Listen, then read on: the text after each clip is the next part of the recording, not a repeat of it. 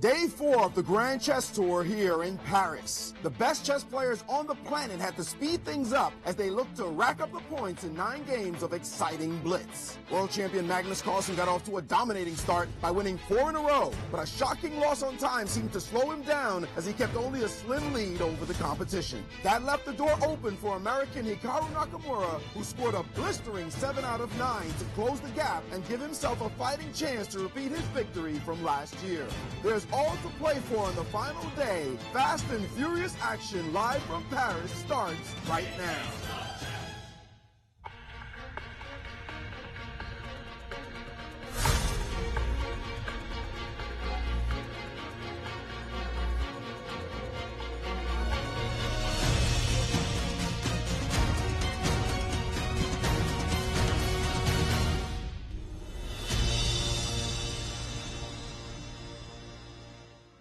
Everyone, and welcome to the final day of action of the Paris leg of the 2017 Grand Chess Tour.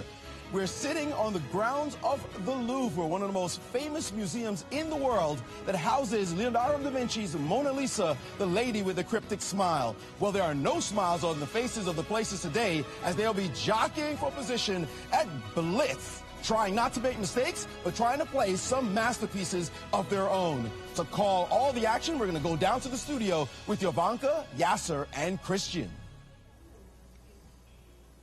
Hello and welcome to the 5th and final day of the Paris Grand Chess Tour. It's Championship Sunday. I'm International Master Jovanka Houska, and it is a great pleasure to be here in the St. Louis Chess Club studio with Grandmaster Yasser Seirawan. Good morning, Good morning. Wow, what a day we have in store, huh? 18 rounds played, 9 rounds to go. That's it. Yes. Let's take a look at our standings. Let's take a look. So, in the lead is world champion Magnus Carlsen with 20 points out of possible 27. Close on his tail, Hikaru Nakamura, 19 points. It's a familiar rivalry from last year.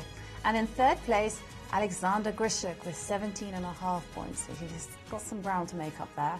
And of course, as we can see, Fabiano is crawling his way out. Yes, he was left for dead after the Rapids, but he's definitely made his move and he's scored 6 out of 9. Can he repeat? But Hikaru Nakamura, scintillating 7 out of 9. Amazing, and that's just a 1-point lead.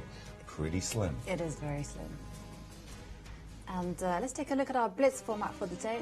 And today we'll have 9 rounds of blitz played at 5 minutes plus 3 seconds delay. A win will count for 1 point and a draw 0.5 point. So, and let's take a look at the pairing, shall we? Definitely. So as you mentioned, Fabiano is a man on the up, and he's facing world champion Magnus Carlsen. This time Fabiano has the white pieces, so it'll make for a very exciting match, I think. Exactly, and that was the game that we will focus on for round 10, and also keep an eye on the Hikaru MBL game, because MBL also played extraordinarily well in the blitz yesterday. And as always, we have in the studio our Grandmaster analyst, Cristian Chirila, and he's going to take us through his thoughts for the day. Thanks, guys, and good morning, everyone. This is it, the final day of the Paris leg of the 2017 Grand Chess Tour. This is it, the championship day, the day when the victors will emerge. We have Hikaru Nakamura and Magnus Carlsen in a very, very hot race for the title. Magnus played very well in the Rapid, but slowed down his pace in the blitz, while Nakamura was impeccable in that section. What will happen today? We shall wait and see. Blink and you'll miss all the action. Let's now go to Paris with Maurice. Well, it has been a spectacular 4 days of action, and we expect more of the same here in Paris as the players are set to make the final run at this title. Well, Magnus Carlsen started yesterday in an absolutely scintillating way, winning 4 games in a row, but then he had that hiccup when he lost on time, and that seemed to set him back quite a bit as he only scored 1 victory in the rest of the games, and that left the door open for one Hikaru Nakamura, who won this tournament last year, to play just some brilliant chess and score an amazing 7 points out of 9 to put him only 1 point behind Magnus. Now, last year, these two players went at it head-to-head. It was a two-horse race as they distanced themselves from the field, but it was Magnus chasing Hikaru last year. Can Hikaru catch Magnus at the table? We'll see as these two thoroughbreds try to keep it interesting for the rest of us, and I'm sure it will be exciting. We'll bring all the action here live from Paris. Thank you, Maurice. Boy, the table's really set. I know. And just reflecting on the last 4 days, Jovi, for me, it's like the players left nothing. No. They put everything on the battlefield. They really came. And the number of decisive games has simply been extraordinary. We have been faded and We have treated. been spoiled, yes, for sure, indeed. absolutely spoiled. But what are the players playing for? Well, that's what we're all here for, money. And so we have $150,000 in total prizes, and first place is $37,500 for first place, and second place it's $25,000, third place $20,000. So quite a big gap actually between the first and second. And even 10th place walks away with a nice chunk of cash of $7,500. Not bad at all. I mean, the players are really going to, they realize that they really got to put their best efforts in for this championship Sunday. I'm telling you, for me, it's not just a two-horse race. Grishuk is just a little bit on the outside. He's 1.5 points. Yeah, he's 2.5 points from Magnus. 2.5 points. I apologize. So he has to. He has to things work. have to break. Yeah, he needs to get into the flow. I mean, we Yes. saw that in the rapid, it took him a little while to get into the rhythm, but once he did, He scored He four in a scored row, four in a row, at the so- very end. And again, this is a little bit unusual 5-minute. The time control is the delay. There's no accumulation, no bonus. It's just a 3-second delay, 5 minutes to start. But I've been seeing some great quality For chess. sure. Of course, the blunders, those are inevitable. Yes. You Well, deal with yes, it. But good chess. we've seen that. Yeah, we've seen consistently good openings, good middle games, and then towards the end, maybe some blunder here and there. But Right. it's been very. I mean, blunders make a big part of blitz chess. Right. So. The big, the whole switch, it was like a light switch there in that crucial game between Magnus and Grishuk, where Magnus was playing for the win. Yes. And he was just thinking about where to put his king so that he could push his passed pawn. And the seconds ticked away, and suddenly he lost on time from a, well, much better position, Yes, obviously. for a much better position, and the final position was Draw. just draw. But okay, that's the way That's blitz. That's blitz, and that's how it happens. But yeah, exactly. I mean, Magnus himself said, his goal for today is to speed up. He was playing too slowly. Yes. And then the crucial question is, what happens if we end up in a playoff? How is that resolved? Well, the two players will play, first of all, a 2-game rapid, which would be played at the time control of 10 minutes plus a 5-second delay again. And if it's still a tie after these 2 games, then we will have a 2-game blitz, and this will be played at the faster time control of 5 minutes plus 3 seconds delay. If it's still tied, whoa, we have the Armageddon game. Yes, that's where it is going to be decided, because regardless of the result, in case of a draw, the player with the black piece will be the winner. He will be the winner. And there is Magnus World Carlsen with his champion. second Peter Heine Nielsen. Yes, the Dane, as he calls him, right? The hammer and the Dane. The hammer and the Dane, yes. His long-time seconds. And there you have a bird's eye view, the beautiful studio that Canal Plus, the French television, who is showing the games live in France, made this very, very nice studio for the players. There's no live audience for the players, and they can just simply focus on their games. Yes. It looks beautiful. It does look Jovi. beautiful. I said it before, it really reminds me of one night in Paris, with the Eiffel Tower in the background, the globe lighting. And the neon light around yes. the desks. Very nice. And Cristian, who are you looking forward to making a breakout? Well, Can I'm Fabi definitely repeat? looking to see. I see the special chair for Magnus. Apparently, he had some back problems. He can run on adrenaline, but once the adrenaline dumps, he's going to feel those physical pains. So whoever starts hot, then I think if Magnus starts hot, then I think he's going to keep the pace and he's going to take it all home. But if Nakamura manages to equalize the score, the adrenaline in Magnus's body dumps, then I don't know. He might feel those consequences of his back pains. All right. And remember, yesterday he actually at the interview with Maurice, he said he felt exhausted. He was collapsing. He was collapsing, as and we saw from his it result could have been in the last 5 it could games. have been an excuse for not putting away those final games, but. But he's very fortunate that he Yes. played so extraordinarily well in the rapid chess. He scored 7 out of 9 to put himself in a position where he could claim victory as Yes. the players are about to start round 10. We're It'll on be pins interesting and to see needles, whether he aren't we? starts with his 4 out of 4 like he did yesterday. Because there was a time when he was so impressive at the beginning that we did think, hey, this guy's going to break the 3,000 mark. I know, Yeah. he was that close. And knight f3, and We have a Reti. We have a Yeah. Reti, yes. will we be seeing a London, which has been popular? Yeah, no, this is mine. This is what, and, This is your specialty, the bishop yes, g4 line. Bishop G4 line. I do quite like it. So you had a wonderful victory over a grandmaster from Romania, That's- Michael Marin. That was very, very nicely done. Yeah, it's a little trap though. It had a quite funny story to it because I played this line in a rapid play game in a tournament somewhere, and I'd lost very badly, and then I went and checked on the computer, and the computer suddenly goes, no, You were doing you well. were doing Had well. you- Had I played this bishop before, and so I was absolutely shocked when my grandmaster played it, and I was like, okay, thank you. There's some very interesting ideas in this line with queen e1, knight h4 to cage that bishop on h5, and then g4, f4. I've seen a game of Kramnik against Adiban in the Olympiad. Right. He completely crushed him. I did prepare that line for one of my games as well, so I know a little bit. But Fabiano is essaying a completely different plan with rook e1, supporting e4 again. Queen e2, queen f1 could potentially be a maneuver to get rid of that pin, and he's just going to try for an expansion on the king side. Perhaps e5, close the center, and then try for an attack on the king side. Well, I also always like the interesting. defensive Yeah. power of the bishop on h5. Magnus's king will find real safety when that bishop drops back to g6, even with the absence of the Yes. knight on f6, I mean.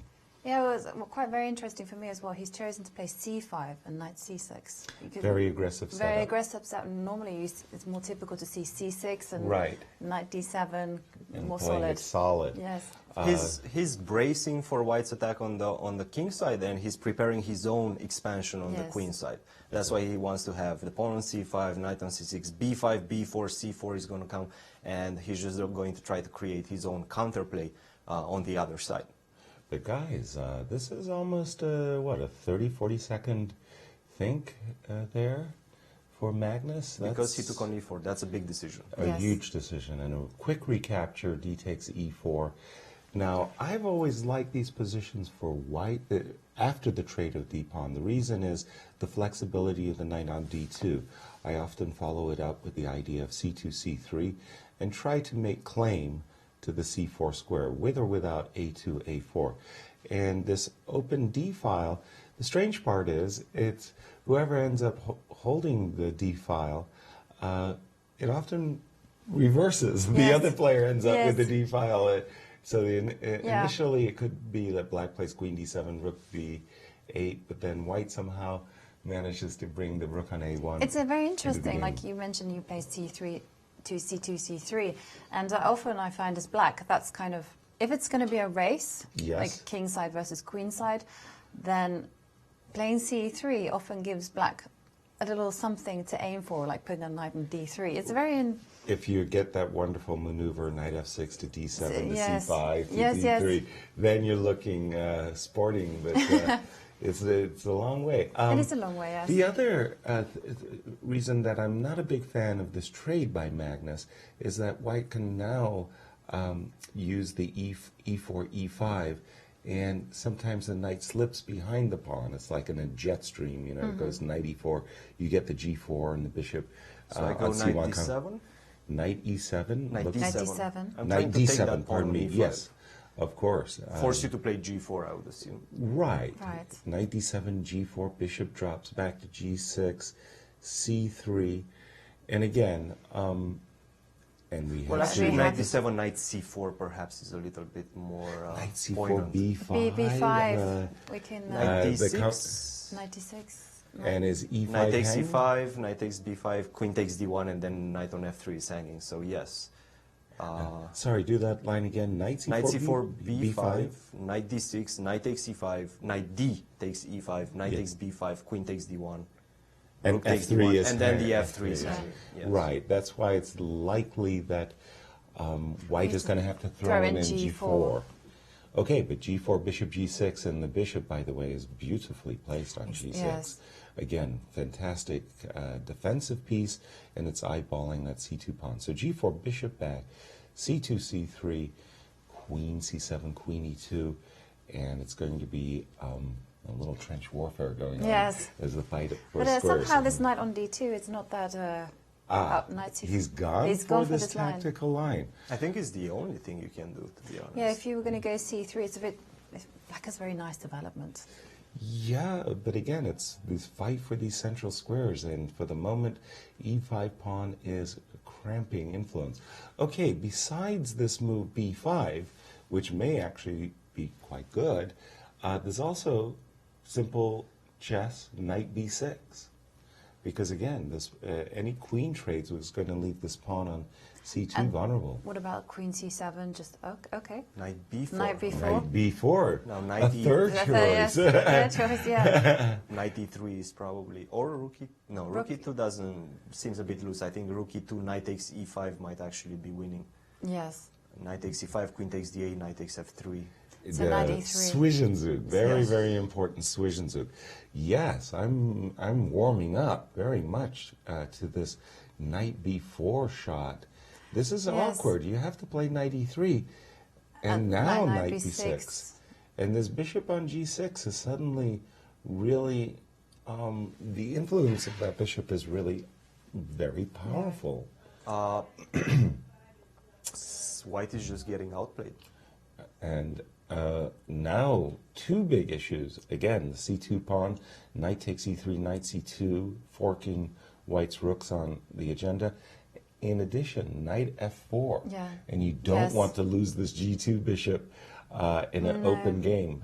Rook d1 addresses both threats because after knight f4, white will drop back with his queen and with a tempo against the queen on d8. Queen will move. But still, knight f Knight f4, queen c4. Thank you. That clears the cobwebs because otherwise I would move my queen. But now after knight f4, queen c4, Christian, your move puts the knight on f4 on pre.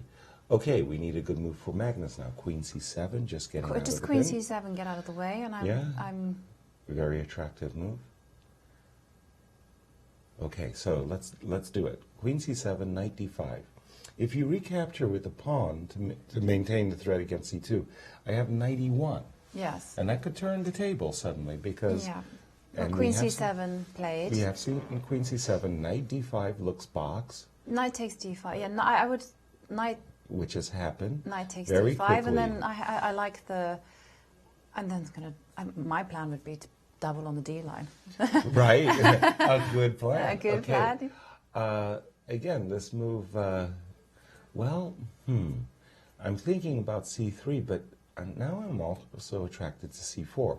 c4, knight d4. I don't like giving that d4 square for knight. And then if you go bishop d3, I can still chase Sorry. it with bishop e4. Do it again. c4 for white. Oh, c4 for white. I thought you meant c3, c4 for black. No. Yeah. a3.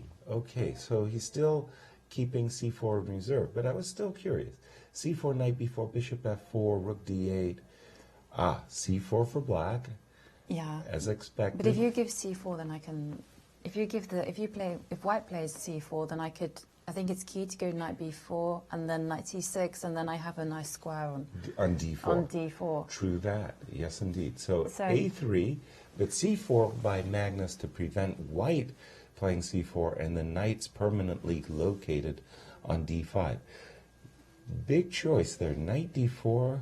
Yeah, I'm not this a is- big fan of this move. I was thinking more like h3, h4 in that particular moment. Because now after rook d8, I find black's play to be quite easy. Like you say, double on the d file. Double on the D line, yeah. And if you provoke white to play c3, ooh, that's a surprising. I was going to say if white is provoked into c3, bishop d3 is nice, but c3 Yeah. by Magnus, b4. Oh, by the way, we have a big development going on in the rival of Hikaru is apparently in big trouble This is versus his game MVL. against MVL, So let's so just take a let's have a quick quick look, see what's going on in this one. Okay, MVL with the black pieces. He's Let's posted first up count with- the pieces. Yes. Oh Yes, my that's- oh, gosh, yes. this is we've spoken Gosh, about this is- perfect Najdorf play. Yeah. This is another one of those dream positions. And for again, we see Najdorf the players. combination of the queen and the knight And it's against not- the king. And it's not just about a dream position, it's about material as well. This is just game over almost. Oh, yes, no question. And king safety, I mean, I would really... Oh, everything. is just- Everything has gone wrong. It's one of these where white pushes hard in the opening, and then when it collapses... it really collapses back. This is a bad collapse. This is a... Yeah, no, Bishop this is, on g2 is miserable. This is not a good start for Hikaru. I don't No. think... Rook c3 is a big threat now. Okay, Yeah. there's a check, so that prevents a rook. No, I because can the still queen go H... rook c3. Queen Rook, c, H2. rook c3 after the trade of rooks. No, but you Rook can't C3, play that. queen because Oh, H2 Queen H2 mate, is yes. made on the spot. Yes. Yes. Yes. Oh my goodness! No, this is This game is over. This is game over, yes. Yeah. Ooh, huge result indeed. Magnus, unaware, of course, what's happening to his rival, but he'll be very pleased should MVL continue to play great chess. Now the simple rook e5, or Yep. is it rook e5 looks really good. He's done it. He's done it. So rook. Any trades will leave f2 hanging, and the queen is simply too strong on f4. Take. Take, Rook This is e1, bishop tantamount- f1, rook takes g3, f takes g3, knight e3. E3. This is It's tantamount game to over. resignation. Yes. And he's played right into that line, Christian, Yep. that you were citing. And now just Take something it. Okay. I was Knight about takes f1. Knight takes f1 and... resigns. White will emerge a piece ahead. And by the way, some pawns too. Yes, king f6 and... There's no escape from this one. No. Knight, Nakamura is an Knight extremely H2. resilient guy, but there's absolutely no escape from this one. Ooh, I wasn't okay. I mean, it's all winning. Oh, rook Oh, A2. rook A2. a2. Rook A2, and thank you very much. Thank you. Wow, big result. Big And result. surprising as well. Very surprising because... Let's go back to our tournament leader, and Magnus, we who see that just they're seems playing to on play seconds. rook. Yeah, it Yes. just seemed to. Things have gone south here for White, as Fabiano is staring down a pawn on d2. Ooh, Magnus playing powerful chess. Knight e3. Wait. Queen. Don't make the illegal move. And g4 is hanging with a check. The king has to come up. But for the moment, a lot of pieces are hanging. There's a knight on g4 or The rook rook on is d1. hanging on d1. Did he miss the fact that the king h3 attacks the knight also? Rook d4. Rook d and g6. That's a nice move. It is. Lock out the bishop, but Lock out, only but- for one move. Yeah, it may just be a temporary, and it G5, is yeah. g5. Isn't this better for white? With two bishops, the king very safe on h3. That's Well, The jury's out. As the players, I haven't seen the times, the clock. well, It it looks says like at the bottom, so it's there's 13 seconds for so- Magnus. 11, 10, 11 Oh. seconds. Uh-oh, we've just seen a We've just bad seen move. the black bar. Yes. Oh, but time. Oh, Magnus walking into it. Huge tactical shot. He's just lost everything. It's good Literally, news. the Good house. news from Nakamura, I think. The house collapsed. And there we have. Bad start for both our leaders. Whoa. Opening the door for Alex Grishuk. Grishuk, yeah, let's... Wow. We'll have to just see what's going on in that game. And there we saw Wesley So and Sergei Karyak. Okay. We'll just see the end of the Wesley So game. I think we have to... And there was a handshake. There was a handshake? What happened? But boy, let us just take a look at that Magnus Carlsen position, because things were getting crazy just at the end. Rook F7, Queen C8, Queen F3. Now this is a mistake. And then something atrocious happened. It went Bishop G6. So Bishop E4 looks like a very good move for Magnus at this moment. Played Bishop G6, Rook D7, Knight E5, and this is where you get the geometry of the Bishop on G3 that was lurking, and boy did... there was a pounce. There was something happening. I think Queen E3 should be much more precise, because you're attacking the knight on E5 and the rook on D4 with the queen. No. There's a blow. But here there's a G4 check that has to be taken into account. Queen F2, Queen D8, and I wanted to say just the geometry of the pieces. Wow. Well, let's go to Paris. Let's go to Paris, where Maurice has an interview with Fabiana, yeah. Well, so much for all the predictions. This round saw 5 decisive games. Just an incredible start to the day, the final day, and it looks like everybody is coming to win. And one, Fabiano Caruana, who had a really bad first rapids phase, but now you're playing blitz now. Like, you're fresh, you're ready, and just running at a scintillating trot. This game, though, was not even. This was weird. This was up and down. What made you be able to keep your nerves in this one? I had no idea what was going on. I missed knight takes e5. I mean, it got so complicated so quickly. I wasn't sure if I was winning or losing. I missed knight e5, and then I played queen f2 because I realized that g4 is a threat. And then I suddenly realized after knight e5 that I had rook takes g7. And then it was probably good I didn't play, because then he actually picks up e6 in the end and probably wins my bishop on d4. And so it's probably good I saw it too late.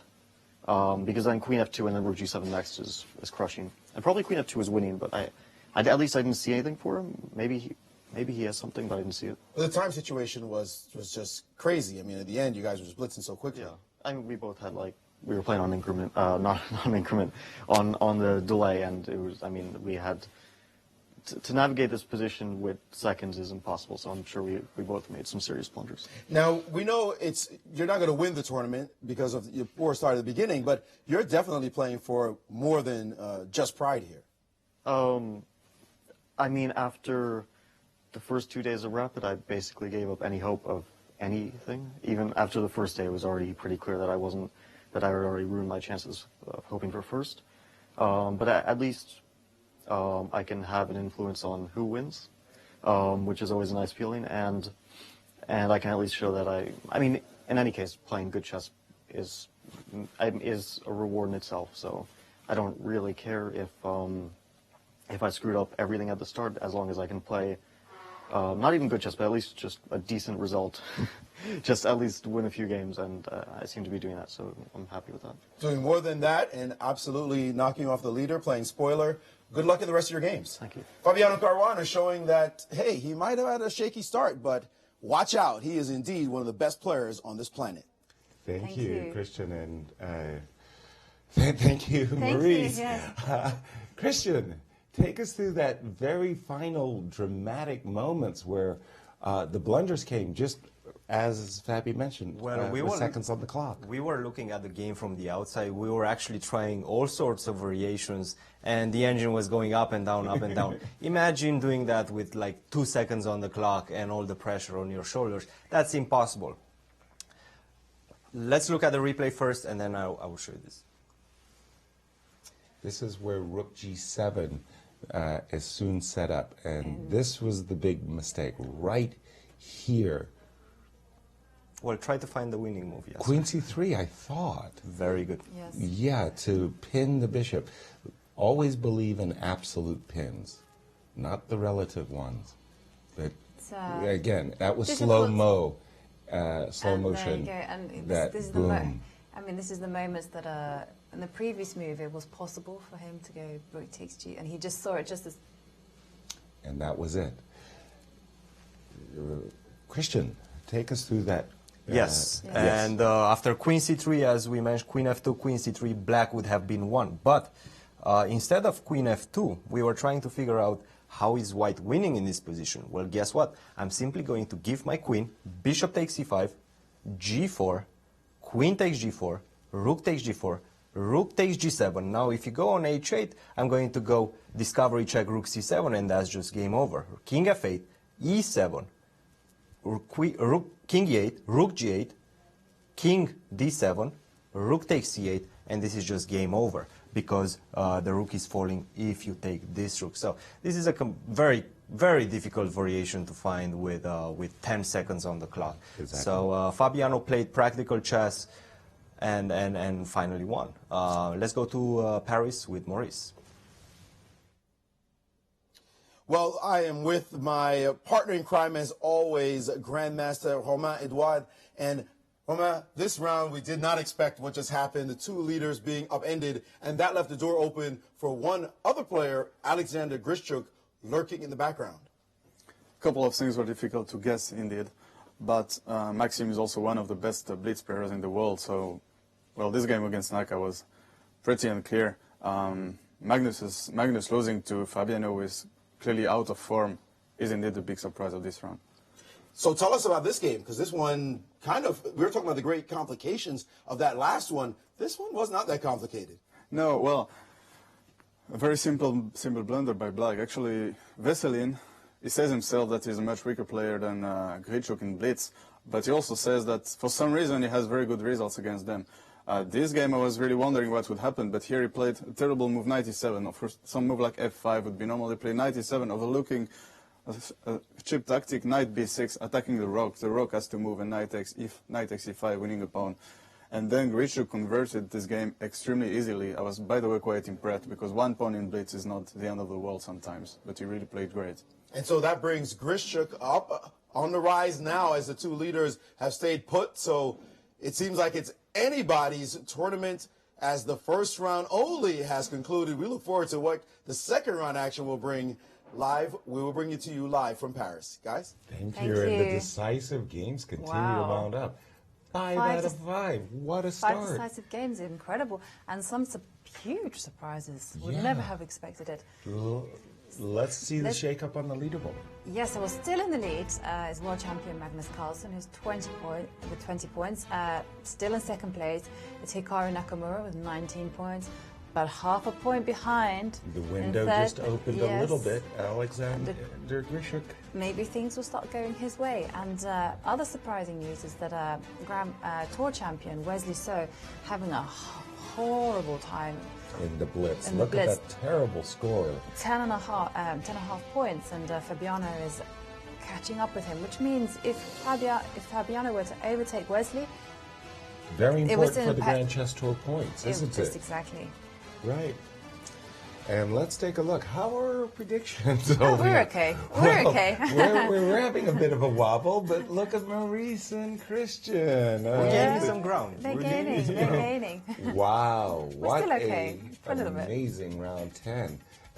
Well, we're going to throw predictions out of the window, but you players keep doing that. Let's just have a peek at the round 11 pairings and what we have in store. Well, here we have it. We have number 2 versus number 3, Hikaru versus Alexander Grischuk. Wow. Okay, but Magnus playing Etienne Bacro. Magnus will certainly be looking at that game with the white pieces saying, I need to win that one. Ideal opportunity to bounce back. And let's hope that Hikaru and Alex wipe each other out and one of the rivals falls. Yes, definitely. Yeah, that would be the best. So, we're going to go for a short break, and we'll be back very, very shortly. Very soon. Very soon. Very soon, yes.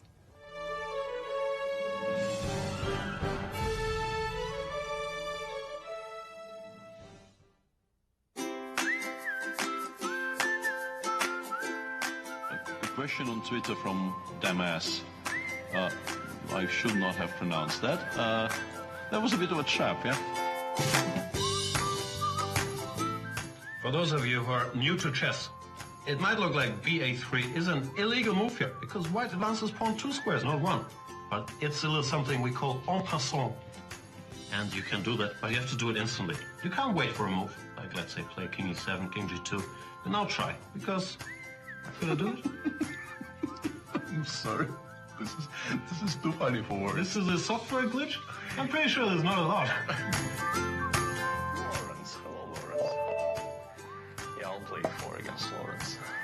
And now he's going to play something against me which we discussed at length during the course of my stay. Yeah, he told me this is excellent. g5, this was what I was kind of hoping for, because now I think e5 is quite strong. No, Lawrence, this is not how chess works. Sadly, it would be much, much more fun if chess actually worked like this. I don't think it does. Or maybe it does. Well, that's me regretting what I just said. How did I get from there to here is a little bit beyond me. And what's worse, I will never hear the end of it. My quality of life has just gone downhill tremendously, because I'm actually sharing the office with the guy.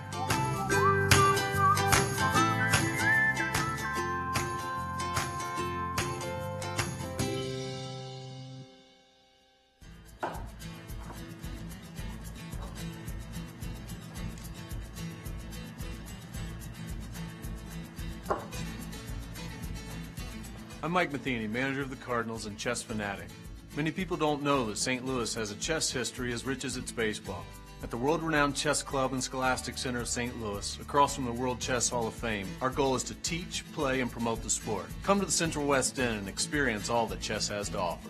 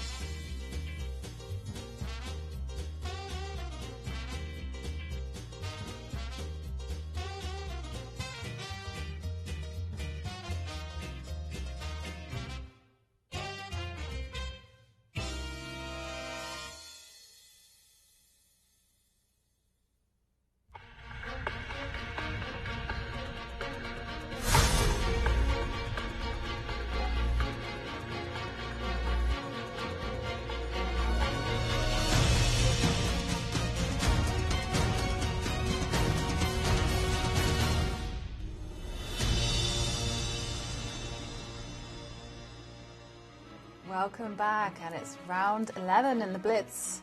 We're calling it Championship Sunday, but the two leaders are backing away over the finish line as both Magnus and Hikaru started with a loss. Let's take a look at the current standings.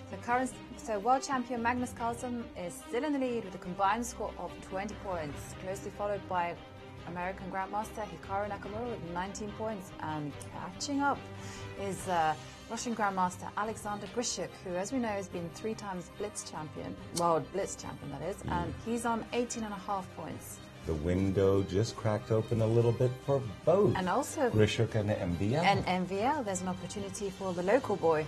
The French indeed are cheering. And Their he's man. on 18 points. And here we have Here. our key matchup for this round. And let's just take a look at the pairings of all the players. We just started with 5 decisive games. Unbelievable. And the match of this round will be Hikaru and Alexander Grishuk. Of course, number 2 versus number 3. Whoever wins this, well, that's on to good things. And then got to keep our eye on MVL as well, because he's playing a very luckless Wesley So, who seems to have completely faded You away. have to remember, MVL is only 1 point behind Hikaru. Yes, 2 points behind 2 points behind. our tournament leader. But And of course, this could influence Grand Chess Tour points. Absolutely. Fabiano beginning to surge. It's a late surge, but okay, it's about the Grand Chess Tour points as well as the tournament. And the sunglasses are on again for Yes. Wesley. As we're getting started, and there's Shake the hands. handshake, and let's go. Bullet King Hikaru Nakamura versus 3-time World Blitz champion Alex Grishuk, and it's a Bent Larson fianchetto. Something that is very much in Hikaru's repertoire, but virtually nobody else likes this particular setup. And Hikaru likes his unorthodox systems. You see it all the time on the online blitz. You know, he's always playing some B3, some D4 with knight C3. He's avoiding heavy theory in his blitz. He very much just wants a position. This is more in Hikaru's blitz repertoire rather than normal chess repertoire.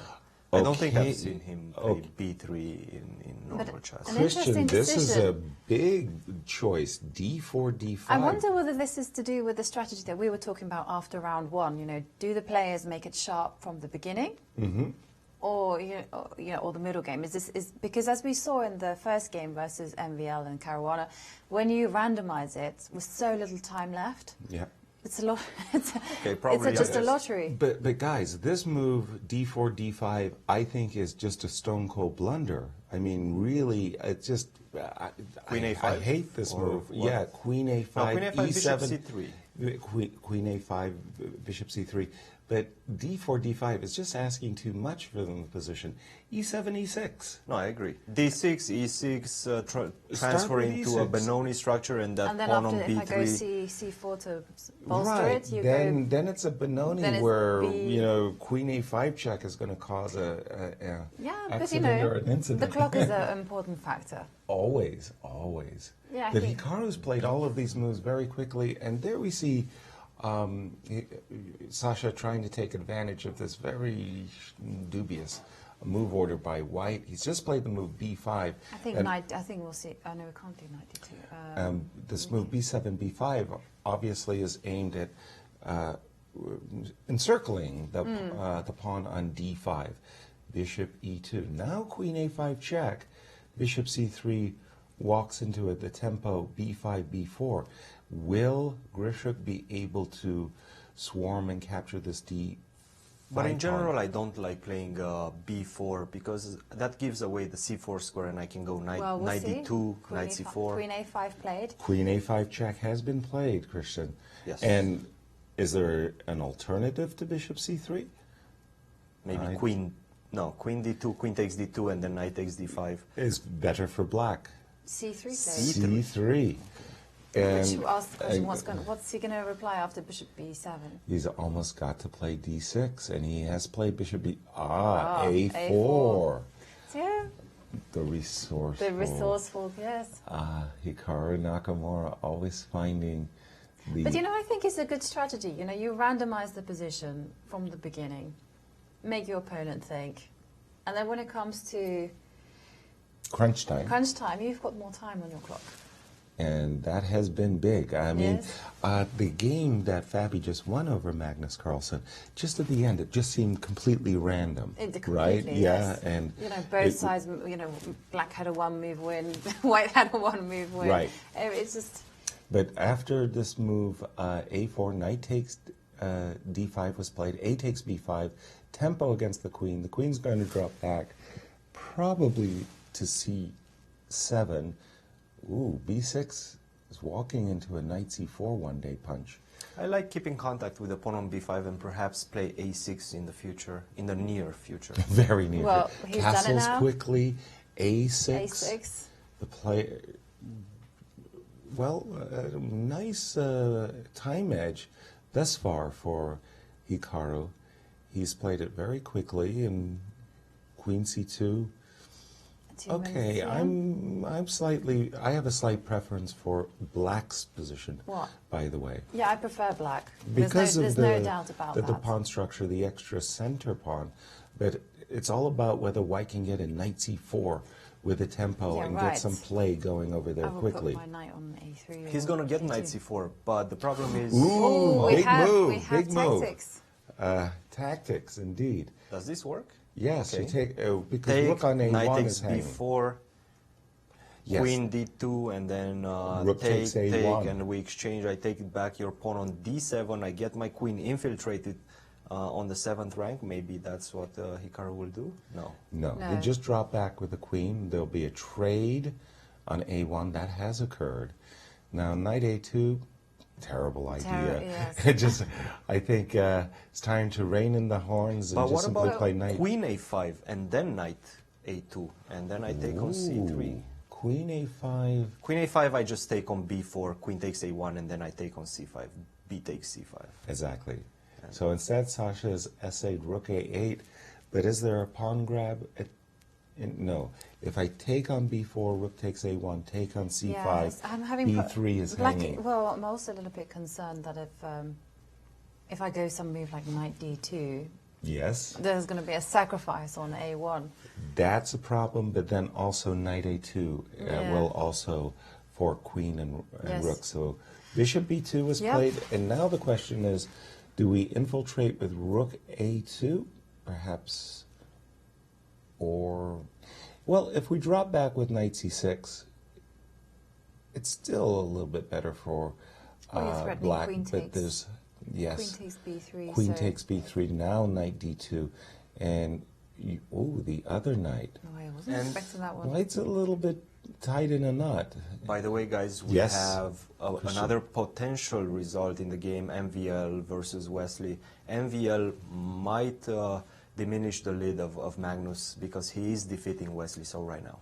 Ooh, lackluster. MVL on a tear. Yes. And our Grand Chess Tour Champion champion is struggling. fading. Yeah, of course, he needs to pick up those tour points. But Of course. Rook d1. No, but the structure is so bad for White. And just the cramped position as well, space.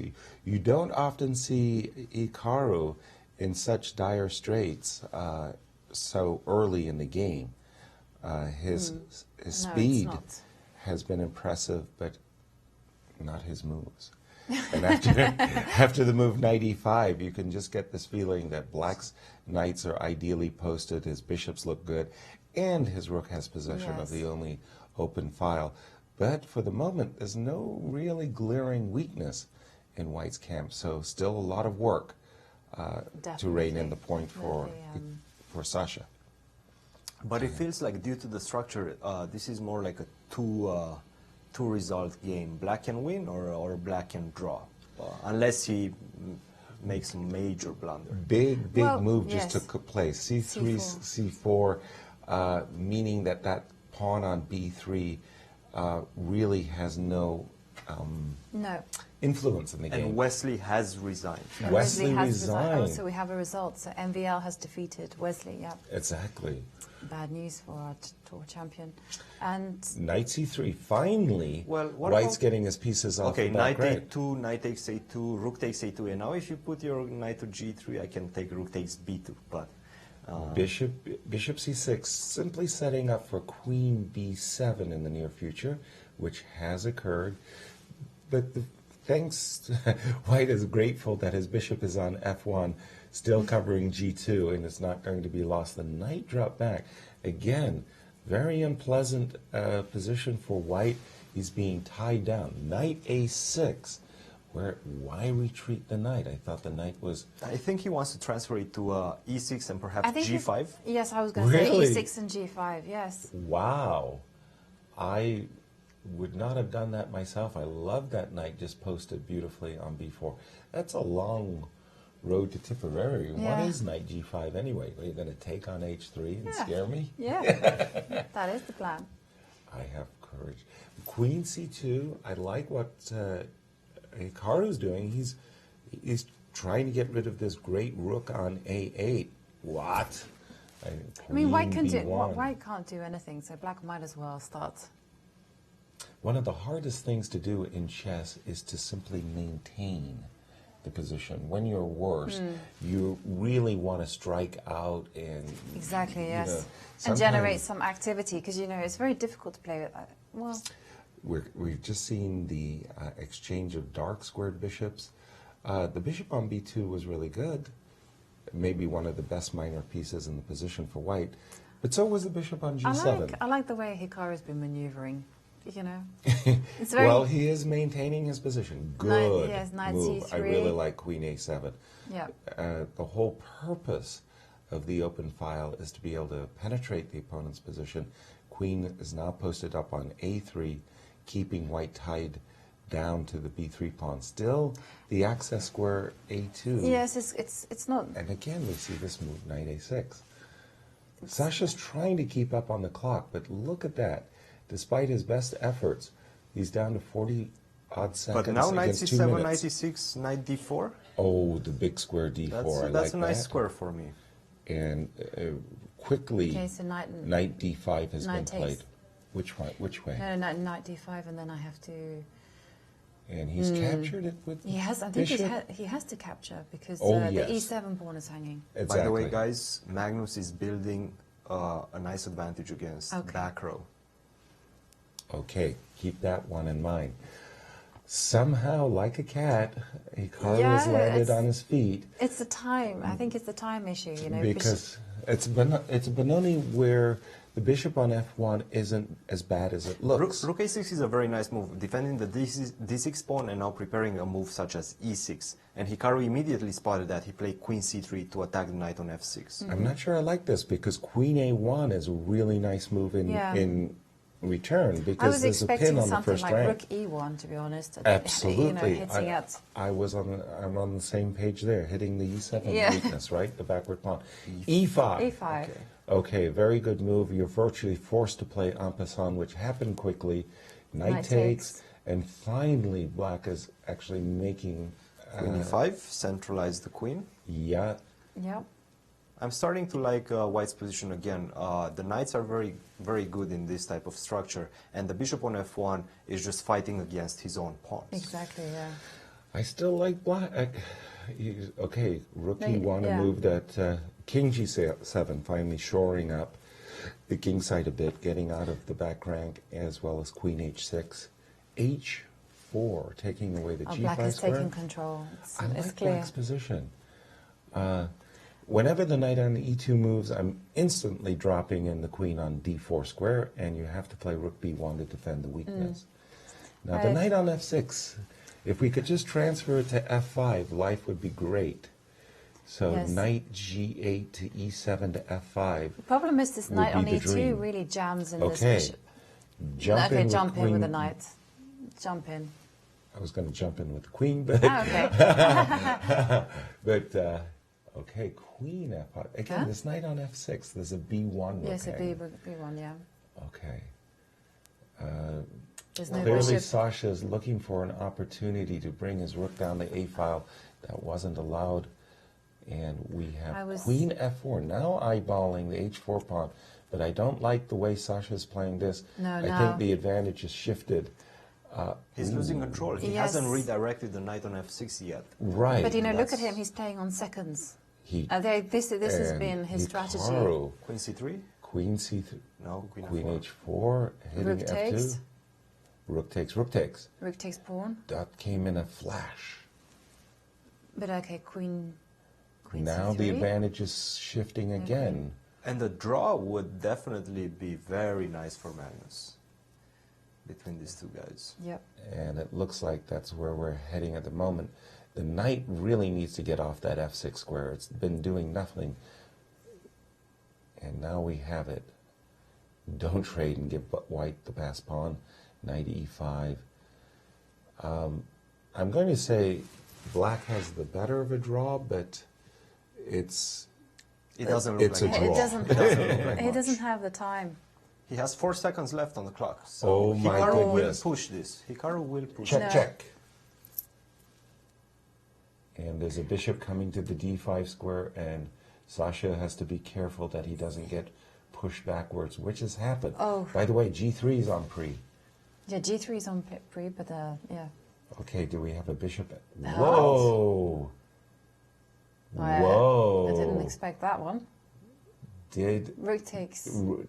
Did Hikaru miss a tactic there when he just threw that c4 pawn up the board? Oh, this is instinct. This is just sheer rapid This fire. was such a Boom, boom, nice boom, boom, move. boom. Such a nice move. The by, bishop check. Yeah, but he simplifies and he gets his king away from the danger.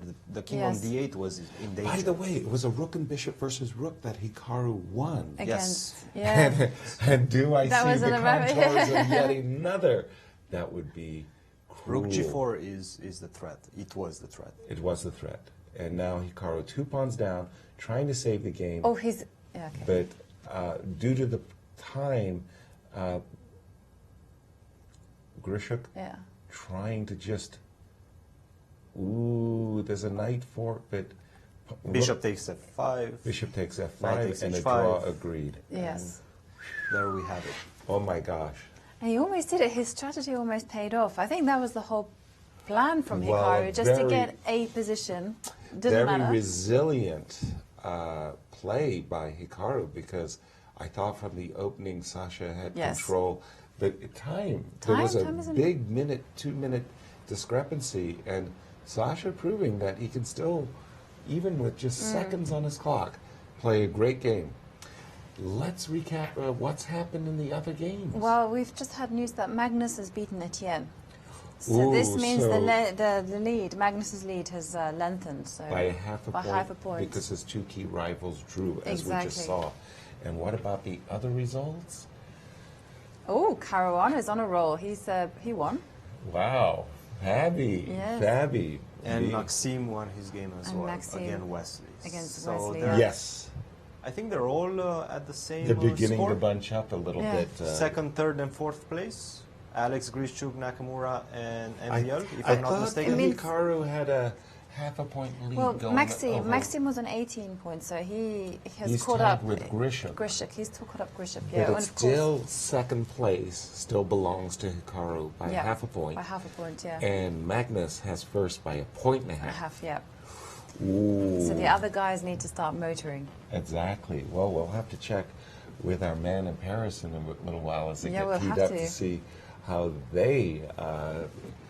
But here's our Okay. results.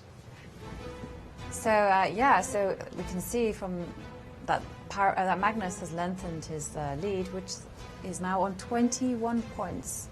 And Hikaru Nakamura is still in second place, but this time by only half a point at 19.5 points. Alexander Grishuk and MVL have both tied for third with 19 points, so it's very, very close. Fabiano And if- galloping past Wesley. Which is very important for tour points. And he's got his eye set on those above him. And there's a gap. Karyakin is the next hurdle. Next hurdle. Still quite some Still. leads ahead, but my goodness, pretty impressive. Maurice in Paris. Yes. Speaking of impressive, the game between Magnus Carlsen and Etienne Bacrot shows why Magnus has this reputation for being a tremendous endgame player and having that tenacity and determination to win a game, even though he's got nothing in the position. If you go to this position, this is move 51. He's got a slight edge with this knight sitting on this square. But after knight a4 check, there's really no serious advantage here. It's triple zeros all around as far as the computer is concerned. Very hard for white to make too much progress. They continued all the way down to move 75. And it's just about here. It's still, Magnus has made all this made all these advances, excuse me, guys, made all these advances, finally gotten a pawn down the board, and he's still just doing a little bit okay. But after this move, knight d6, king c6, the move king to e6 was the tremendous blunder that allowed Magnus to play this maneuver, knight d4, king e5, and rip off this pawn, deflecting this knight off of the d6 square, and now suddenly he is winning the game, and he went on to win. Magnus just has that ability to say, you know what, I don't care if it's even. I'm just going to keep pressuring you until you crack. Well, what impressed me the most is not the way he managed to find some small things in this equal position. Okay, this is typical Magnussen, but the way he handled this position, that is, okay, winning for white, but, well, black has a pawn on e3 in the blitz game with 3 seconds each. You have to play every move within 2 seconds.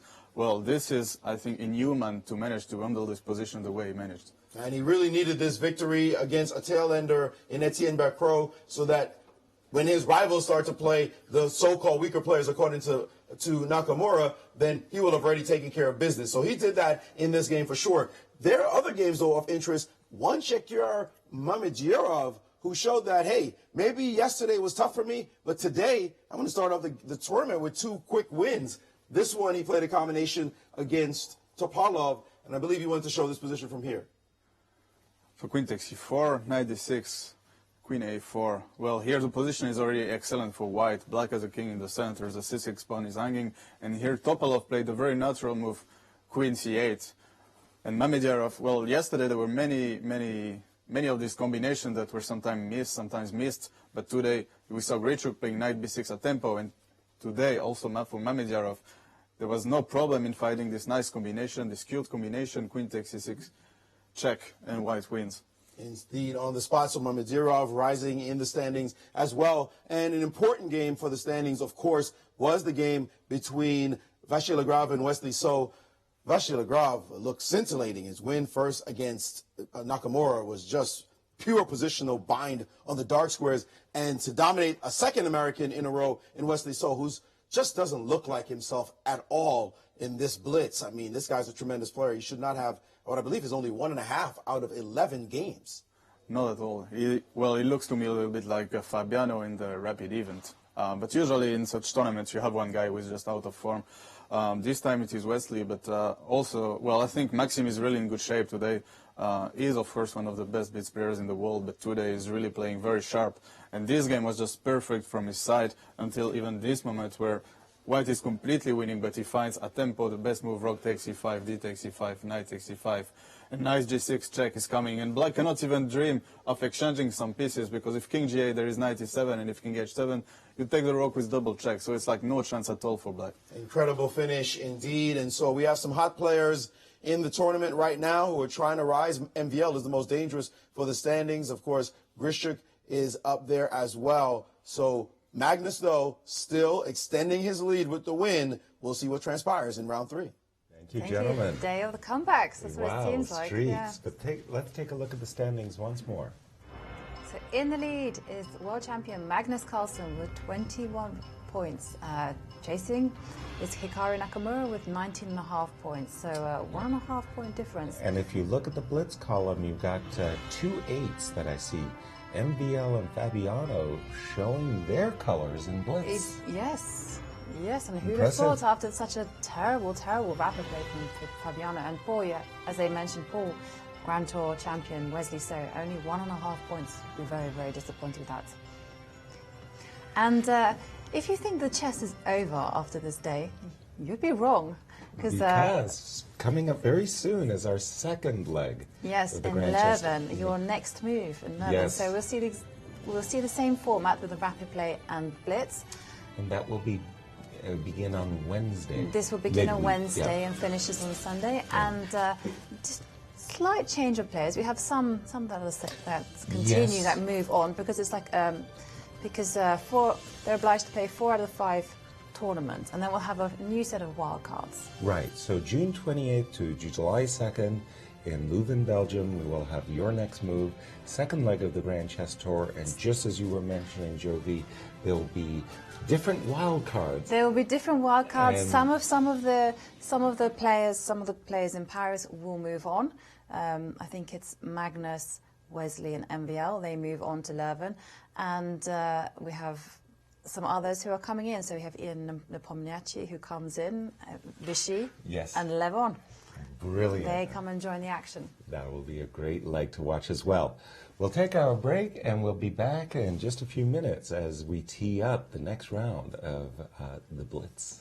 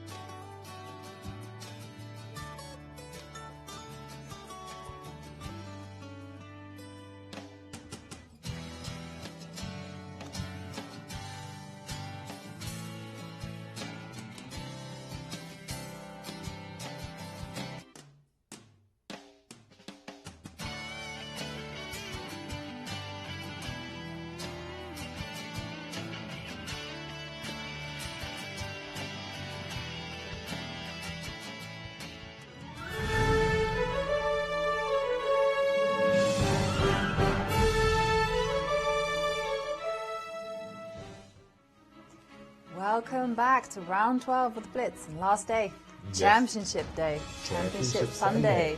Yeah, well, again, the players are really bringing their all to this tournament. I must say that I just love this action. Putting us on our edge of our seat and take a look at the pairings as we're all teed up for round 12. So, key game, I think. The key games are Alexander Grischuk versus Shaq. That's going to be a sharp game, I think. And Veselin, Topolov, Magnus Carlsen. What can you say? You got to look at those guys. And MVL and Hikaru. MVL playing Fabi, the hottest guy in the Blitz tournament. Who would have thunk it? Yeah, who would have thought? Days? Yeah, exactly. Yeah. And, Magnus also being given a chance to extend his lead. Now, for me, it's the Topolov-Magnus game that I'd like to watch. The reason is we have this former world champion, Veselin Topolov, who by his own reckoning is not a great blitzer. But guess what? He brings a big club to the game. He can play some great chess. He has not played well in the tournament. He's not doing great in the cross table. And when you're in that kind of position, you're thinking to yourself, one big upset. Let me just take down the big dog, the world champion. He Magnus plays very Carlsen. uncompromising chess as well. He's not afraid. I mean, this is what we like about him. He's not afraid to play the sharpest line against a stronger opponent. So he's like, bring it on. Yeah, I'll die trying. A solid Slav on the board. Yes. Yeah, but Magnus has played this variation before, but he played it with Bishop G4 and Rook A7. Remember? That's right. That Queen B3. Instead, he very quickly flipped out E7, E6, transposing into a kind of a mainline, like a mainline type Slav. And 95 is that's unusual. Ooh, H7 is. Ooh. Okay, but we are still in Magnus's preparation. He's sure. blitzing out the moves. He for sure knows what he needs to do in this position. You think this is all prep? 100%. Really, Christian? He played it so fast. It's just there's no way he would have blundered and wouldn't think about blundering the pawn on H7 if he didn't know it. Okay. Yeah, for sure. He's probably, because it's very unusual to go knight E5. Normally it's you castle, you allow E5, and things get swapped off. But what do we have? This knight on G4 either is well or very badly misplaced. The last move, G2, G3 by white, is preparation for H2, H3, trying to drive that knight into a very What if I play something like Queen C5 to try Queen to attack C5, the pawn on attacking E3? Pawn on E3. I'm, dare I say, tempted by the move King E2 to shore up the pawn. But Rook D8 was Magnus's choice, and of course H2, H3. Having said A, you got to say B. H3, knight back to H6. Knight D2, trying to transfer the knight to D4, or do I just safely castle? Well, actually, H3, knight takes E3. Oh, excuse me. Rook D8 is a very clever move, putting the rook on potentially an open file and supporting the push D4 after knight takes E3. This is a clear threat. H3. But I mean, let's go deeper. Let's allow it. Knight takes E3, bishop takes E3, D5, D4. D4, yeah. Bishop back.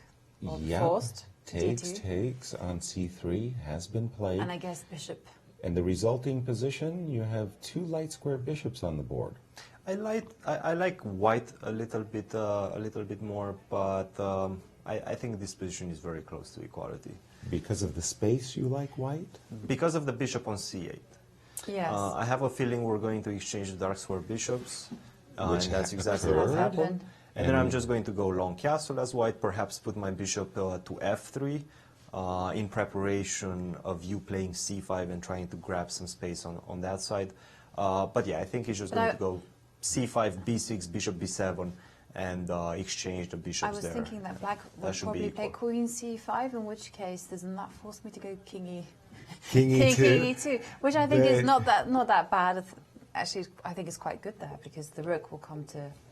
Yeah, well, you've got a strategy. Christian likes C5, B6, bishop B7 to solve the problem with the queenside pieces. Queen C5 is an awkward move because you do misplace my king in the middle of the board, but then you still have to solve your And everything is happening according to the Gospel of Christian. C5, B6, Bishop B7 is, well, there is a sacrifice potential. I like that. I like White's G takes position. F5. You're right, and Bishop B7 was played. I wouldn't take the pawn on F5. I don't have too many pieces on the attack. I don't feel the G file is enough. It's probably for not in needed. rook Just G1. rook G1. That's Any just play. the safe. But Vessel, solution. But it look at the flashed through time as well. Vesselin's mind. You can be sure he's a headhunter. He looks for those Yes. opportunities to sacrifice. And then, again, Magnus is down on time, so he's... 3 minutes to 4 minutes. But look, Ooh. if the attack doesn't pay out, White's structure is starting to become extremely vulnerable. I have the rook coming to d4. The pawn on f4 is going to fall in any sort of endgame. So I'm starting to prefer black if White's attack doesn't pay out and he doesn't checkmate the black. Okay, so If he doesn't If we checkmate, consolidate- if he doesn't checkmate, you're happy. Huh? Yeah. Okay, I like it. So we have to Christian. consolidate, I think. I don't think we can go Well, pawn Queen takes. H4 is a very challenging move. Yeah, we can't go pawn takes pawn, because I think maybe Queen takes F4 It's too much counterplay maybe for too black. much. So Yeah. I'm thinking, put the bishop somewhere. Well, G takes f5, Queen takes f4, King b1. Are you going to take back on f5? E takes f5? I'm thinking of rook takes d3, rook takes d3, bishop e4. Yes. And then maybe f6. 6, and then queen e3, or rook d8, Rook takes g7. or rook d8 after bishop e4. So we're looking at gf5, queen f4, king b1, I think the rook king d3. has to go to b2. I think so too, because that rook Because d3 the rook is, so, takes d3 is very too powerful. irritating. He has played bishop c2, and now there is a rook takes d1, trying to divert the rook off the g file in the position. Yes, and also Queen It's F actually a very sharp is position. very, very sharp. Yeah. Magnus, Should you do you think we should trade off rooks so that we can penetrate in with the queen going to f2, or is it just Oh, he And has. to answer your question, yes. Rook takes d1. To be honest, I think rook takes d1, rook takes d1. Bishop takes. Bishop takes That's a d1. very Queen strange F. move to me. Queen Queen F2? F2. Yeah, Queen hits F2. a lot of bits, but And then Queen this Queen G3? G3 is basically And there's queen full. takes a2. But then there's G takes F5. Well, but then you've got G to takes check f5, on Queen A1. Yeah, and suddenly it's Magnus who's rooting out White's king. Who's checkmating who first? I think it's It's black. black, yeah. Queen F2, excellent move with hitting three things. Queen F2 hits the rook on G1, the pawn on F4, and the pawn on A2, all of which are important for White. And he's Magnus, getting ready to play. He's getting ready, just calculating. I because think this bishop takes D1 was frankly the wrong recapture. No, I would have taken with the rook and then And Queen F2. try to play rook D7 potentially. Okay. Queen G3. I think Vesselin had been relying upon this move to open up the G file with GF5. But now he's beginning to realize that Queen takes A2 comes with too much force. Yeah. And also, the F4 pawn is obviously F4 pawn is giving hanging a the choice check. between winning the A2 pawn and the F4 pawn. With the check, I'll take the F4 pawn. Exactly, exactly. It's not like he can defend F4 on the rook and maybe Something's going. trap the queen in the corner. But, So yeah. some material is being lost. The question is, can Vesselin find a way of getting some comp? He's played Queen Queen G3, G3. but Queen A2 is coming like a shot, and suddenly it's White's king that is finding it too hot to handle. Probably should. He has to throw in the. Well, oh no! I was about to walk into something very, And- very nasty. and Queen if- C3 is probably the best Yeah. move. If But Magnus Bishop wins E4. this game, this could be huge for the standings because Wesley So is pressuring Nakamura, who might falter and lose a lot of ground, and then it's only going to be MVL and Grischuk in the title hunt if they manage to win this game. Nakamura having big problems today. He's not warmed up yet. Okay, by the way, some very nifty Maneuvering footwork there, yeah. by Magnus. I really like this Queen centralization. And here it then goes. now it's over. Now it's... This is the check that we foresaw in a previous line, and it's over. Rook D8 we have check news is that Wesley, in fact, has won. Woo! So, big result. Oh my goodness. Magnus will be elated when that news Time to resign for Topalov. It's over. It's over. It's simply King Yes. E3 walks into mate and King E1 walks into mate. Wow. That was too smooth. Yeah, That it was really well played by Magnus. I think you're right. You know, Topalov carried on. He played in such an aggressive manner. He couldn't take the liberty to start then making moves like Bishop C2. Yeah, well, let's just see, because other games were certainly still ongoing. Shaq versus Alex Grishuk. This is another one of those key games because rivals are falling behind. Exactly. And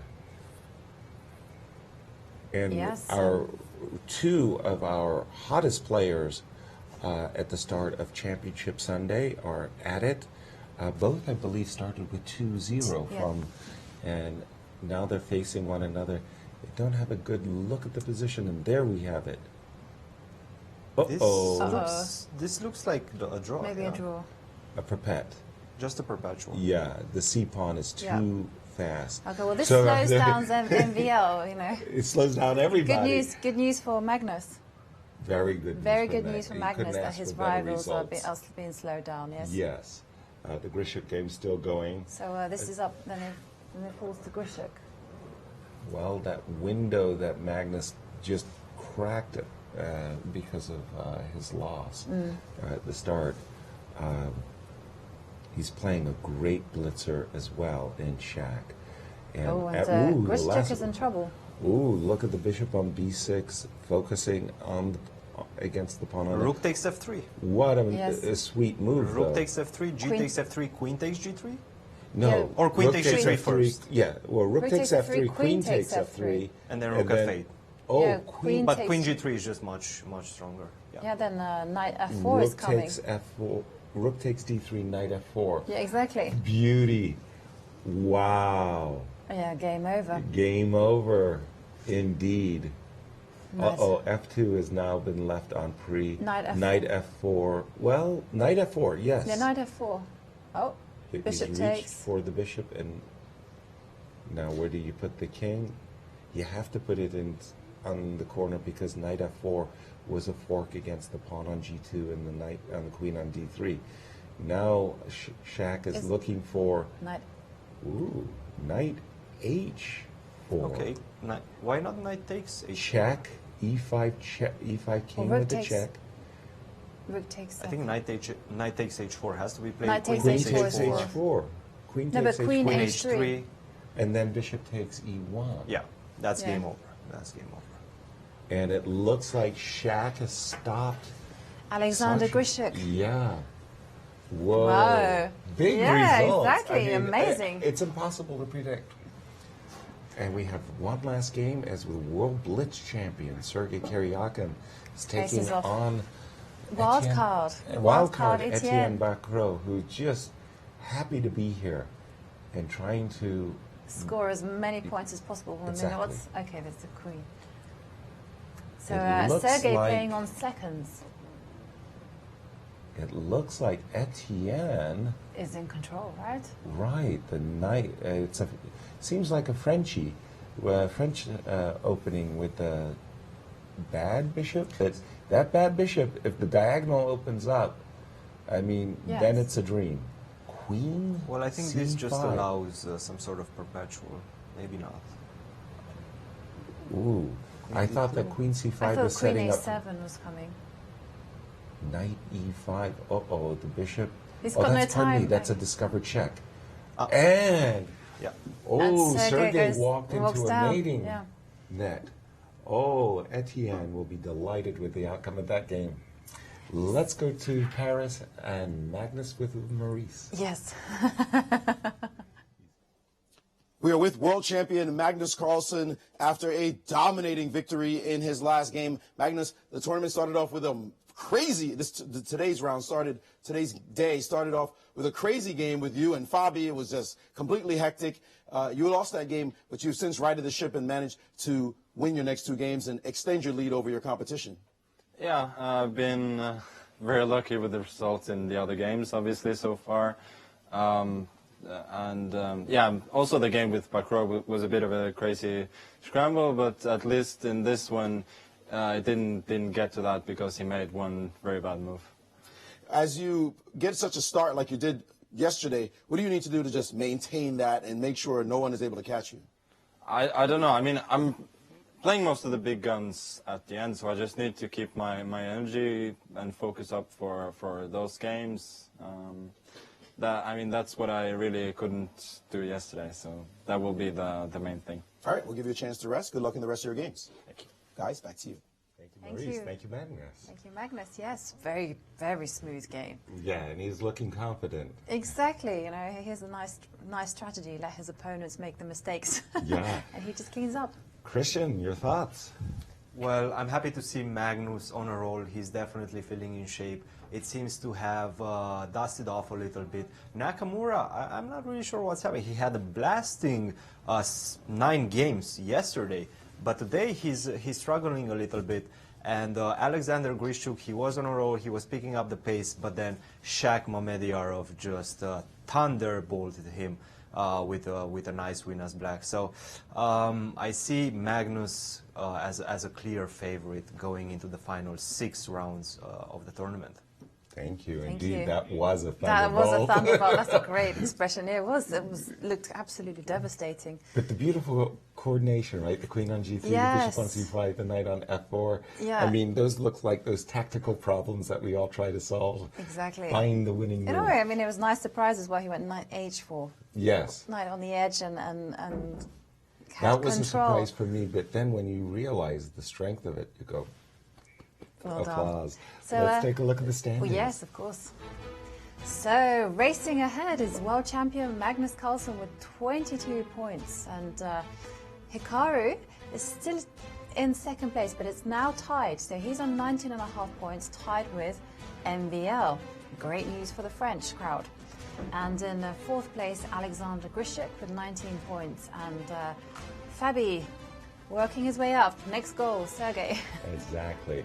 And you still see in the blitz portion of our competition, we do have 2 players at 8.5. MVL, Fabi, playing the best blitz, but world champion Magnus Carlsen playing pretty darn well. Yeah, not far as well. behind with 8 points. Yeah. Very nice. So let's check out the pairings for the next round. So pairings for round 13, we can see that Hikaru Nakamura faces the Blitz King at the minute, Fabiano Caruana. Indeed, an MVL, an all-French matchup. He'll go up against his countryman, Etienne Bacrot. But again, all eyes on Magnus Carlsen. Who will face Shaq. The Shaq attack. And we saw yesterday Magnus won very, very easily as black. So it will be interesting to see whether Shaq will be playing for some revenge. Of course. Well, we will take a break, and we'll be back with all the action from Paris and the Grand Chess Tour. Join us. See you soon.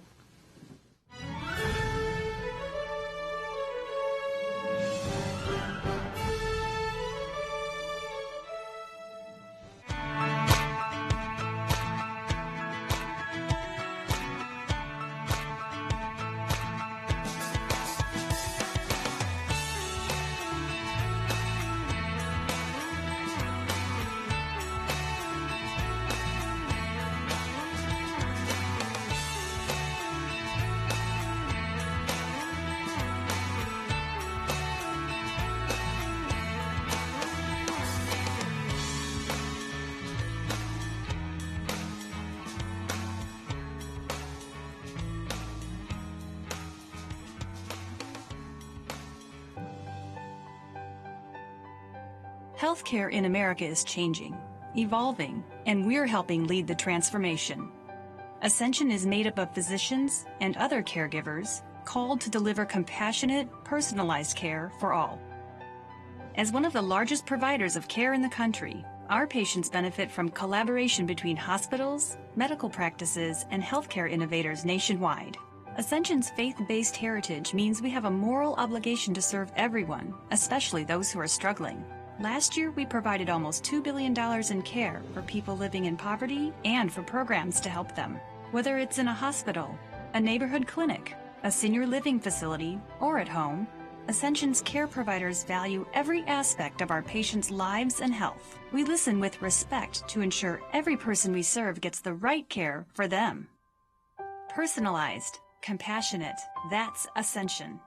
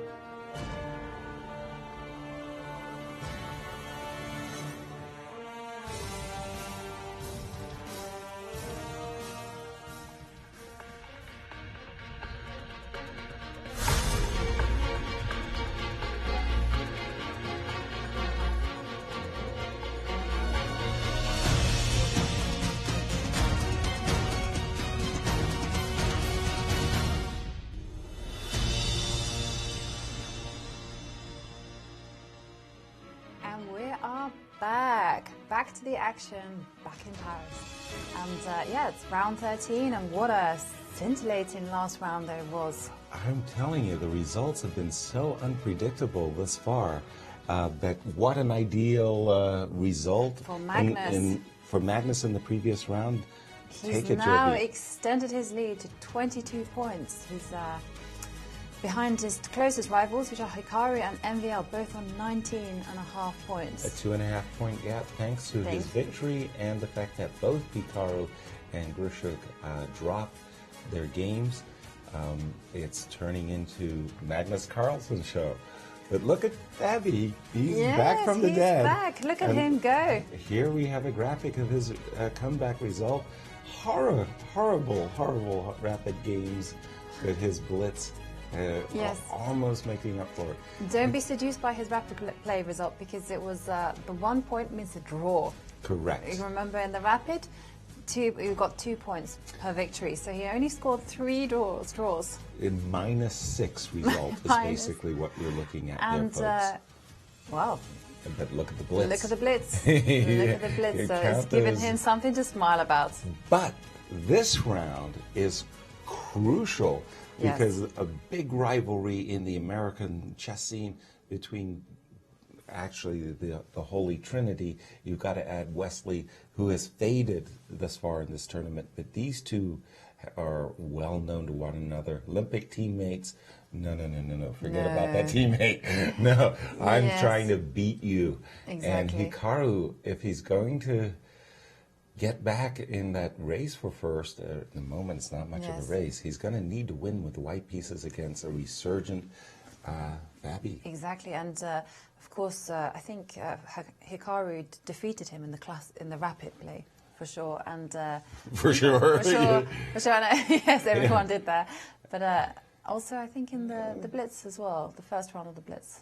It wasn't a transposition to a queen's gambit after the move b3 instead of d4. And here we have the players are quickly into a, well, I want to say more normal orthodox system. Usually, black tries with this move c7, c5 to strike back in the center. Also, he has moves like knight e4. Right now, very balanced position. And both players playing very quickly indeed. Hardly used any time on their clock, as Fabi knows that he doesn't want to get behind on the clock in this game. The hanging pawns structure. We talk about pawns on d5 and c5.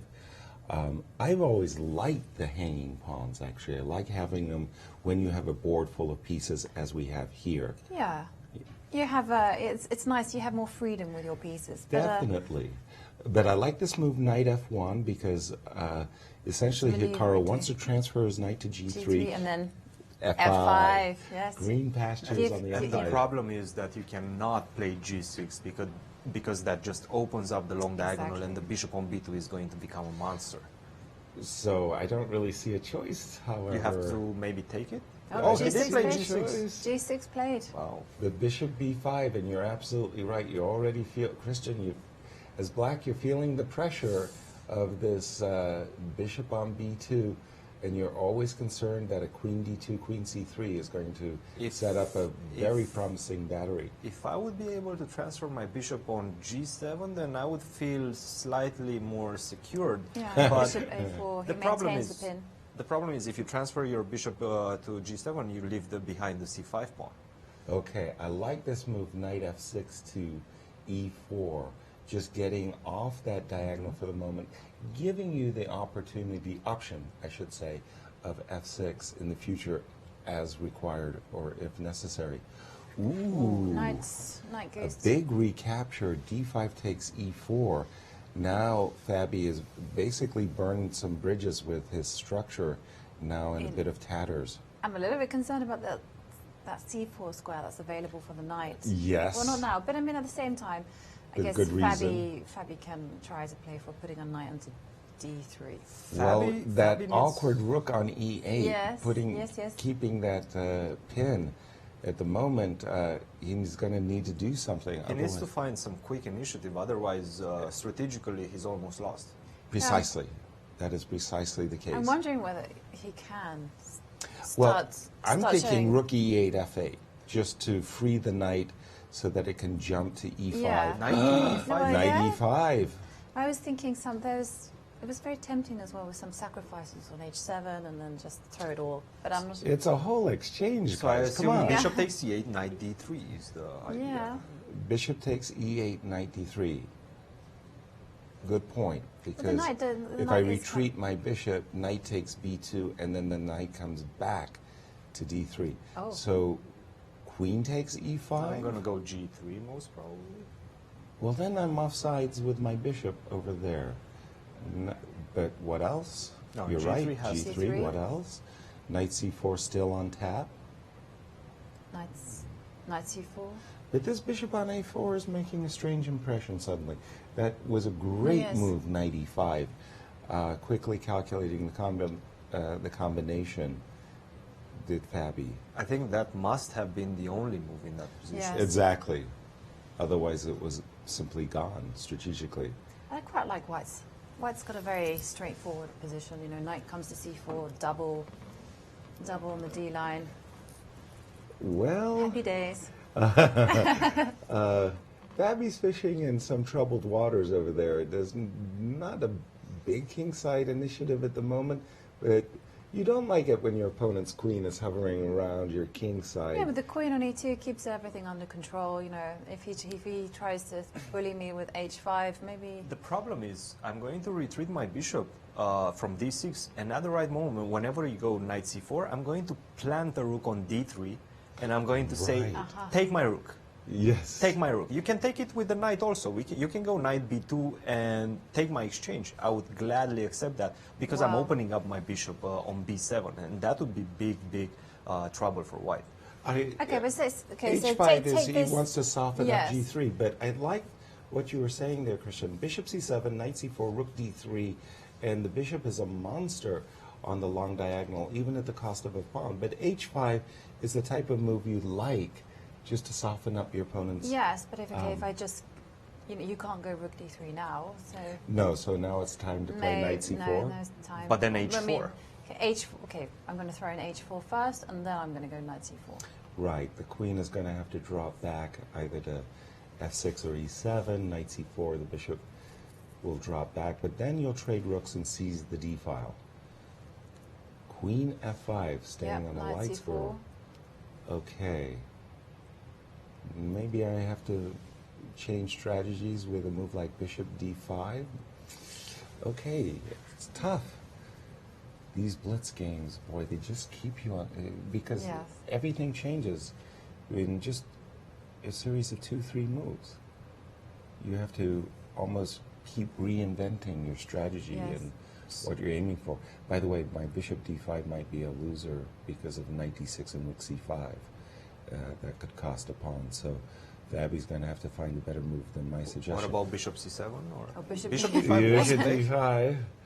Well, he may be costing himself a pawn. By the way, bishop c7 would have allowed rook takes d8 and bishop d7. Yeah. Different kind of a skewer of the queen and rook. Normally you don't get skewered in that fashion. Well, I'm just wondering whether you can get away with this. Is after knight takes d6, rook e takes d6, rook takes, and then there must be some uncovered? Like a bishop c4 type of deal? Yeah, maybe. Bishop c4, rook takes d6. Okay, knight d6. Rook takes d6, and I think you're toast. Yeah, okay. Toast? Knight b6, I think in fact, so. played.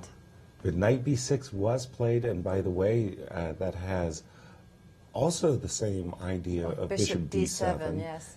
And right now you're tapping the bishop on d5. These players find patterns out of nothing. And Hikaru especially. He's so tactically gifted. Rook e5, a rather awkward looking move. But he had to deal with the dual threats of the bishop on d5. Maybe now's the time to double. Everything is... Yeah, gummied up, huh? Or I could take on d5 and then play bishop c6 and try to transfer in a position with opposite color bishops. But exactly. So knight d5, rook d5, bishop c6, rook d3. Bishops of opposite color looks favorable for white. first impressions are good. The bishops of opposite Maybe rook color c4 position. in that position. Rook Yes. c4, bishop takes g3. There are some chances. There are some tricks in the position for sure. Indeed. Well, that is kind of a dream opportunity for Fabi, that he'll get in some bishop takes g3 shot. And he's not going to get it, by the way. Is he going to take on a6? No, no, not rook yet. d1. And then... And this bishop's of opposite color. Once his light square bishop gets back into civilization, it'll be a nice position for white. Yeah, how to do that, though? Yeah, How to do it? How to do Well, that. I'm thinking something like queen b7, I'm queen thinking queen c4. Queen c4 That's exactly played. what was played. Yeah, and it's difficult for you to break the pin without losing the c5 pawn. So bishop e7 for argument's sake, rook d8, bishop d8, queen c5, and the bishop coming to c6 will maybe win 2 pawns. And Hikaru has 30 seconds up. He's playing for 2 results only. There's absolutely no way he's going to lose this position. And black seems to be having way too many weaknesses. I feel this one going Hikaru's way. Well, when that crucial decision of d5 takes e4 was made earlier, it was always going to be a bridge burning exercise. You've got to make an attack against the white king. It didn't transpire, and now you're suffering with all of these pawn weaknesses. What about something like queen c7? No, I can't do that. Queen takes a6. Yeah, no, because queen takes e6, I had bishop takes. No, it G3, doesn't work. rook Doesn't takes work. I It's too think early. it might actually work. Bishop takes d3, Rook d8 rook check. d8, queen d8, f takes g3, queen d1 check, queen f1. That's the Nice. problem, the queen. So that was why we saw this move a6, a5, getting the pawn off a light square, but, okay, allowing the bishop to go to b5. Yeah. Rook d5, good move, attacking the pawn on e4. Queen e7 came quickly. Bishop is going to drop into c6 now, and that pawn on e4 is being teed up for a very quick capture in the near future. Yes. So unless I can do something like maybe king... Bishop king c6, g7. Rook c8. It's not convincing. Just a second. I have to plan bishop c6 in a better fashion. What was the problem with bishop c6? I think rook c8 would have just... Well, bishop c6 has been played now No. in the current position. Yes. But rook c8, what's the play? Queen b5? Or, yes. Oh, also there's a nice idea perhaps in the position of bishop b7, rook b8 or rook c7, and queen a6. Inviting... And let me tell you one And thing, he's played it. guys. Bishop b7, Yes. rook c7. I think queen a6 we're Okay. about to see. Yeah. Sorry, please, Christian. Hikaru needs to win because MVL just beat back row, and he's inching closer and closer to Magnus. He's on a clear second, I think, right now. And if Hikaru doesn't pick up his pace, he's going to be left behind. He Yes. has to Thank win you this for- position. And it's Yeah. not just money at stake, it's also those grand chess tour points. Ooh, there's a shot in the position. Bishop takes g3. Has Does that Hikaru work? overlooked something, or... I'm not And he's looking, Hikaru is just eyeballing. What? Okay, so... What happens if I just take the piece? Well, king walks into queen g4. That's clear. So we take with the pawn, and what's the trick? Queen f6. Queen No. F- Queen f6, queen takes f6, queen g4 has to be the only move in that position. Right. And Queen g4. how do I But defend the against queen the is chaps? on a6, so I can... But you can go... Queen No, F- hold on. The bishop will be hanging. So, Can I do something like if you go queen g4? yes. Bishop. A long thing by Hikaru. Whoa, rook check. Rook d8, Rook check, king g7. g7. Still your turn. And Hikaru is going for the rook and pawn ending now. He took the easy way out, the practical way out. Yes. And by the way, in Blitz, if nothing, you must play practically. Yeah. And a quick transition into a rook and pawn ending. But this seems to be very close to equality. The pawns are equal. I don't really see how Hikaru can... Well, he's going to push Especially the his- pawn, but he's going to push the pawn all the way to... Ooh, king can find safe shelter on the g4 square. No, I mean, shouldn't he push the pawn to A7? 7. March Keeping the the king king round. on G. No, this march the king round, and you can pick up the pawns. It's an easy draw. It really is. It's an easy draw now. Suddenly. There. E4. Now what you do is you go G5. You take and you go King G7, and then the H pawn is it keeps. Ooh. Whoa. Hikaru may be overpressing his hand here. For white. This is a bit dangerous. This is not good news for Hikaru fans. Okay, easy draw. I was about to say, I think Hikaru really did overpress his hand. Definitely. Well, he's desperate to win. He's had two very bad results. King G7. And he had such a pleasant position. Yes. Such a pleasant position. And I think he's going to have to agree to the repetition. No, Hikaru is not one to take the easy way out. Yeah, well. There we have a wonderful back shot of the arbiter. In case you missed it. Okay. Okay. Yeah. Come on, boys. Take and it. there we have it. Oh my gosh! Oh gosh, I love the way. I love his just posture. Sideways of he the knows his tournament is slipping. Okay, big result because Hikaru's not keeping pace with the world champion. He's not, no. And let's check in with Magnus. How did he? Well, Magnus drew his game as well against Mamediyarov. But again, MVL won his game and is now closer to Magnus. I think he's only 2 points behind him. Second place. So clear second place. Hikaru losing some steam. After this 13th round. Yeah, after this 13th round, yeah. So we've got how many rounds left to go? Five? Five games. Boy, well, let's go to Paris with Maurice. Yes.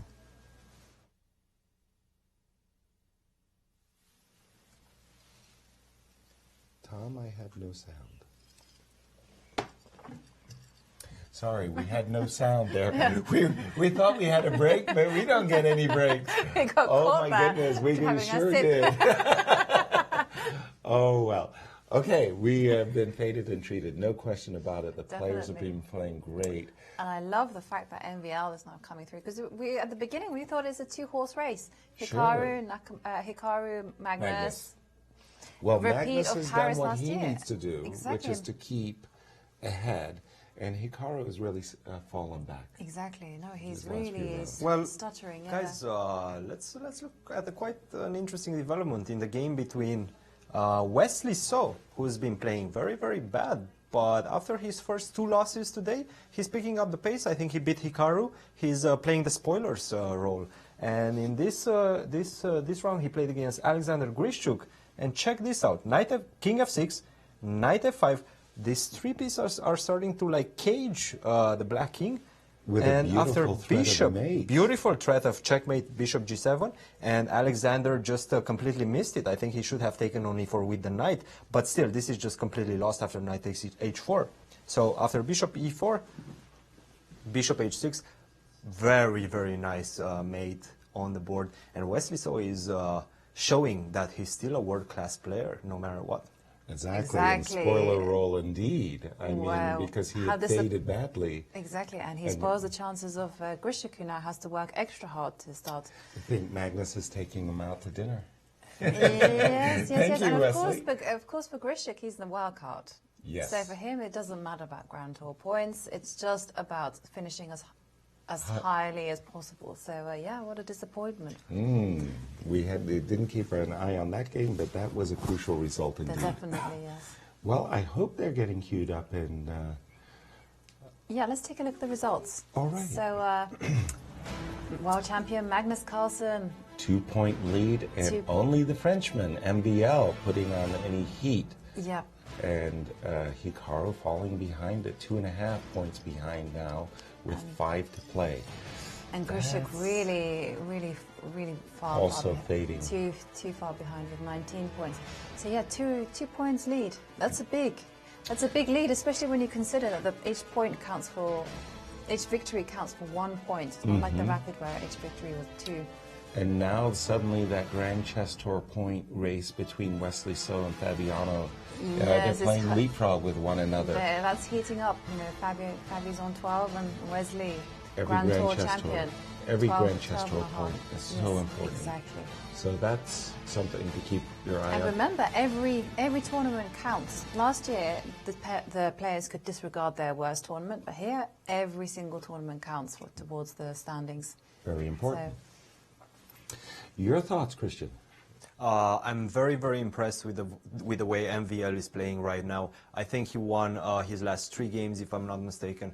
Magnus, he seems relaxed. He seems primed to win this tournament. He gave an interview after the 3rd round, which we never see Magnus do. He only does interviews after his last rounds. But right now he seems calm, cool, collected, and I think he's ready to take this home. Nevertheless, he has to be careful. He cannot get too relaxed because MVL is only 2 points behind him, and anything can happen. I think Maurice is in Paris. We're still not ready for Maurice. Well, one of the things that happened, Jovi, was before we discovered a back injury, I was about to say, but now we're ready now for Paris. Now we're ready for Paris. And we'll have our drink.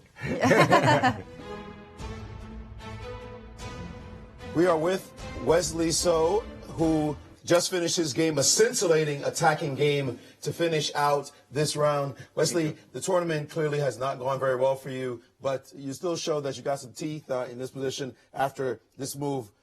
Very nice mate. I think it's a rare mate. I don't even know if I've ever seen this constellation in my life, in fact. Fortunately, I didn't play King H3 here, which could also... And then gets you mated. Very nice line. Okay. Well, instead, these beautiful, beautiful checkmate. Tell us, when you're having a difficult tournament, how much does it matter to you that you beat one of the tournament leaders, one of the contenders? Well, to me, it doesn't really matter who I win again against. Of course, Alexander Gristrom and Hikaru Nakamura, 2 of the favorites in fast chess, and 2 of the best players. But at the same time, just very happy to get a win. Obviously, well, this tournament has been one of the worst tournaments of my life. Fortunately, it's just a quick time control, but somehow things haven't been going very well for me ever since really the first rapid day. And yesterday, I simply couldn't see the pieces, and I couldn't see the good moves. And like, for example, my game against Magnus, I didn't even see that his queen can go all the way to the back rank from E5. How does that happen? I mean, you're a world-class player, you're one of the best in the world. How does that, us normal folks, us average folks, can't comprehend that a player like you would somehow not be able to see the board so clearly? Yeah, well, the mind is a funny thing, and every person has basically the same brain, and sometimes it just stops working, and sometimes, you know, we get bad days too, we get off days. Yesterday was clearly one of my worst off days because I lost one game, and then I tried to make things better, and I tried to make a comeback, but then I get too desperate, and then I lose another game, and just, I knew the bad things are going to come, but I just couldn't stop it from happening. So I have to learn from the lessons I can get from my losses here, and try to bring it to my next event in wherever. Wherever the next event. Well, we know you have another game to play, and we're going to give you that opportunity to rest. So thanks very much for sharing some thoughts in the middle of the tournament. And yeah, thank you. We know you'll be playing better chess for sure as the games continue. Yeah, I just got to get my mind to work at a normal pace again. Well, your normal is our impossible. So we'll let you figure that out. Guys, Wesley So still in good spirits and just learning the lessons from not having such a great result. Thank you. That's really what it's all about, taking it in stride. Exactly. I mean, keeping the mind calm. I absolutely agree with that. So let's have a look at the standings. Okay, world champion Magnus Carlsen. Still a 2-point lead. Still a 2-point lead with 22.5 points. And MVL. Surging nicely. Out of the blitz score. Very impressive. Very impressive. Exactly. And 20.5 points, and Hikaru now slips to third place with 20 points, and also Grishuk is stumbling with 19 after his loss to Wesley with 19. Let's just tee up the next round pairings and what we have in store. Ooh, Abby Wesley, but Grishuk, Magnus. Oh, and of course, we saw last time, well, yesterday in the Blitz that Magnus lost to Alexander Grishuk on time, and it turned the tide. Exactly. Big momentum was suddenly halted by Grishuk. He needs a win. Full stop. End of story. Yeah, Grishuk needs to win. If he wants if he wants a shot at the 25 or even 37,500 pounds, then he needs to start storing up those points. So let's take a short break, and we'll soon be back. See you.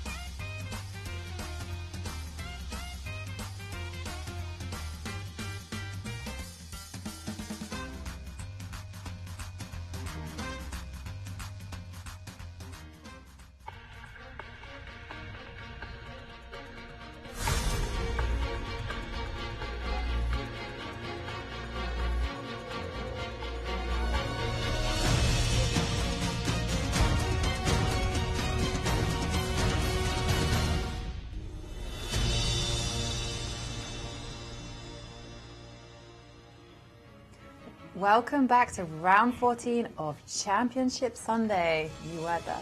Yeah, well, it's been a great battle that's going on the chessboard. Magnus Carlsen is surging, though. He has had, he now has a 2-point lead. Yeah, 2-point lead, 2-point lead over MVL. Right. No longer, it's no longer a two-horse race between Hikaru and Magnus. It's MVL. He's surging forward, chase, playing some fantastic blitz. 5 games remaining. We're about to start round 14, and we have a featured matchup on table number 1. Our leader, Magnus Carlsen, against 3-time former world blitz champion, Alexander Grischuk. Hold on, is this the right graphic? No, I think it's... we had the wrong graphic. I think you guys have the wrong graphics. Wrong graphic, but I'm pretty sure we have a star matchup. The star matchup is Alexander Grischuk versus Magnus And Carlsen. I think Topalov is getting ready to put his sunglasses on. Oh, he just showed his sunglasses. They were all laughing. They were cracking a joke. What Wesley said, there was one table where a specific light was bothersome. Happy faces between Fabi and Wesley. Everyone's giggling away at some joke. Yeah. But yeah, no, this is an important match because Magnus, of course, will be looking for revenge after losing to Alexander Grischuk on time. And he's, you know, we have to remember Magnus specifically said that his goal on this Sunday was to speed up. He said, I need to play faster. And we're seeing that he is playing faster, despite the hiccup on in round 1 today. Against Fabiano Caruana, where it really became random at the very end, as both players were down to just seconds on their clock. And it was a nice tactic that won it for Fabi. You can see the players getting into their zone. But every time I see Magnus in this pose, I always think of the California cool, the laid back. Okay, guys, what do you have? I mean, I'm black, but that's not a problem. I'm looking to outplay you. And the game is underway. D4 by Sasha. And will we see, Magnus is being true to his Slav. Yes, it's Queen's Gambit. Oh, no, semi-Slav it is. Exactly. But Bishop G5, the most aggressive variation. And Magnus didn't. He's going for Cambridge Springs. An old favorite of mine that I played back in the day. 92, takes on F6, takes on F6, Knight C4, Queen C7 is the line. And I had a very nice win as black against Jan Timman. And I always like these two bishops. It looks like the bishop on C8 is buried, but we know often you have to be patient. I think that's the thing. Patience is key, and you wait it out, and you let white control. If you manage to play C5 or E5 in good fashion, then you're perfectly fine as black. If you manage to open up that bishop on C8, who is at the moment just completely locked. Exactly. But I mean, the position is very solid. Black is playing with a nice base, with ideas, and as long as he doesn't lash out, I think. Too early. Too early. This timing has breaks. Exactly. It's very important in these formations for white to get a very early A3, B4 to clamp down matters on the queen side. Otherwise, black will play B6, C5 in a routine type of way and achieve easy equality. So I'm looking forward to A3 and B4 as white's strategy. You miss the break, then bishop E8, rook C8, and C5 is equalizing. So Magnus Carlsen playing a little bit, he's such a tough person to nail down because he plays so many different defenses. Exactly. But one thing though, I mean, you can probably be guaranteed he won't play the sharpest. I mean, it probably was predictable after Bishop G5 that hey, he's not gonna go into the Moscow gambit, or the Botvinnik, you know. Right, and all of that good stuff, but rather steer it to the quiet waters of Cambridge Springs instead. Christian, any experience with? I played this as white. I haven't faced it very often, and when I did, I didn't play it very, very correctly. It's difficult to tame those bishops, and if you don't manage to do it, you're going to have some problems as white. But one thing you mentioned, Yasser, you said Magnus Carlsen is playing so many defenses. I tend to disagree. He's playing a few, but he's playing a lot of move orders, and he's managing to trick his opponents with his vast knowledge, and that's what I feel gives him this particular edge he has in the opening. All right. Well, much to my surprise, Sasha didn't go for the classical A3, B4 ideas. He simply played Queen B3, Rook D1, and now you get an idea of what I mean when you start to imagine that Black's plans of B6, C5, or Queen B8 and C5. If White's not putting any pressure on Black's position, Black has just got his rooks developed, and he's going to make his central break C5, and Knight can't shift to E5 rather easily because C5 comes easier in that you're not going to go H3, G4. So where is your play? And Knight E4 was tried. But I think Black should exchange those knights. Certainly. Knight takes E4, bishop takes E4. Makes the life easier, right? It's exchange. Right. In return for the two bishops, White has a little bit of a space edge, but as the pieces get traded off, that space edge just dissipates and it becomes a non-factor. Again, a big difference if you imagine the pawn would be on B4, then Black is going to be forced into the F6, bishop F7 type of option. Well, this knight will be very difficult to dislodge as well. Yes. So we think Magnus has done a very good job at equalizing the position. Can I revert back to this kind of lines? Go A3 and... Well, then you need to drop back with your queen to C2. B5. And already B5. Lashing out is Magnus with B5. This is very concrete. Right. So Knight E5, C5. C5. Queen C2, H6. Oh, instead simply Knight D2. Knight D2 with the idea Queen C2 attacking the H7 pawn, and then Knight B3 jumping, protecting the C5 square, planting. If I manage to plant a knight on C5, that's actually very good for White. Agreed, but what about C5? C5 has to be played most probably. Absolutely. But then again, Queen C2?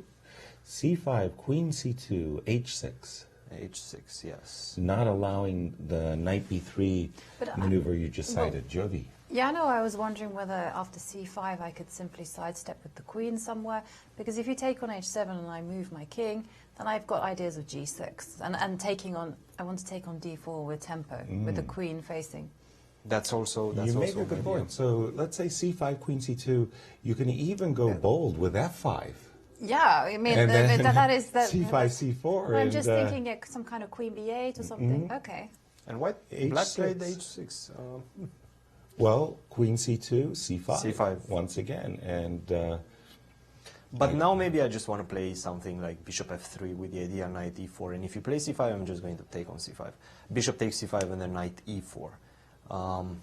And I'm a little awkward, am I, on the D file? I'll have to trade? Yes, a little awkward. I would have put the bishop on F3, to be honest. Yeah, just to give some air for the king to run. Also defend the rook on D1. Yes. Another approach for Black, perhaps E6, E5? Yeah. E5, Knight to F3, perhaps. Yes, Knight F3. Knight to F3, and now if you take on D4, I'm just simply going to take with the knight. I'm just, pardon me for double guessing this lashing out with the move B5. That might have just been slightly mistimed, because if I'm not getting in E5 or C5, I am worried about the maneuver you cited of White planting a knight on C5, and I'm getting this very awkward backward pawn on C6 that I don't particularly like. Yeah. No, the world champion is in some strategical dire straits, for sure. 2 minutes apiece for both players, so they've been keeping pace. But difficult strategical questions are being asked of Magnus exactly at this moment. How will he answer them? One more look. C5. D takes C5? Yes? Yes, I have to play D takes C5, because otherwise you just pass C4 and then you get... And after bishop takes C5, what does White want to play? Knight E4. Rook takes D1, Queen takes D1. And I move my queen? Yeah, Queen B6, but then Queen C2. And the pin along the C file is going to cost material. as well as b4 too, by the way. So I was thinking in a different direction. c5 takes queen e5. He did play c5. I'm just thinking that maybe it's not necessary. Maybe it's not necessary to capture. Bishop c6. Bishop c6. That's a pawn down. I can play knight e4 if I want, and after bishop takes e4, rook takes d1, queen takes d1, I have the move... bishop takes c5? b4. Ooh, I agree. b4, queen but e5. I have queen e5. But then I just simply defend my bishop. So I start with the move queen e5, but then I have to face queen d7. Correct. And then there's rook takes c5. Magnus queen is e8. Magnus is either on the precipice of easy equality or bad position. Or just a pawn down. Exactly. Yeah. Just a pawn down position. And by the way, guys, since they're not moving right now, we have the information that Fabiano beat Wesley. So Fabi beat Wesley. Is winning. Is winning. Oh, is winning. It's not yet over, but it's clearly winning. Oh, okay. Okay, bishop takes c6 was Sasha's choice. Queen takes c6. Queen a3. You were talking about sidestepping with the queen. Yes. I think you had such an idea in mind when you said that. This is a nice idea. Knight b3 or knight e4? Knight b3. Knight b3 and then... the desirable b4, by the way, would have been met by rook d8, and that's an oopsie daisy. That would have been a nasty pin on the d5 pin. D9, so yes. knight b3,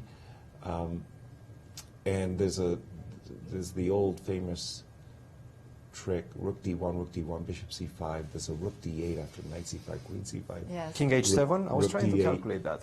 Rook d8, king h7, queen d3, g6, or f5 actually, f5. Or rook d8 check, king h7. I can trade and play rook d7. And that's a pawn up. Yes. And that's a pawn up rook, and well, not necessarily a win either. Rook d7, a5 in that position. And if you take on f7, rook c2. Wow. Lots to calculate. Is he going to take here? it? Is he going to take it? That's not easy to calculate. Yeah, exactly. That's a gutsy decision Magnus has to take. And he's chosen the rook d1 variation, and he has played into the line we were just sharing with the viewers, rook d8 check, king h7. See, the idea is that if there was a rook on a8, the rook d8 check is really sweet. Well, at least he can go queen d3, g6, rook takes c8, queen takes b5. And that's a pawn up in queen's clean so this extra is queen pawn takes for queen, Sasha. rook d7. And he has played queen d3 check, giving him that very option. And Magnus recognizing, but he did choose f5. Intriguing. So we're about to go into a queen and pawn endgame. A pawn up for white. Looks very good for... Very good for Alexander Grischuk, yes. And the world champion scrambling to try to make a draw. This is it, guys. This is it. If this game goes in Grischuk's favor, the tournament is relaunched.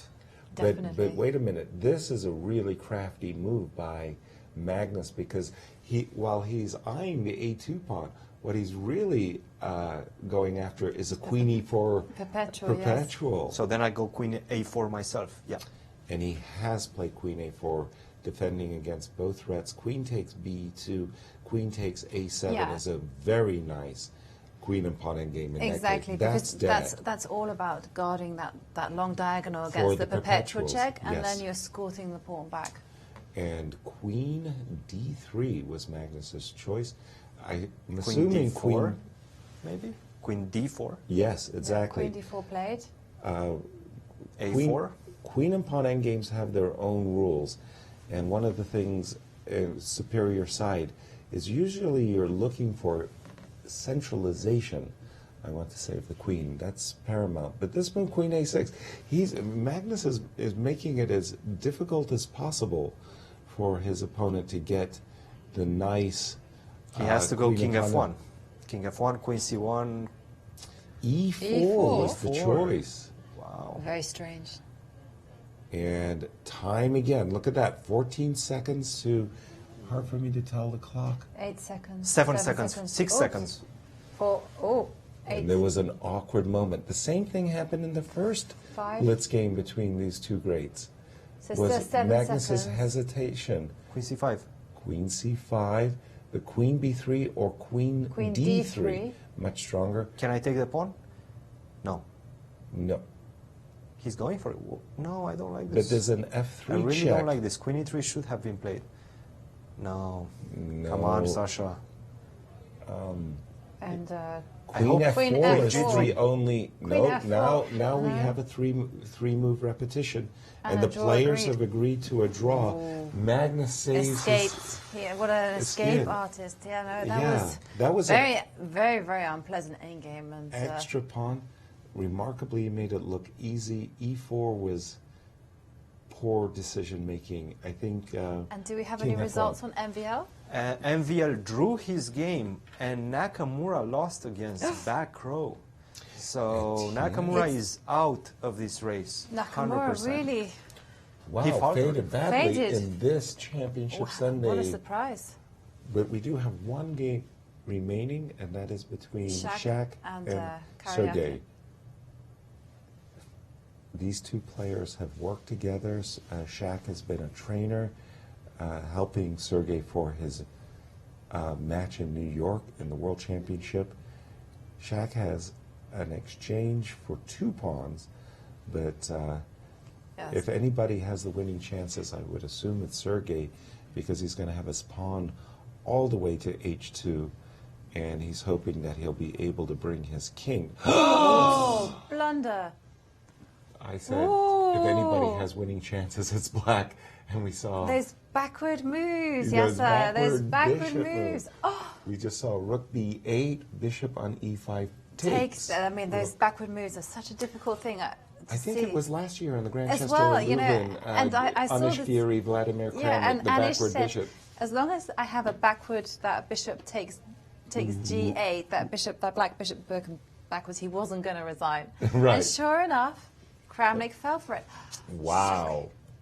Well, that's It's what easy Blitz to miss. does. I mean, Blitz, you know, when you're playing on the delay, on the Yes. 3 seconds, you know, you're just playing on instinct, and you don't have the time to look at the board fully. So, Right. ooh, ooh.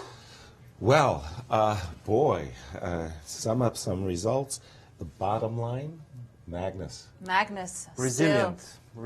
still in control. As always. Yes. And he's taking advantage of his opponent's blunders. When as well. opportunity knocks, and it has knocked for Magnus Carlsen, he has a 2-point lead with now 23 only points. 4 games 4 games remaining. left, yeah. His nearest rival, MVL needs to start winning some games. So he's on 21 points, and Hikaru on 20, stalling badly. slipping out of the contention Yeah. in this race. Grishuk, also the same. He needed that win. Boy, did he need that win. And MVL Fabi- was rooting for him Fabi as well. nudging ahead of Wesley in the race for the Grand Chess Tour points. Yeah, and it looks like Sergey's uncatchable now, especially after that entire rook just got swallowed. Let's go to Paris, where Maurice is with Karyakin. We're with Sergei Karyakin after a nice little gift. Your opponent gave you a nice present today. You are certainly playing for something in this Grand Chess Tour. What do you feel about your performance so far in your first go-around of this competition? Yeah, well, the problem is that yesterday I played fine, but today I'm playing really bad, and I'm getting very good positions, but then something goes wrong, and I basically cannot play normal game.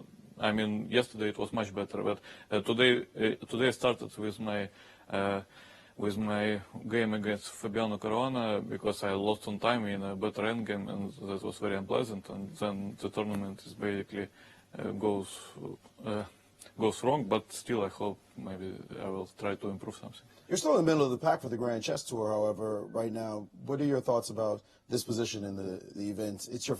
After all, it's your first go-around.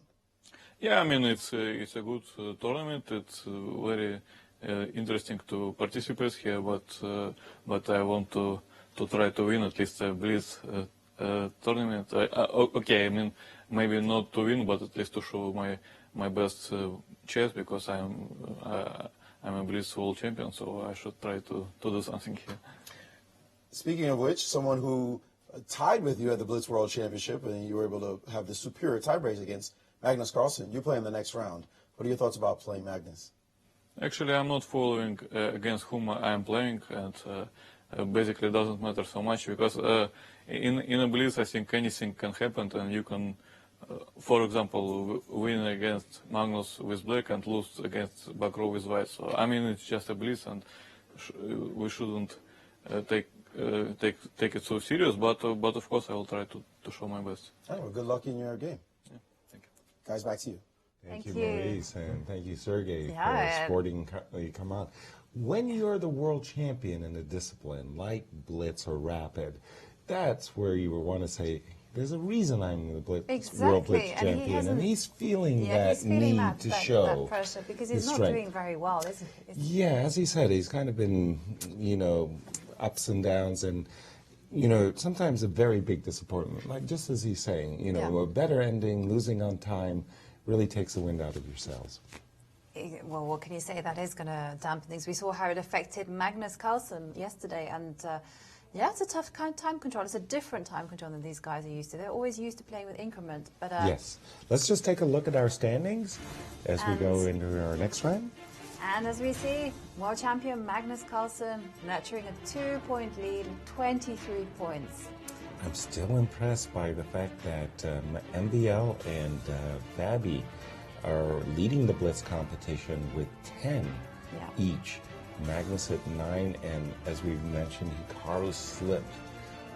After a good start, he's just not fashioning it together. So, the chess doesn't stop this today. I mean, it carries on. So next week, and from June the 28th to July 2nd, the Grand Chess Tour continues in Leuven. Yeah, the circus moves on to Leuven, Belgium, as the players will have 2 days to make the adjustment from Paris to Leuven, and Leuven is an absolutely gorgeous city. Yes. It is really a gem in Belgium, and I remember last year the competition was staged in an absolutely extraordinary hall. I'm sure the players will be looking forward to that competition as well. And we will have new players because of the wild cards. Exactly. We'll have a new set of wild cards. I think we'll have, off my top of my head, Vladimir Kramnik will be a wild card. Anish Giri, Joe Bava, and Vasily Ivanchuk. Yes.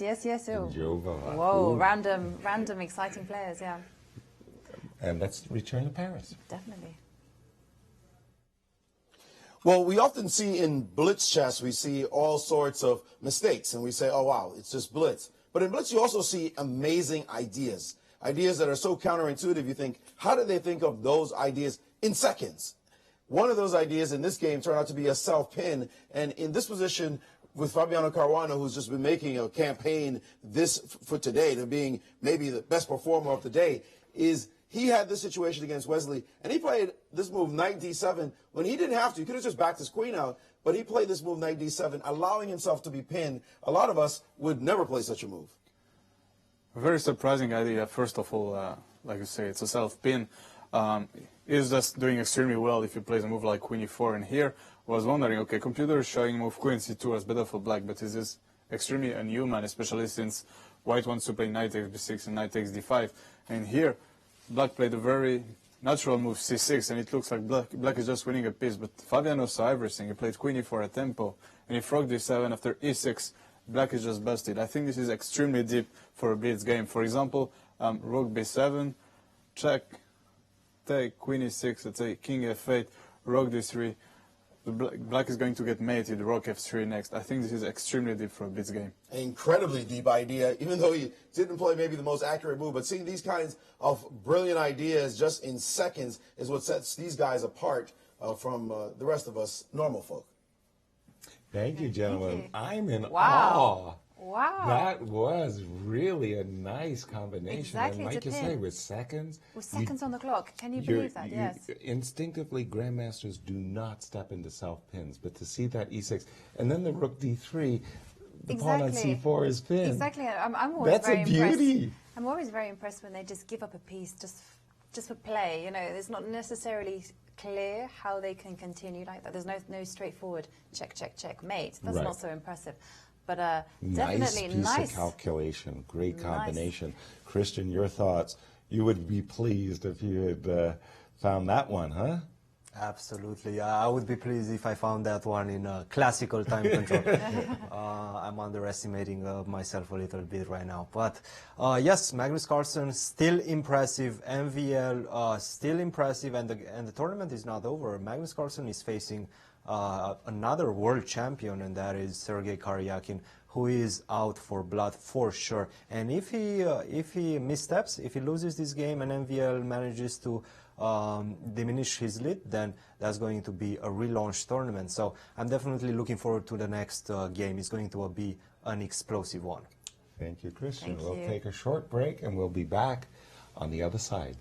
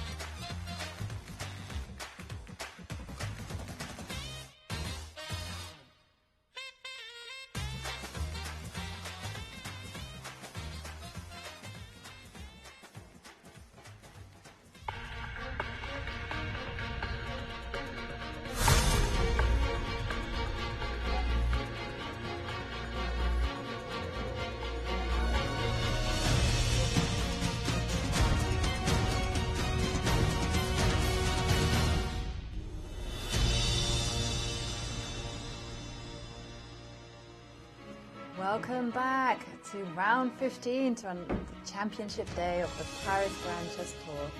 The players are bringing thrills and spills. They're keeping us on the edge of our seats as Magnus Carlsen saved a difficult game in the previous round to maintain a nice 2-point lead with 4 rounds remaining. Yeah, with 4 rounds remaining, it's looking good in his favor. So world champion Magnus Carlsen has a combined score of 23 points. MVL in second place, combined score of 21 points. And Hikaru trailing with 20 points, I think there. Yeah, and as we were been talking about the Grand Chess Tour, the points, the prize money, that fight for second and third at the moment is really tight. Exactly. And Grishuk just peeking in. He's in 4th place at the moment. He's in 4th place. A wild card is proving why he was invited to this event. Exactly. We mustn't forget the second place and third place is $20,000 and $25,000 and $20,000. Nice. So this is a nice chunk of cash to win. Indeed, and we'll be keeping our eye in this round on the game between Sergey and Magnus as we have the World Blitz champion, Sergey versus the world champion. Versus the world champion and our tournament leader. And Sergey, as you saw in that interview with Maurice, the end of the show, they're saying that he's just looking to play good chess, but we're missing one important player. We're missing the person with the special chair. There he comes running in. It's very good, very nice they wait for him. Yes. Off comes the jacket, of course, they're playing Blitz. Course. So you want to have loose clothing.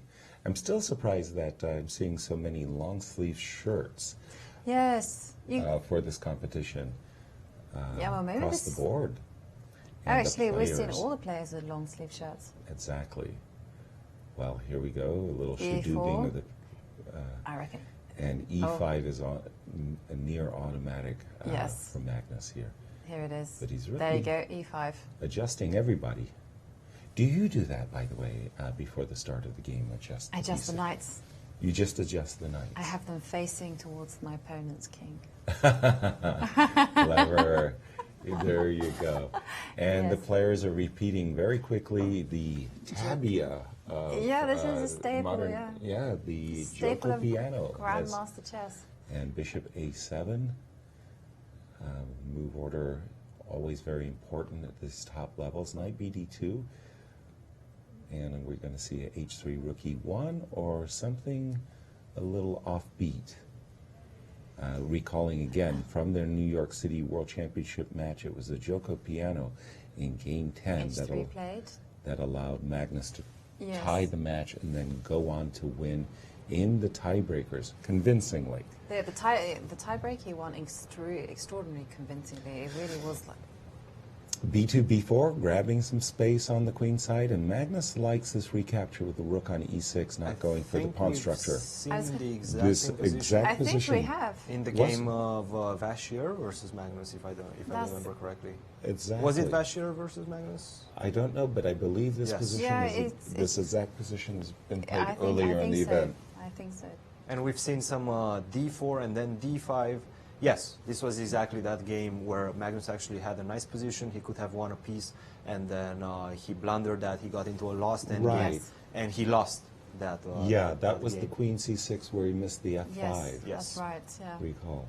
So again, MVL in this position went D4, Knight G6, D5, Rook E8, and it was Magnus who broke with C7, C6. And I think he had a reasonable position until. It was a great effort by Magnus, by the way, I must say. C4, a very different approach indeed by World Blitz champion Sergei Karyakin. C4, I'm ambivalent about this move. I'm not excited by the move, that is for sure.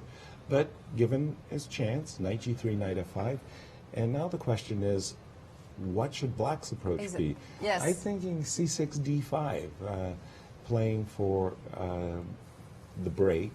At the moment, the bishop on A7 is on an open diagonal, and maybe Magnus didn't want to see the diagonal being closed with a future C4, C5.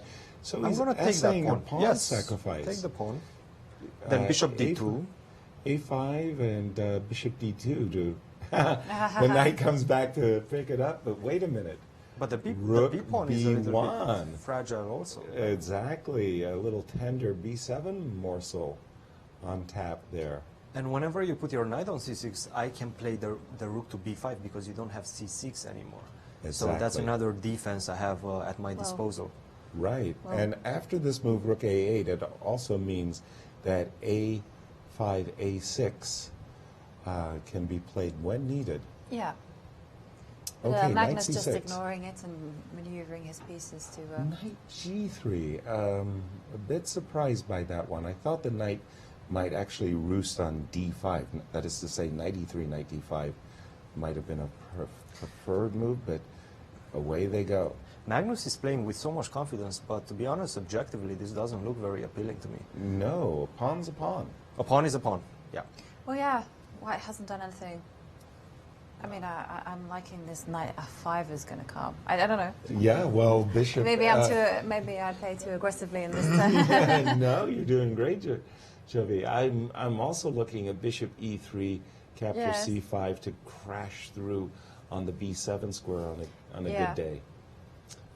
And Magnus is going to have to show that his pawn sacrifice is justified. At the moment, I don't see it. No, and you see, Magnus, with so much confidence, even at the beginning of the game, he took like 10 seconds to arrange his pieces. Yes. After the clocks have started. Yeah, That's I true. noticed that as well. That's yes. very true. He was a little late, as we saw, getting to the board, and he He's definitely following didn't your hurry plan. him. There are some Bishop psychological E6, games being played here For between sure. these two guys. They know each other so well, and they know what makes the other one tick. You know. Yeah, I think Magnus has to prove a point, because they did tie in the classical match in New York, and ever since then, Magnus is stamping his authority on Sergei. Yes, and again, they did tie for first in the World Blitz Championship, but it was the tie breaks in the favor of Sergei that gave knight him the f5. gold I'm very medal. happy to see this move. I have dreams of a checkmate. Indeed. Knight e6 in turn. What if I just go eyeballing queen b2 Queen now? b2. Now I'm going to combine it with... which one? Queen b2. Queen b2, yeah. Let's, I just want to take another pawn. exactly. Well, queen b2, bishop e3. Knight takes e3. And then or knight f will takes, have... no, f takes e3. F takes e3. F takes e3. F takes e3. Okay. I guess maybe then you... Then maybe I'm Rook. going to have to drop back maybe with my knight on c6 to d8 and just keep the b7 pawn.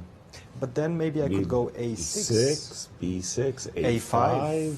Yeah. You got two battering rams. Well, now actually bishop takes h6 is threatened because queen d2 has been played.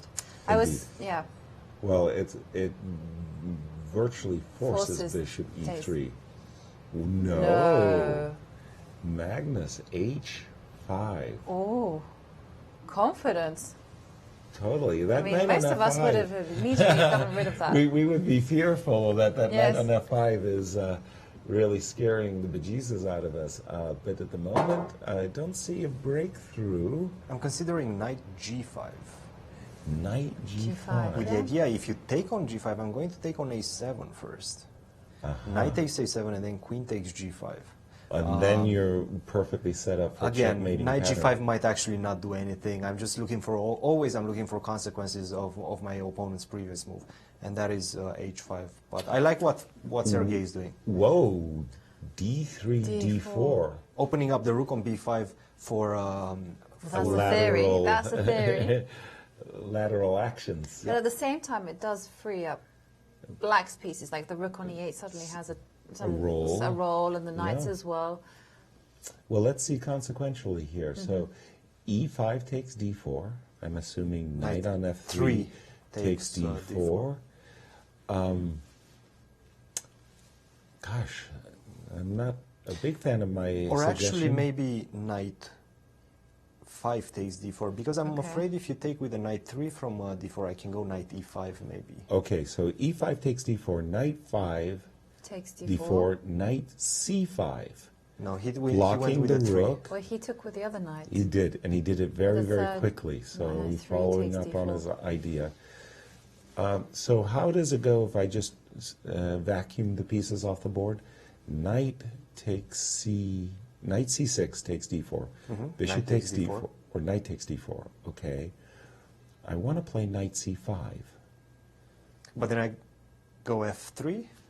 F3. Then I'll go c6. Get rid of that rook. Okay. That rook. I draw back with Wait one the rook on second. b2. Wait one. So you have to take once. And he has. And you have to take once because otherwise knight takes knight is happening. And he's bishop takes d4. Now he's eyeballing rook takes e4. Rook takes e4, bishop takes But g7. rook takes h. There's also Bishop rook takes g7. Yes. I And have a feeling that should be working. it looks.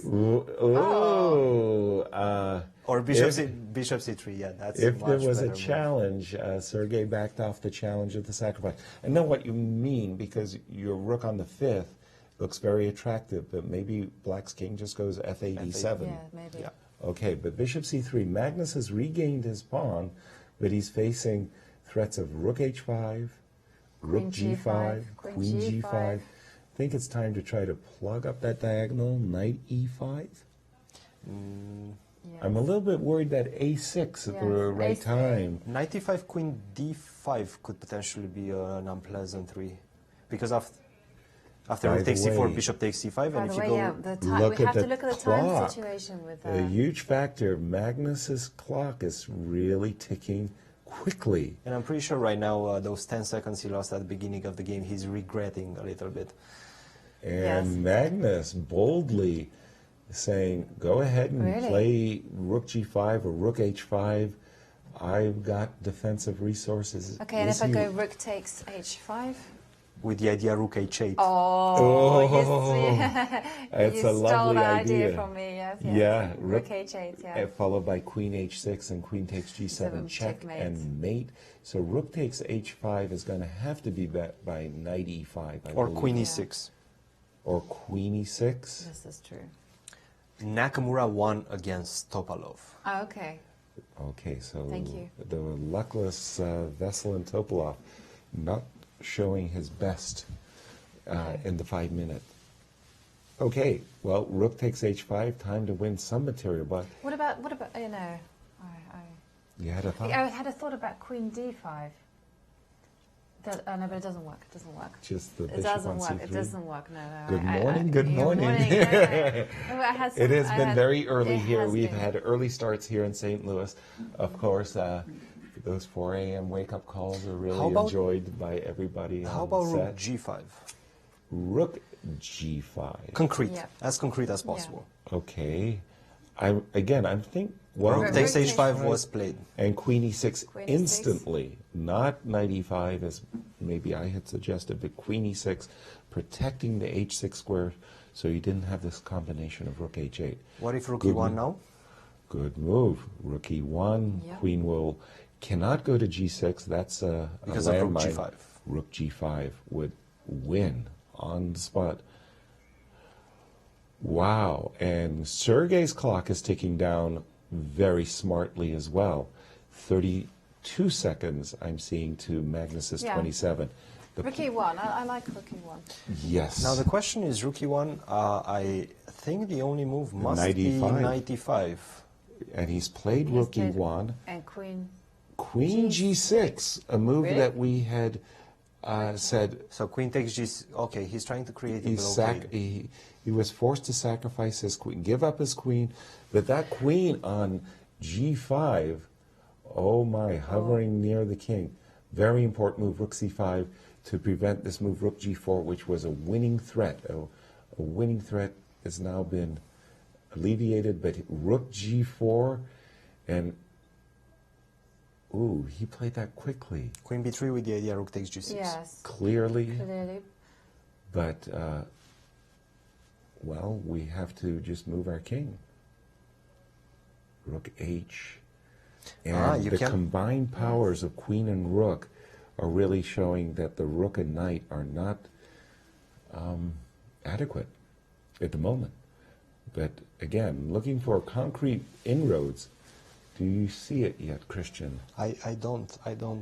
Just create attacks over and over again, and then at the right, rook e4 with the idea maybe f4 in the future. Magnus is finding shelter for his king. He's put his king in the center, but what behind about a number running? Why don't I just run with my h-pawn? Why do I need to...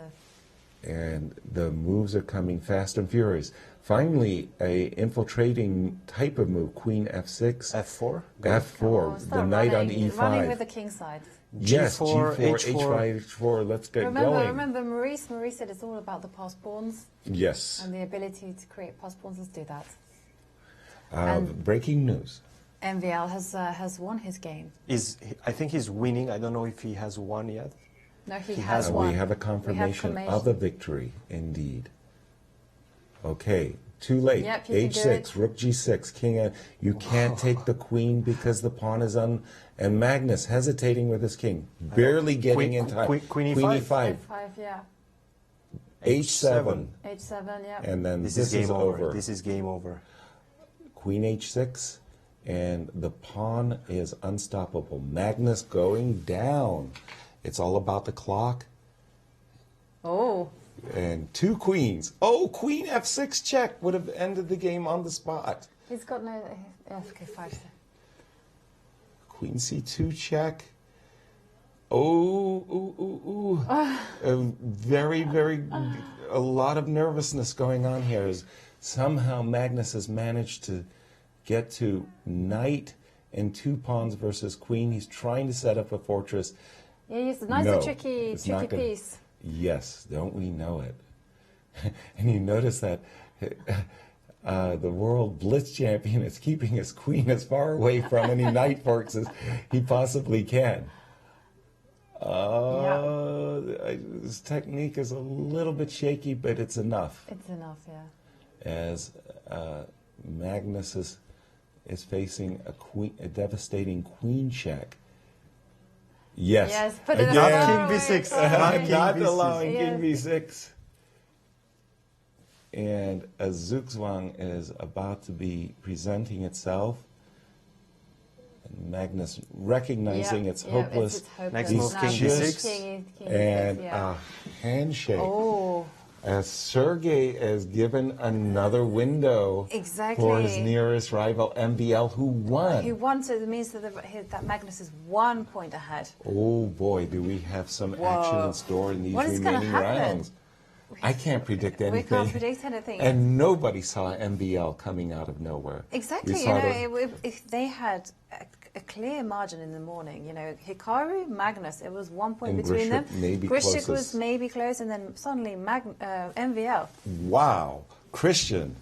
Out of nowhere, Yasser, out of nowhere, MVL is resurfacing. The Frenchman is making his people proud. And right now he's within striking distance of Magnus Carlsen, only 1 point behind. And the tournament is starting again. In the final 3 rounds, we're going to see a very, very angry Magnus Carlsen, a very angry MVL as well, because he's trying to pick up the pace and they're actually meeting next round. Drama. We're going to have our answer. Guess this is going to be it. The next round is for the championship. If Magnus wins and takes the 2 lead over MVL, I have a feeling that the tournament is over, because Magnus only needs a draw in the last 2 games. If MVL wins, nobody knows what's going to happen after that. Take a look at our standings as we've been chatting about this match that's coming up. Yes, world champion Magnus Carlsen still in the lead with a combined score of 23 points. And let's not forget about Nakamura. He's only 2 points behind. If MVL beats Magnus, they both go to 23 points. And then if Nakamura wins his game, he's going to be 1 point behiund them. Yes, okay, so the excitement just keeps going. Yeah, we've got 3 rounds remaining, but boy, you're not going to want to miss this next one. Magnus Carlsen, MVL, dare I say for all the marbles? No, because it's all been so unpredictable. Yes. Over to Maurice in Paris. Well, some positions you look at and they're just paradoxical, because it looks like one side is doing well and it turns out they're not doing that well at all. in the game with Maxime Vachier-Lagrave and Shakhriyar Mamedyarov, they got to this position. And you look at this board, Romain, a lot of people would say, beautiful bishop on d4, nice knight, a lot of space for black, and yet in just the space of a few moves, white gets a dominating advantage. Indeed, and I was particularly impressed now that I remember that a few moves before, here it looks like black just played f6. It looks like he wants to play e5 and king e7 and just hold and be very solid. And I was extremely impressed by this move bishop f4, e5 and back to d2. I was very impressed. I don't think it is so easy in a blitz game to realize that you must provoke this move e5. And then slowly, well, black should at some moment, probably even right now, play knight a2. And then if bishop there, try to exchange this bishop. This is what the computer suggests. But still, in the game, it was a very natural choice by Mamedyarov to just sit and think. It looked, because as you say, it looks like the position is completely fine. But he didn't play those turned moves. out. Instead, he played. Yes, he allowed king e2, king e7, rook d1, king d6, and now a big blow by. Yeah, still it looks like black is fine, but after f4, g5 is the next move. If black would decide to take just to prevent g5, then check king somewhere and probably king f3, and then bishop, and then rook to e1, bishop to f5 or g6, and slowly maybe you can even mate the black king. Incredible. Instead, after king c7 came g5, and you look at this and you knew, okay, things have definitely changed, and white was on the hunt, and Maxime was able to win this game and pull within a point of one Magnus Carlsen. What a turnaround. Thank you, gentlemen. Maurice. The French crowd must be going absolutely crazy, and those in the studios, yeah. And again, a quick look at our standings. So, world champion Magnus Carlsen in the lead with his combined score of 23 points. And look at that blitz result by MVL 11 points. He is scorching hot. Only Fabiano has got 10 to give him a chase. Magnus with 9 out of... and Sergey also with 9. Sergey acquitting himself. Yes. And we'll go to Paris, where Maurice is with MVL, man of the moment. Indeed, we have the man of the moment, Maxime Vachier-Lagrave, who certainly has all of France on the edges of their seats as this is being broadcast over Canal Plus. This has got to be a great result for you so far. This game was a must-win almost to pull yourself back if you're going to have a chance of winning this tournament. Well, I mean, every game today was sort of a must-win. So, I mean, so far I've been doing very well, of course, but... you know, I mean, Magnus is still ahead, and there's a long way to go. Speaking of Magnus, you play him the next round. What are your thoughts on the next game? Well, it should be fun, and I don't expect him to back from a fight, so we'll see how it goes. All right, well, good luck in that battle. Thank you. Nice. Maurice, got to keep your equanimity. cool. Yeah, got to exactly. keep your cool, you know. Can't show too much. I always felt very, very strongly about this, that when you're a top grandmaster, it's all about winning events. And when you're that close to winning an event, you just, I mean, everything. You just put all your focus, concentrate, and, you know, you just bring your A game. Exactly. And that's what we're seeing. And this with is where MBL. you've got to keep exactly calm. You know, you can't let yourself be, you know, clouded by emotion. You know, you can't let thoughts of winning the event or losing the event or anything. So it's a great attitude by him. Yeah. So. And I thought that the move, by the way, A5 by Magnus was a little bit careless, impetuous. Cristian, your thoughts just before we go into break and this exciting Grand Chess Tour? I felt something is wrong with Magnus from the beginning. He came in late. He came in as the last person getting a seat at the table. Then he arranged his pieces for 10 seconds. That's, to me, in my book, that's a little bit disrespectful toward your opponent. And after that, it just seemed like Karyakin was picking his pace much, much better than Magnus. And A5 was a critical mistake. After that, Karyakin played an impeccable game and executed the world champion. Yeah, well, while we're going on break, by the way, through the magic of television, we're going to show you replay that moment, replay that of the final ending that Sergey won. Watch for the way the Queen and the King. Yeah, the Queen moves all the way. It was very impressive indeed. Well, you want to be with us as, for all the action, and this round coming up is going to be a Donnybrook. Enjoy.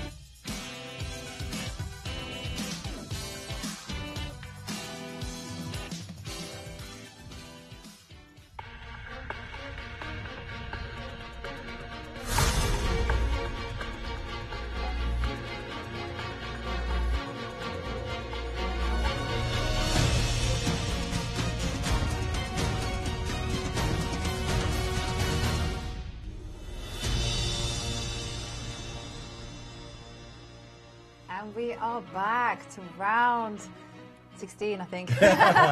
You're right. Good guess. Yes, of the Paris Grand Chess Tour. And what a clash we have in store, as we've got the leader, world champion Magnus Carlsen, up against MVL, Maxime who's running Bouchard. This is the game. This is it. This is it. Magnus, a draw. I'm not going to say clinches because everything has been so unpredictable, but a victory for MVL would get us into a tie for first. Exactly, and that would be... We'll have to review the tie-break rules. Situation. Yes. So in pole position, it's a Grandmaster Magnus Carlsen, and here they are, Magnus Carlsen, white versus MVL. And Hikaru, a needed win with the black pieces against Shaq, and the thunderbolt that Shaq unleashed on Grishuk. Not to be underestimated. Hikaru is a big ass, but it's all about Magnus and MVL. That will be our featured game. Yeah. We also mustn't underestimate the game Alex Grishuk versus Sergey, because they're playing for, the race is on, and who will finish second. It's a 25,000 second prize and 20,000 third. It's not bad. It's good. It's good, Dash. And let's take a recap on the money. So first prize nets you $37,500. I have to stop myself from saying pounds, and they will not thank me there. Second place gets $25,000. Third place, $20,000. So your big difference. Yeah, and the game is underway. And we haven't. You play what brings you to the party, and it's the night off that has seen the Frenchman surge, and he has played some really model games, and the endings he's been getting have been really beautiful to watch. Quickly, knight d2. Forgive me, I am not the most theoretical player, but the move knight f3 to d2 I find surprising. Cristian? Looks normal to me. He just wants to place another knight on d5, or at least try to get there via c4 or f1. And we've seen MVL take the c4 away from him with b5, and now knight f1, bishop b7. I would assume f3, but f3, d5. And, exactly. And that just looks terrible. But if I remember correctly, Magnus, he won a game, very similar structure against, was it Grishuk? No, it was actually MVL in the rapid portion, when we've seen that a5, s8, b5, knight to b6, the change of structure. So they have some experience going on in this variation. Both made adjustments, and we'll see what they're going to come up with.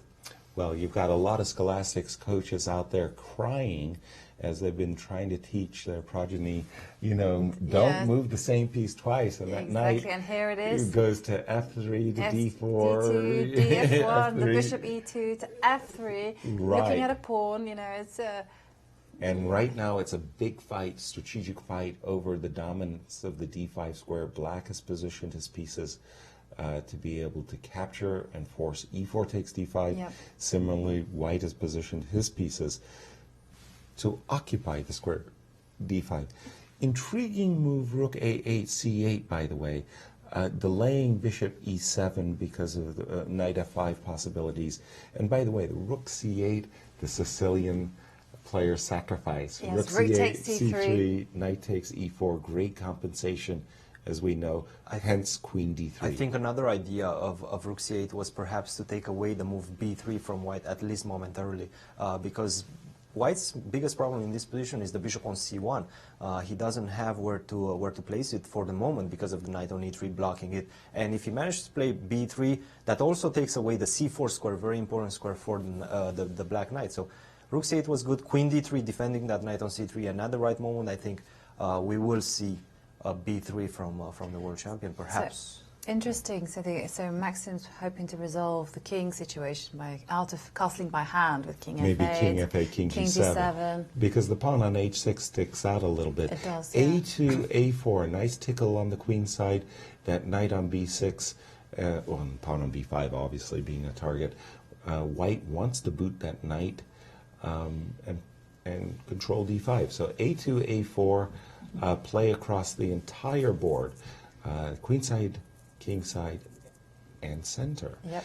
B4. Now, with the black king in the center, the temptation to play A5 is almost irresistible. I'm supposing knight E2 is the 92 is logical, correct move. No, Knight A2? A2, by the way. Give me the pawn. Opening up the possibility of queen B5 check. Is that not a pawn? Queen B5, bishop C6, queen takes A5? C3? Yes. Yes. Queen B5 check. Bishop C6. Queen takes B3, bishop takes A4. 4. Skewering the rook. Whoa, that was a big miss by the world champion. C3 came very quickly. Magnus I was barely thinking, I mean, I thought C3, but I thought, no, you have to prepare that Have one to be first. because Bishop of D2 B3. because of B3. And But right now the knight is trapped, so Knight B4. The idea is making a virtue of necessity. He's Magnus Carlsen sacrificing a piece. I think he erred with a quick C3, and well, a piece is well, a if piece. MVL wins this. We're still a long way from victory here, but certainly things are looking good at this moment for the Frenchman. A5, hitting the knight. Well, I wouldn't be provoking knight surprised D7. if MVL actually takes on C3. And he did. Giving back the piece. Yes. Oh man, I am so greedy. Was. I would not have given back the piece. But he gets a protected pass pawn on C2. Well, if he maintains it. This is another question. That's right, because rook A3 is box, and now the question is how do you defend the pawn on B3? If you can't, then it's rook B3, rook C2, and white equalizes. White equalizes. Yes, white equalizes. White has regained material equality. I wasn't sure that just simply knight D7, just maintaining the extra piece, that would have been my choice. Yeah, it would have also been my choice. But where I'm looking at D5, rook takes B3. I don't know. I can't believe I could take on E4. No, D takes C4, rook takes B6, take the queen, take the bishop on B7. It looks like simply castles, rook B3, queen A6, and as you say, material balance, but maybe a little bit better endgame for black. No, Magnus has not played a good game here. No. Yeah, 30-second think on that last move by Perhaps MVL. queen A7 to go to A8. And eyeballing, teeing up the E4 pawn, right? Yeah. Yes. Okay. White's pieces are still a little bit uncoordinated, but once he Tell me manages to get that bishop out, maybe put his B pawn into motion. By the way, I mean, a slippery position even for black. Well, I mean, I must say, I really like what MVL has done, not only in this game, throughout the tournament. He's really been, his Najdorf is... That's really worked very well, you know. Bringing home the bacon, isn't it? I mean, you know, and rook A3, queen D4. Well, of course, now you can't take. Queen D4. Well, give me the pawn on E4. Is his idea. Well, and do these tricks work well for black, Christian? I'm not sure. I was looking at queen D4, e takes D4, and just rook takes D4. But queen B3. I have a feeling this was a miss. Can you not take now? Knight takes pawn. Rook takes D4. Yeah. Rook takes D4, No, and it looks like queen D4 was a leap. Oh. He had to give up the queen for rook and bishop, but he's winning the pawn on E4. Boy, just when you're about to predict an easy win for Magnus, you suddenly see the compensation. But there's a queen E3 hitting rook on C1, pawn on H6, and a ghost of the previous game where Magnus... This doesn't look good for MVL, guys. No, the queen is very powerful. If he manages to get rid of that problematic first rank, then... Right, issue. It's still not over. It's far from over. Far from over. No, we're looking at queen takes H6 with the idea that the rook could somehow laterally go across to H3. MVL will have to ensure that he doesn't allow such a mating attack. I think d5 potentially could be a good idea in this position. But, Picking up a tempo against the bishop, rook on a3, But a correct? bishop takes, He bishop did play takes d5, a3. but I see that engine evaluation going up. Yeah. Maybe d5 wasn't such a good idea. Well, but it was very tempting because you don't want to see rook a3, h3 No. land in the position. So trying to clear that rook off the third rank, and a move like rook a7, bishop c5 would give black potential climbing in the game, back in the game. There's still some first rank issues for white. I mean to say, the king on g1, knight on f1. Fortunately, you have c1 under control at the moment. And we have MVL with a slight time advantage of almost 30 seconds. Yeah, I was considering bishop takes. This I was working out. Whoa! Knight to g4. Wow. Wow. Some really high-level tactics being thrown Queen. by both players. Why didn't he moves take away. the rook? Did I miss something? I was trying to work out bishop takes g6. g6. No problem. First of all, you're not threatening mate, so I can go back with the bishop. But after taking the rook, I can take the bishop as well, right? I mean, in that position, I'll have 2 rooks for the queen. Okay, I agree. I have no pawn shelter for my king. But knight g4 was played a la tempo. And look at Magnus's clock tick down. There's 46 more seconds. than more than a yeah. 1 minute advantage for MVL, and the position's getting a little bit too random, I'm sure, for the world champion's taste. So, okay, the guess the queen will retreat somewhere to d2, perhaps? Queen d2 looks like best to me as well. Queen Yeah, h3. I'm not sure I like that move. Rook takes e4 came very quickly, and now bishop c5 is a star move for black. Obviously, So that had has to be to be prevented. stopped. Yes. There's also f3 coming for f3 is white. now coming. It's not that clear for me, guys. Rook b4, and so long as white doesn't... Whoa! Rook c2. I was going to say, so long as the rook doesn't get over to h3, Can you do something I don't like have to d4? panic. King g7. Okay. Good move. Good move. I like this. And things have really Those getting... pawns in the center are controlling the position so well. Exactly. And allows black to actually, despite the fact that he's down material, To maintain make it very the difficult. balance. Yes. One of the things I've always felt that really makes a great player is when they have an imbalance of minor pieces against the queen, and if they can coordinate their minor pieces, that really has always struck me as a great skill of chess mastery.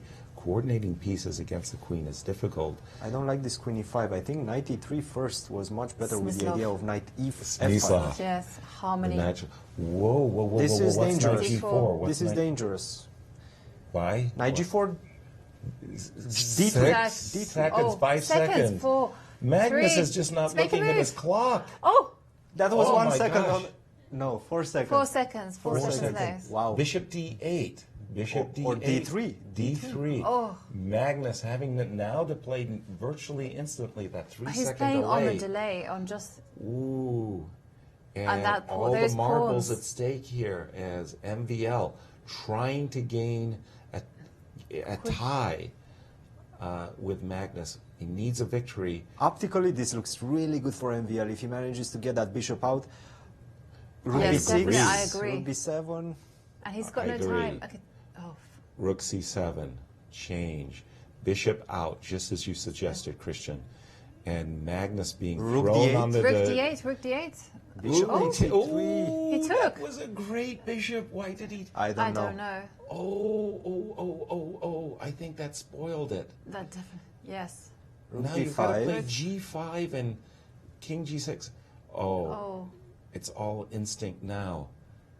d2. Get the king. Ooh. g5 instantly. King g6 and the knight is released. Queen is getting a bit Booted uncomfortable. around. King Knight g6. King g4. g6, Knight that's a good g4. King g6. Rook d3. And then? Well, Well, I now don't it's know. about e3 and knight e4, right? Oh, sorry, the knight was E3. dead. Knight. Knight. Game No, it's over. game Game over. over. Game over. Wow. Oh. Wow, guys. Oh, my God, goodness. There's a tie. There's a tie. There's a tie. Well, Magnus just forgot about his clock. He went Yeah. into a deep think, and it was all And then over. then it just panicked. Winning a must-win with black pieces against Magnus, and MVL pulled off the near impossible. Wow. And another crucial game, Shaq versus Hikaru. Hikaru, yeah. Looks like a draw. Another rook ending with the passed a-pawn. It's Hikaru. This time Hikaru is on the wrist. But it's Why would you say this is not a draw. I agree. This is not a draw. This is not a thinking draw. I'd rather be in Hikaru's shoes I at might this have exact hurried moment. with my This is, prediction a little bit. Check. But I should And be. now King F3, threatening mate in 1. And then F4. Yeah. And then F4. And it's, in He fact, has to- black who has the better winning chances. Rook A1, King D2, King F2, F3. Yeah, the Keep king is on the going. long Keep side, going, isn't keep it? going. Right. Yeah, this He's on doesn't the look wrong side. Shaq has to give up his a-pawn So he has to give. He gives up the a pawn. He gives. right away. And now we've got a check, And and now the king the- is coming to F2. This is. This is winning for I black, think this isn't is it? winning. I do. I agree. Now we have the old Lucina position. I'm going to use my I'm going to use my h pawn to try to lure your rook on the h file and just keep it there and try to cut your king on the f file with my rook on g file. But I guess I have to lose a tempo.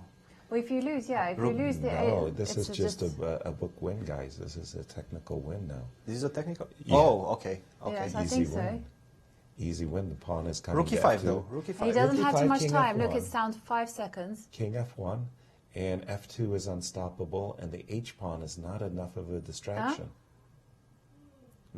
King E3. Why did he play? I don't understand. Why did he do that? Yes, he may I have don't. spoiled it. He I think just this needed is to just go a draw. f2. Yes, F2, of course. And now he King goes E2, king e2, and there's and the the old king back is- rank defense. Oh. Oh. Knight. Pawn equals knight. Oh. Well, that's a little cheek. But look at this. Oh, amazing. He has to go backwards because if he goes forwards, he loses. Yes. Just for being Rook cheeky. check. If Just for Hikaru being loses cheeky this, with the knight. Oh my goodness. Oh what my a goodness, what a- And that was a crucial I can't believe he crucial did this. point. if Hikaru loses this, he's going to be fuming. And then he could have queened with a queen. Yes. And this is all because...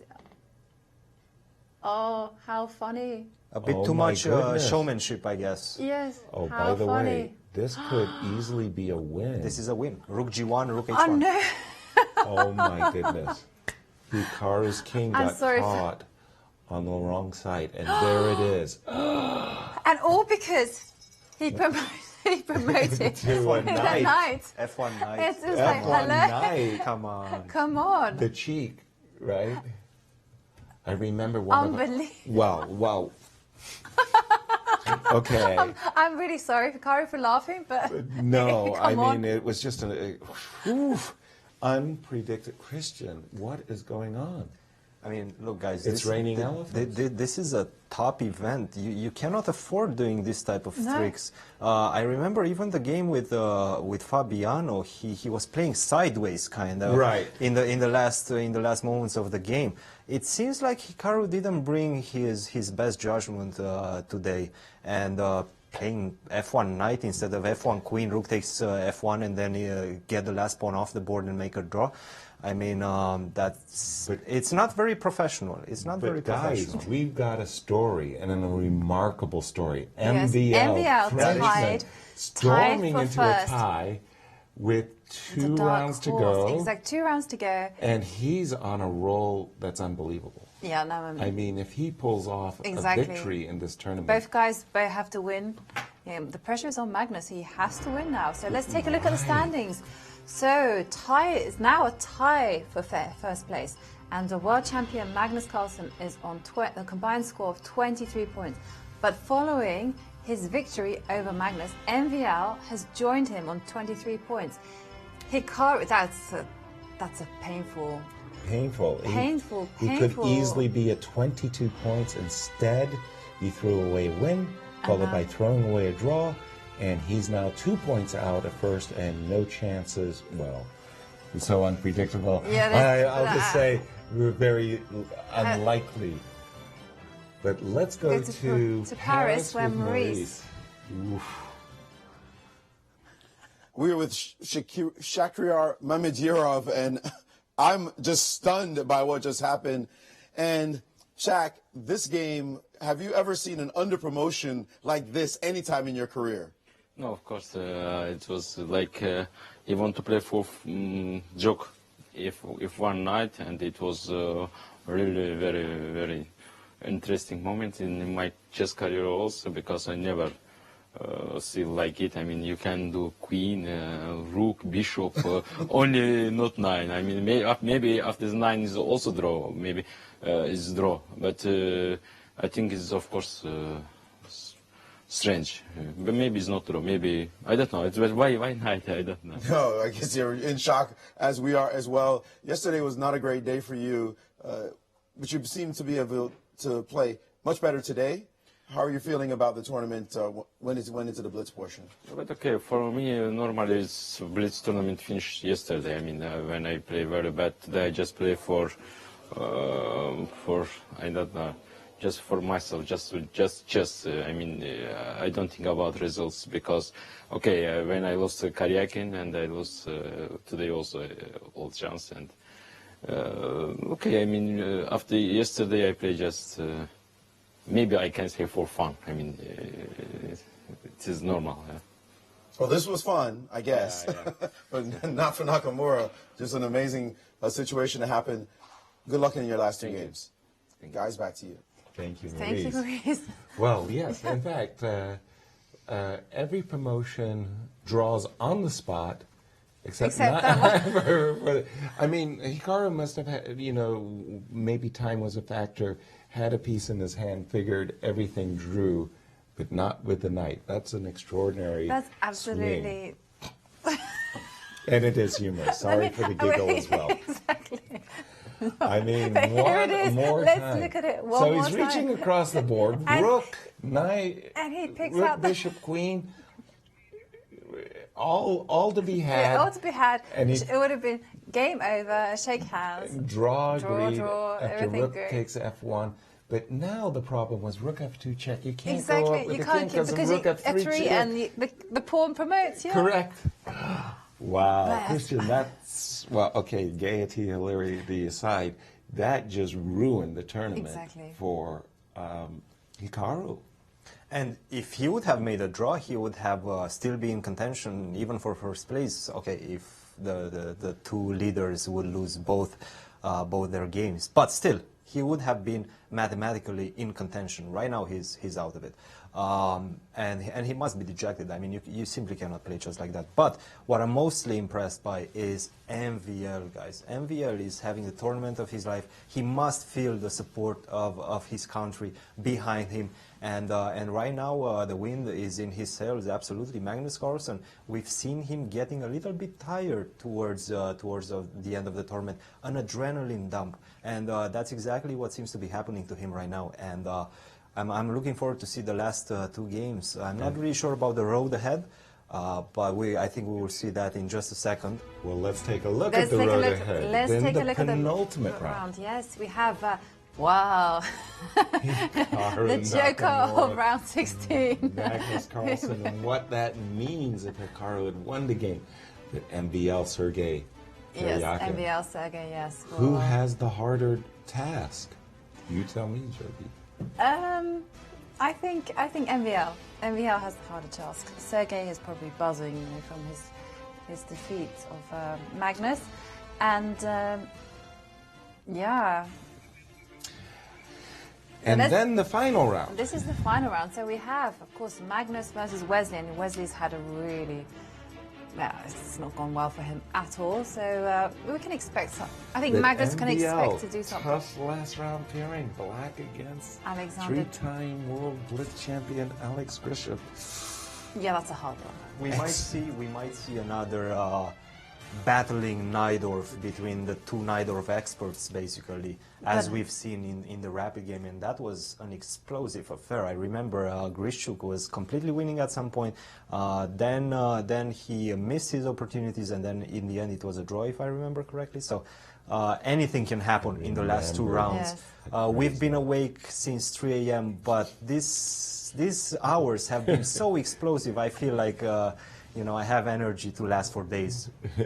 Well, certainly, yes. It's what makes blitz chess so thrilling. It does, yes. There are these moves that we're seeing, and I mean, that will go down in history. Night, you know, as almost a study. Like, no, but it's just like they would do it. I can see that people would say there are two moves here that could lose the game, and they suggest those were the most ridiculous moves, like, you know, right, giving up the rook on pre. Giving up the rook on pre, yeah. That would lose. Everything else. And promoting with the knight.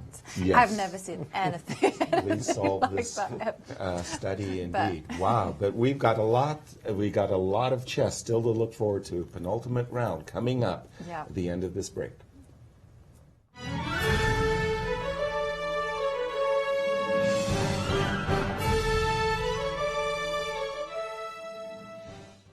Be surprised. Be intrigued. Be delighted. The World Chess Hall of Fame in St. Louis is nothing you'd expect and everything you love. 3 galleries highlight the history, culture, and creativity behind the game. Explore chess in ways you never imagined.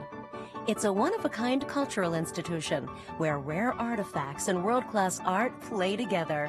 The World Chess Hall of Fame. Mind, art, experience. I'm Mike Matheny, manager of the Cardinals and chess fanatic. At the world-renowned Chess Club and Scholastic Center of St. Louis, across from the World Chess Hall of Fame, St. Louis' status as the chess capital of the nation is on full display. With a welcoming environment and scholastic outreach program that works with over 100 schools, our goal is to teach, play, and promote the sport. So whether you've played for years or never before, we invite you to experience all chess has to offer.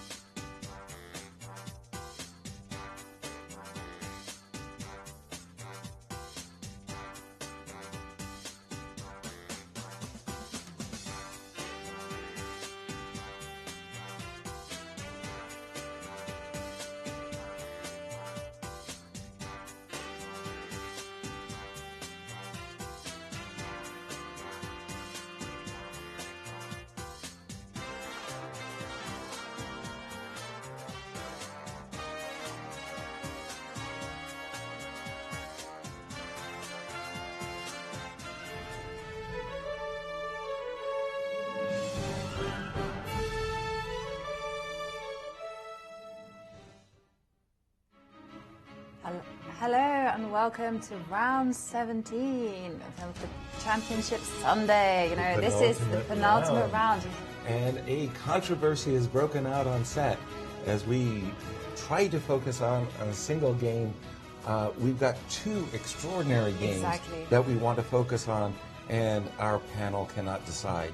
So we're going to do our best at flipping back and forth, but this is the man of the moment as he has surged literally out of nowhere into a tie for first. We speak of none other than Freshman MVL. MVL, who's facing world blitz champion Sergei Karyakin, who himself defeated Magnus. He's playing the role of a spoiler as well. And of course, you know, as we heard from Sergei, he wants to show that he is not the world blitz champion for nothing. Exactly. And of course, we have the other critical game, which is Hikaru Nakamura, who is smarting. Both guys looking very a shock dejected loss or determined in the previous round, and picked the horse for no good reason. Sorry, I mean, you know, you just can't help but, like, you know, shake your head in amazement. But Magnus Carlsen, he's watching his tournament victory that he had almost salted away, slipping with 2 rounds to go. Literally, it's you know, it's crunch time now. Place your bets. Exactly. Your bets. I'd love to say to them, let's see what you're made of. It's Show us. It's Show a us what you're made toss-up. of, you know? It's a toss-up. I think Hikaru, it was so silly and bordering on the ridiculous that I think for sure Magnus will have felt. But Magnus is also, you know, smarting also. Yes. That, I mean, he's carrying the baggage of the previous round. That's right. Where he just lost. But he's a kind of a comeback kid. You know, we've seen many times from Magnus before in the past. He's lost 3 games in a row and he comes back, no problem, I won 4. He's a comeback. And for him, you know, blitz is his therapy. True. Well, he's been our pick throughout. Nobody else saw this man coming, charging his MVL, and look at them go as, once again, the modern Tabia of a Joko piano. And not a night off. But by the way, Bishop G5. Okay. And we're about to see Bishop E6. No! Now the question is Knight G5? No, Bishop G3. He didn't okay, take it. well, things have really heated up after this move G5. It basically means it's about the structure and the opportunity for white to get in the H4, because the rook is still on H4. And the question is, can we take advantage? And Queen D2 is a very clear indication that H4 is on white's agenda, because there's Queen takes H6 but also, I think style white sacrifices. will carry on with the plan of trying to play D4 as well. Yes, if H4 is not good enough, then... and he has it at this moment, and Knight H5, because there were, again, these sacrifices of Knight G5 or H4 and Queen takes H6 were on tap for MVL. And H4 played. This is really getting tricky. Okay, let's set the table. G5, G4, do you go Queen takes H6? You do. Yes. Queen takes H6, Knight G3, Knight G5. Yep. Oops. Stunned silence. Stunned silence from our end of the room. That might be problematic for black, and I think that's exactly what MVL is going for. H4, well, if there's no G4 answer... Maybe Knight takes G3, F takes G3, and then G4. Okay, Knight G3 at once, F G3, G4. Yeah. Now Queen takes H6, Pawn takes F3. I've got the perp. I have the, You always have a perpetual, which is what you don't want to do. No, but no, you don't want to do if you that. recapture on F3 in that position, then there's no rook lifts to deliver the checkmate. Knight takes G3. As expected, G4, I think it's going to be Knight H2. Looks a little ugly, but Queen takes H6 is not bringing home the bacon. What about... Wow. He went for it. Okay, what's the follow-up? Is he trying for Is he just going to accept a draw? No, he does have Bishop takes F7, but... That doesn't feel like enough. Your pieces on the queen side are runaway passer on G2, right? Okay. Yeah. No. They're going for a draw. Draw agreed. Wow. Well, let's go back to the Hikaru versus Magnus game. That was a stunner, and it must have been prep. That is for sure. It's prep by Sergei. So MVL running a cropper, walking right into some prep, and he tossed away a white. Yes. That was big. Ooh boy, what do we have here? Looks evenish. It looks even. Indeed, Magnus has equalized. Yes. Not too much going on, but as we Maybe know, even taken the initiative with a weak pawn on c4. Yeah. True that, indeed. So rook c8. Split pawns on a2 and c4 by white usually is favorable for black. But knight e5 is a nice posting of the knight in the center. It's the battle of the two weaknesses, the weakness on b7 and the weakness on c4, but well, cancelling each other out? Cancelling each other out, yes. Balance. Balance. The universe needs balance. Yes. Well, I think it's my task to keep the cosmos in balance. Yes, yes. Queen b6. Queen b6. There's just not too much that black can do about this. Queen c7 is a trade, and there's perhaps even a check on rook f8. If black has to play g6, again, it does look equal. Yeah. And if rook c5, I also have the option of exchanging everything after knight d7, knight takes d7, rook takes d7, queen takes d7, queen takes c5, so and offering a draw. Except rook c5 does allow queen d8 check. Don't forget that f7 pawn is on tap. Correct. Yeah, knight. So that's why I was thinking he's going to have to play g6 in order that he can, against any back rank check, he can go king g7 and keep the f7 pawn protected. What about some move like rook? No, some like. What would you like, Jovi? Just wanted to find a nice rook, a place for my rook. Yeah, you kind of want to plan it on d6. I get that. But, you know, if I have nothing to do, when in doubt, push a pawn a4, a5. Lock up black's queen side. I have an idea, but it's a bit ridiculous. And maybe it's too much. G4. To kind of go, you know, but if I'm getting ready for an endgame, I want maybe knight f3 and pick up. G4 had something to be said for it. I mean, it does stop any G5, G4 ideas to begin with. Yes, yeah. And your king is nice and comfy on so anyway, G2. I realized it's A4 a was bit the ridiculous. choice. Yeah. A4 was the choice of Hikaru. And again, you know, you cement the queen on A5. You keep those pawns under lock and key. And you just make it very difficult for black to break out of a kind of a bind, Queen frankly. C7 played. Queen C7. I didn't really see a choice. How about you, Cristian? You? No.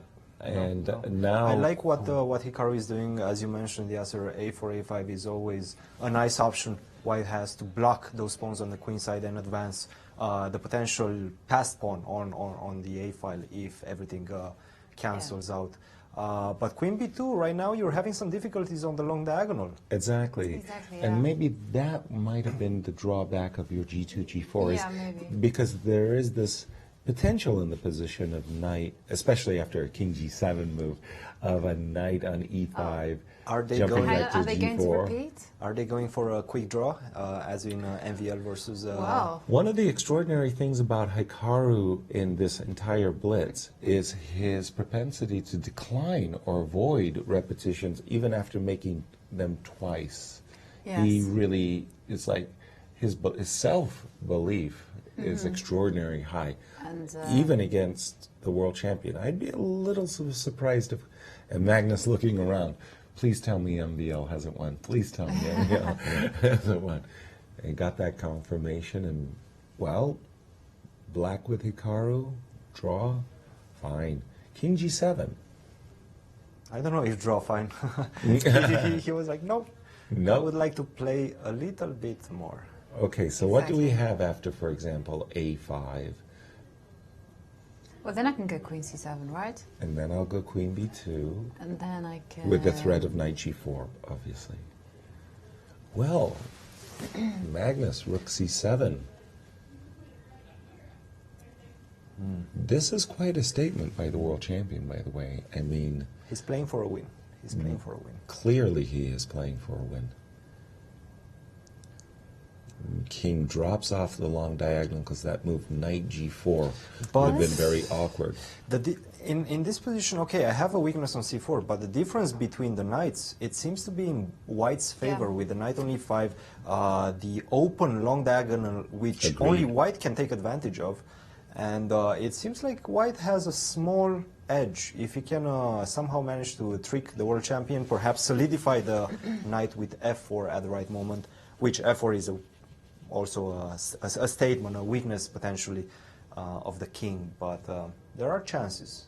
King g2, a little, I'm not 100% sure I'm going to call this an improving move because the king, but I can see some creepy, crawly moves in white's favor, including queen d4, by the way.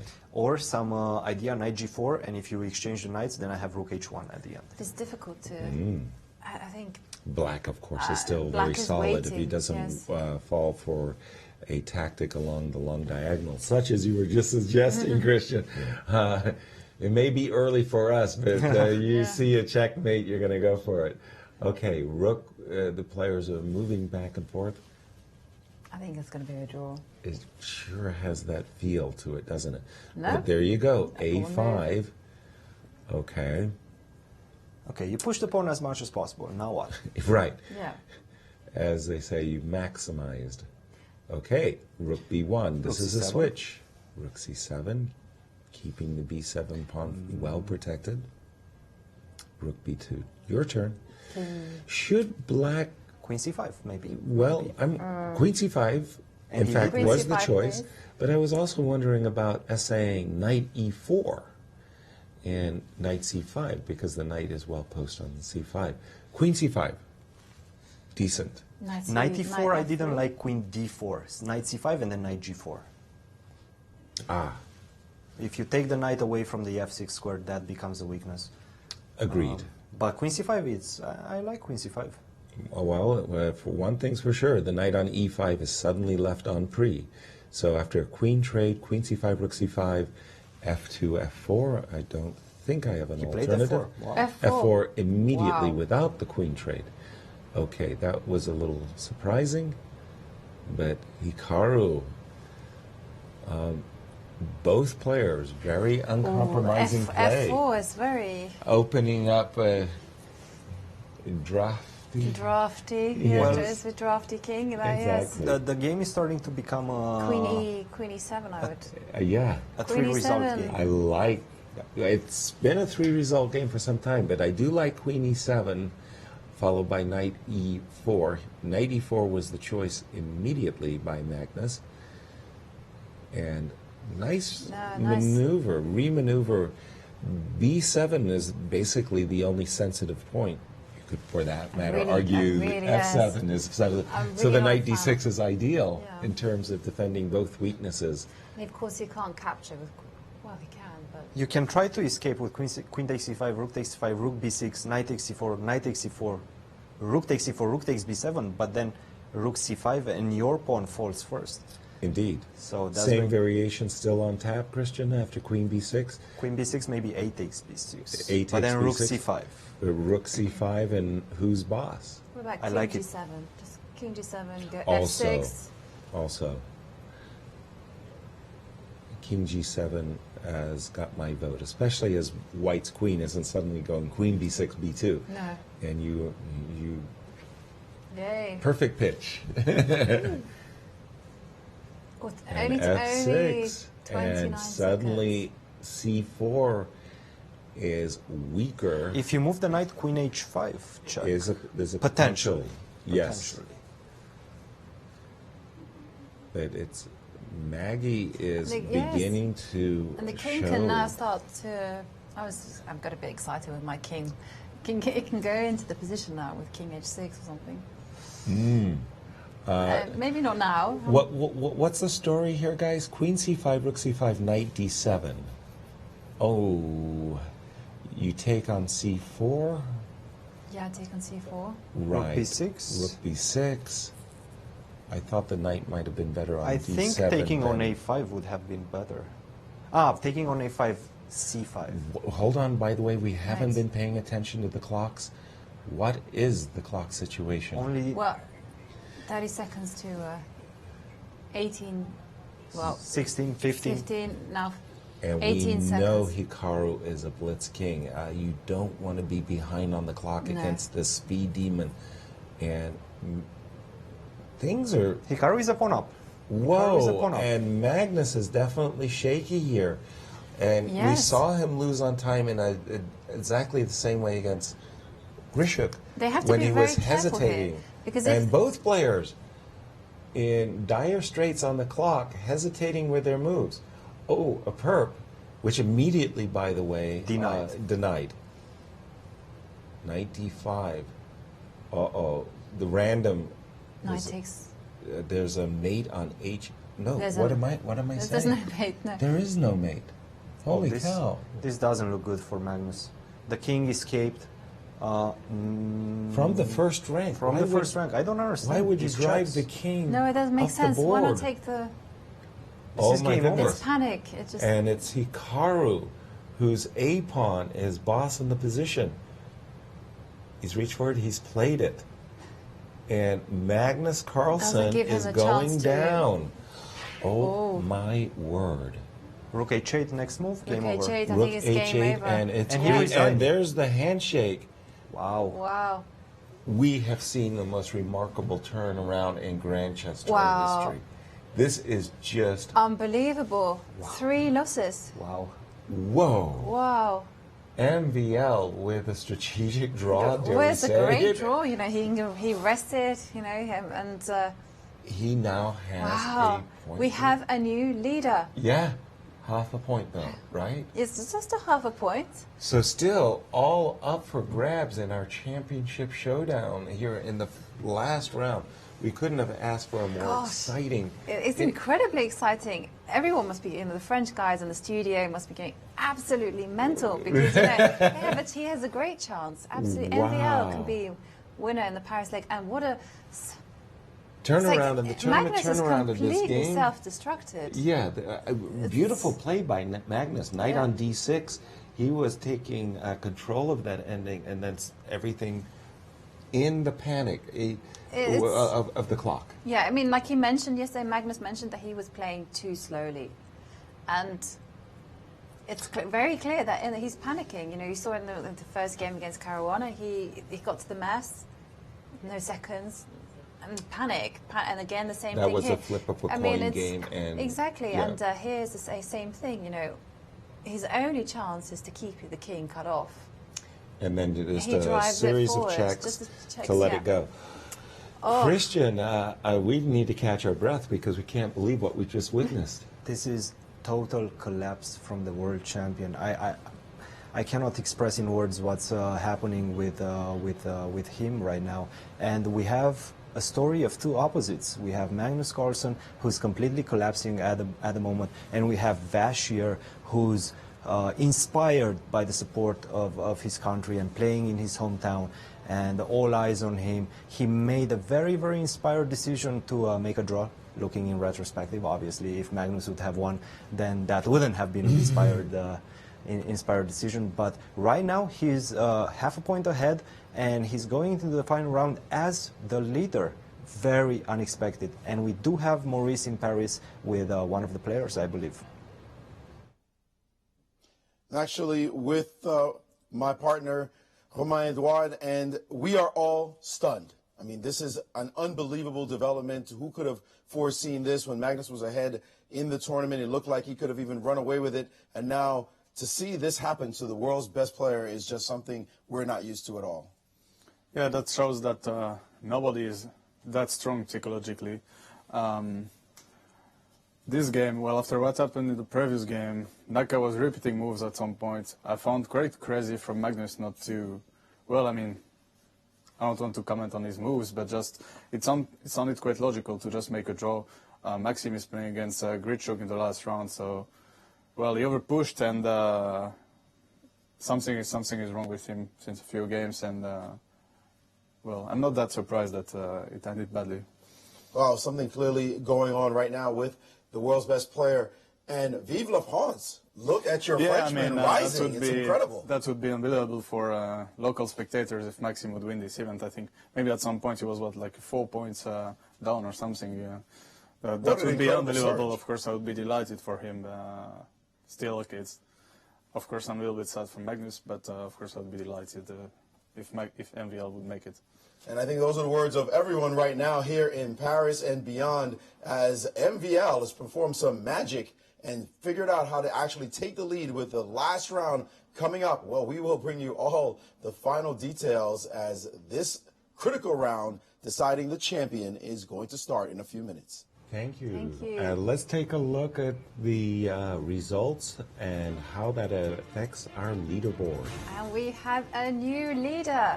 Frenchman Maxime Vachier-Lagrave is now on a combined score of 23.5 after his strategic draw.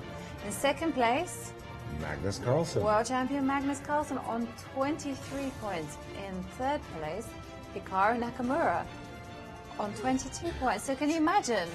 What if Magnus has another nightmare? Right. Well, we have a tie for second. Well, and I do believe at one time today, Magnus had a 2.5 point lead on the field. And maybe, though, if you were to go back to yesterday, maybe MVL was trailing Magnus by as many as 4 points. So this is really one of the most remarkable comebacks I've ever seen. And let us have a look at the pairings of the final round. So there we see it, Alex Grish of MVL.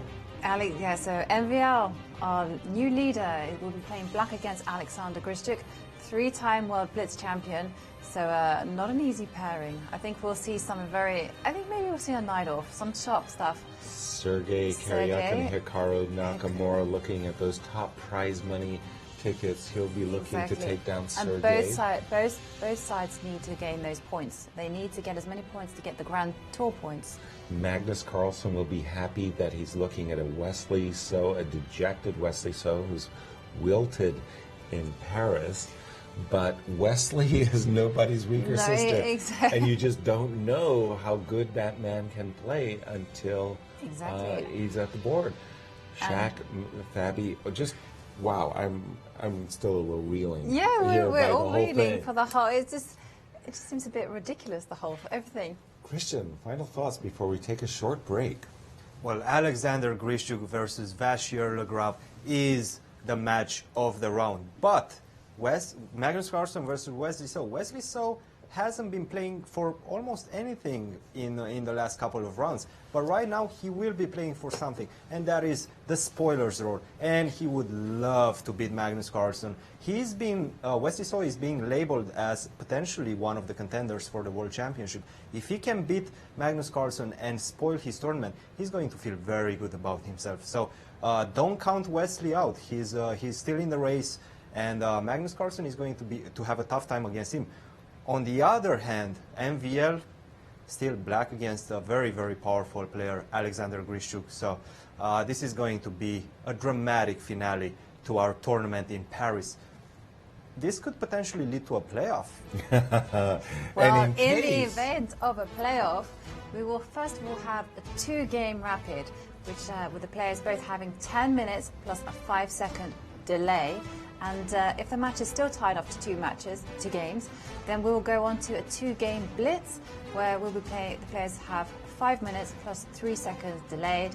And if it's still a tie, well, it all gets decided by an Armageddon game where black has draw odds, which means that if the position is a draw, black will win. Wow. Well, I tell you, you couldn't ask for a more dramatic final round. There you see our combined scored leaderboards. We're going to take a short break and set the action for all the marbles from Paris Grand Chess Tour.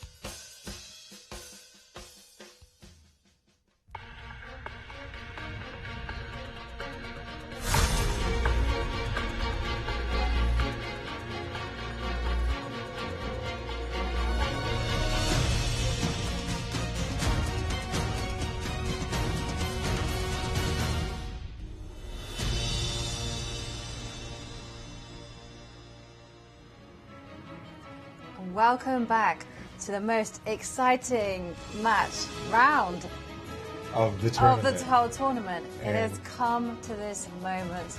Round 18. Who will win? MVL is in the lead and he's facing Wesley. No, Pardon me. Alexander Grishik, yes. And there you see 12.5 points. What a blitz score by MVL. Exactly. As he's just scorching the field.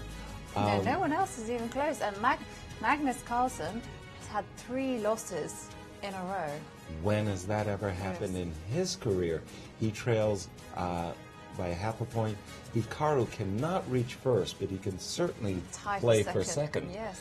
Yes, so he'll be hoping for a victory and some favorable result. Exactly. In Go Wesley, he's cheering. Yeah. But Wesley So has been a bit of a Magnus customer. He has. But it's all about Magnus's play in the last 3 rounds. Exactly. We've seen the completely unexpected. unrecognizable Magnus there. There's the shades. The shade, and Magnus must just be fuming. What has gone wrong in the last 3 games? Has it been his back that has been... we don't look for reach. Time management. If I had to put the blame somewhere, I would say it's time. He's just too slow. In his words. He is getting down to that 10, 7, 6. And he's panicking. He's not used to the situation, and he's doing what every human being does. Predictions. Except Chris. Tie breaks? Yes or no? You got to be quick. Yes. Tie breaks. Cristian. I have MVL outright. I don't think Magnus can beat Wesley in this situation.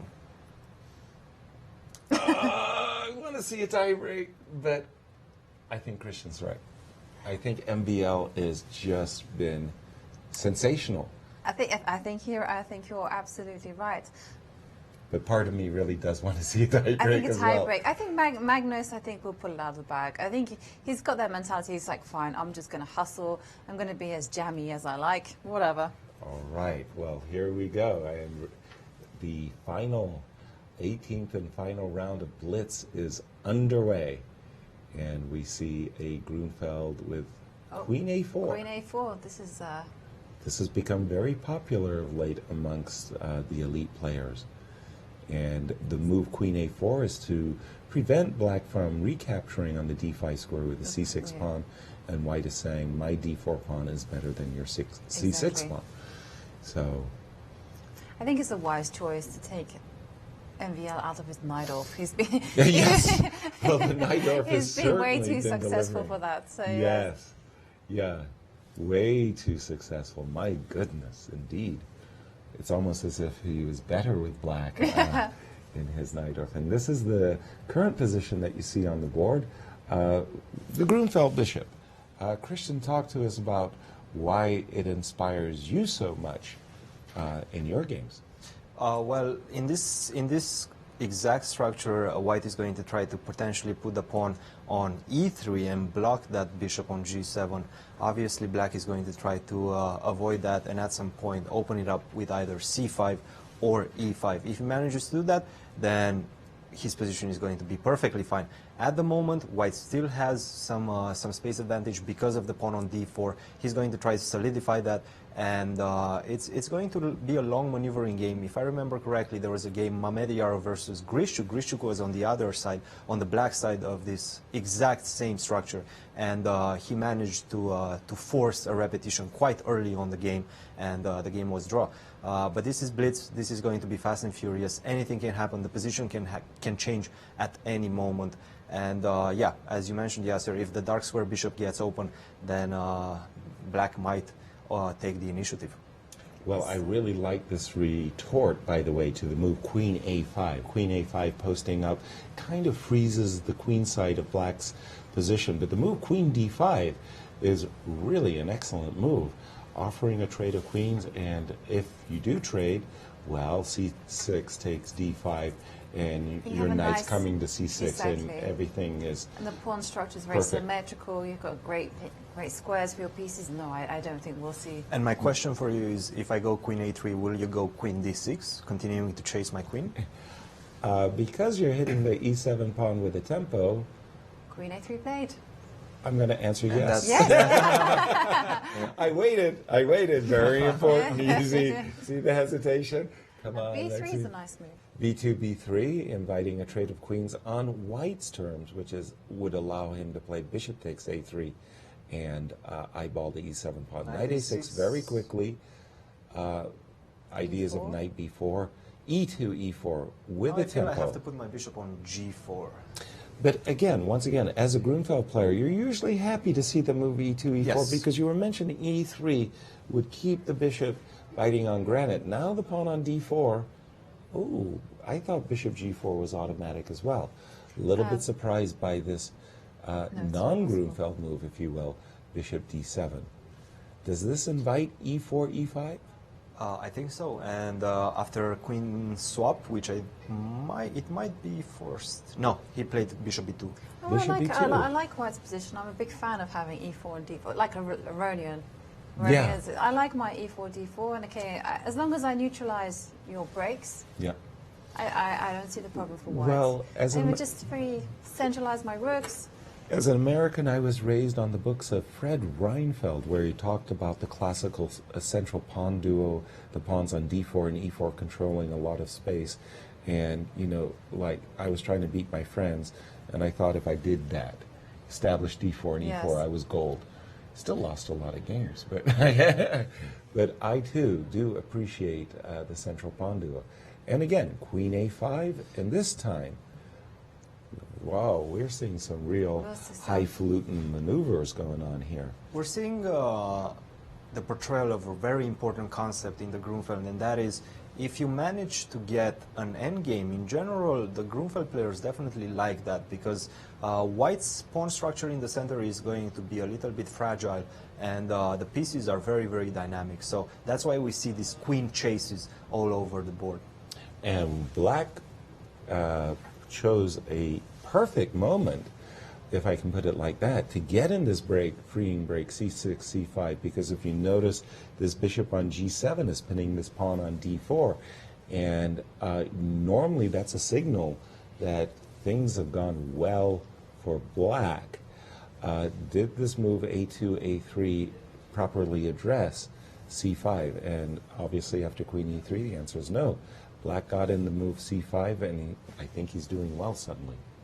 Well, still he has some, you know, I don't think it's that simple. Well, it hasn't changed to an advantage. I'm just saying that the chances for equality have increased a lot. And we did see the move bishop G4. No trickies by lurking around in the center. I'm just thinking about Queen D7 out loud, because there's this knight on D2 that's Queen D7 played. That was played. I think E5 is forced. Okay, but now to get squares, you got to give them. White's last move did give up the D5 square. But also E6, I think it's a threat right now. Maybe. Well, he jumped quickly. He took advantage of that opportunity to bring that little bit offside knight a bit into the play with knight D5. Queen is going to have to find a square. Not the most attractive. Not the one I would have said. Not the most attractive, Queen E1. But having said that, it's out of harm's way. Okay. Precisely, and knight C4 certainly on the agenda. We've been told that in the other very important matchup, Magnus against Wesley, he has a slight edge and he's building up. Okay. That is to say, Wesley has the edge. No, Magnus. Oh, sorry, Magnus has that's the edge. what I meant to say. Good morning. And bishop H3 is trade. F4. Well, bishop F4 gives the knight on D5 a purpose, and that is to jump on E3 and create havoc.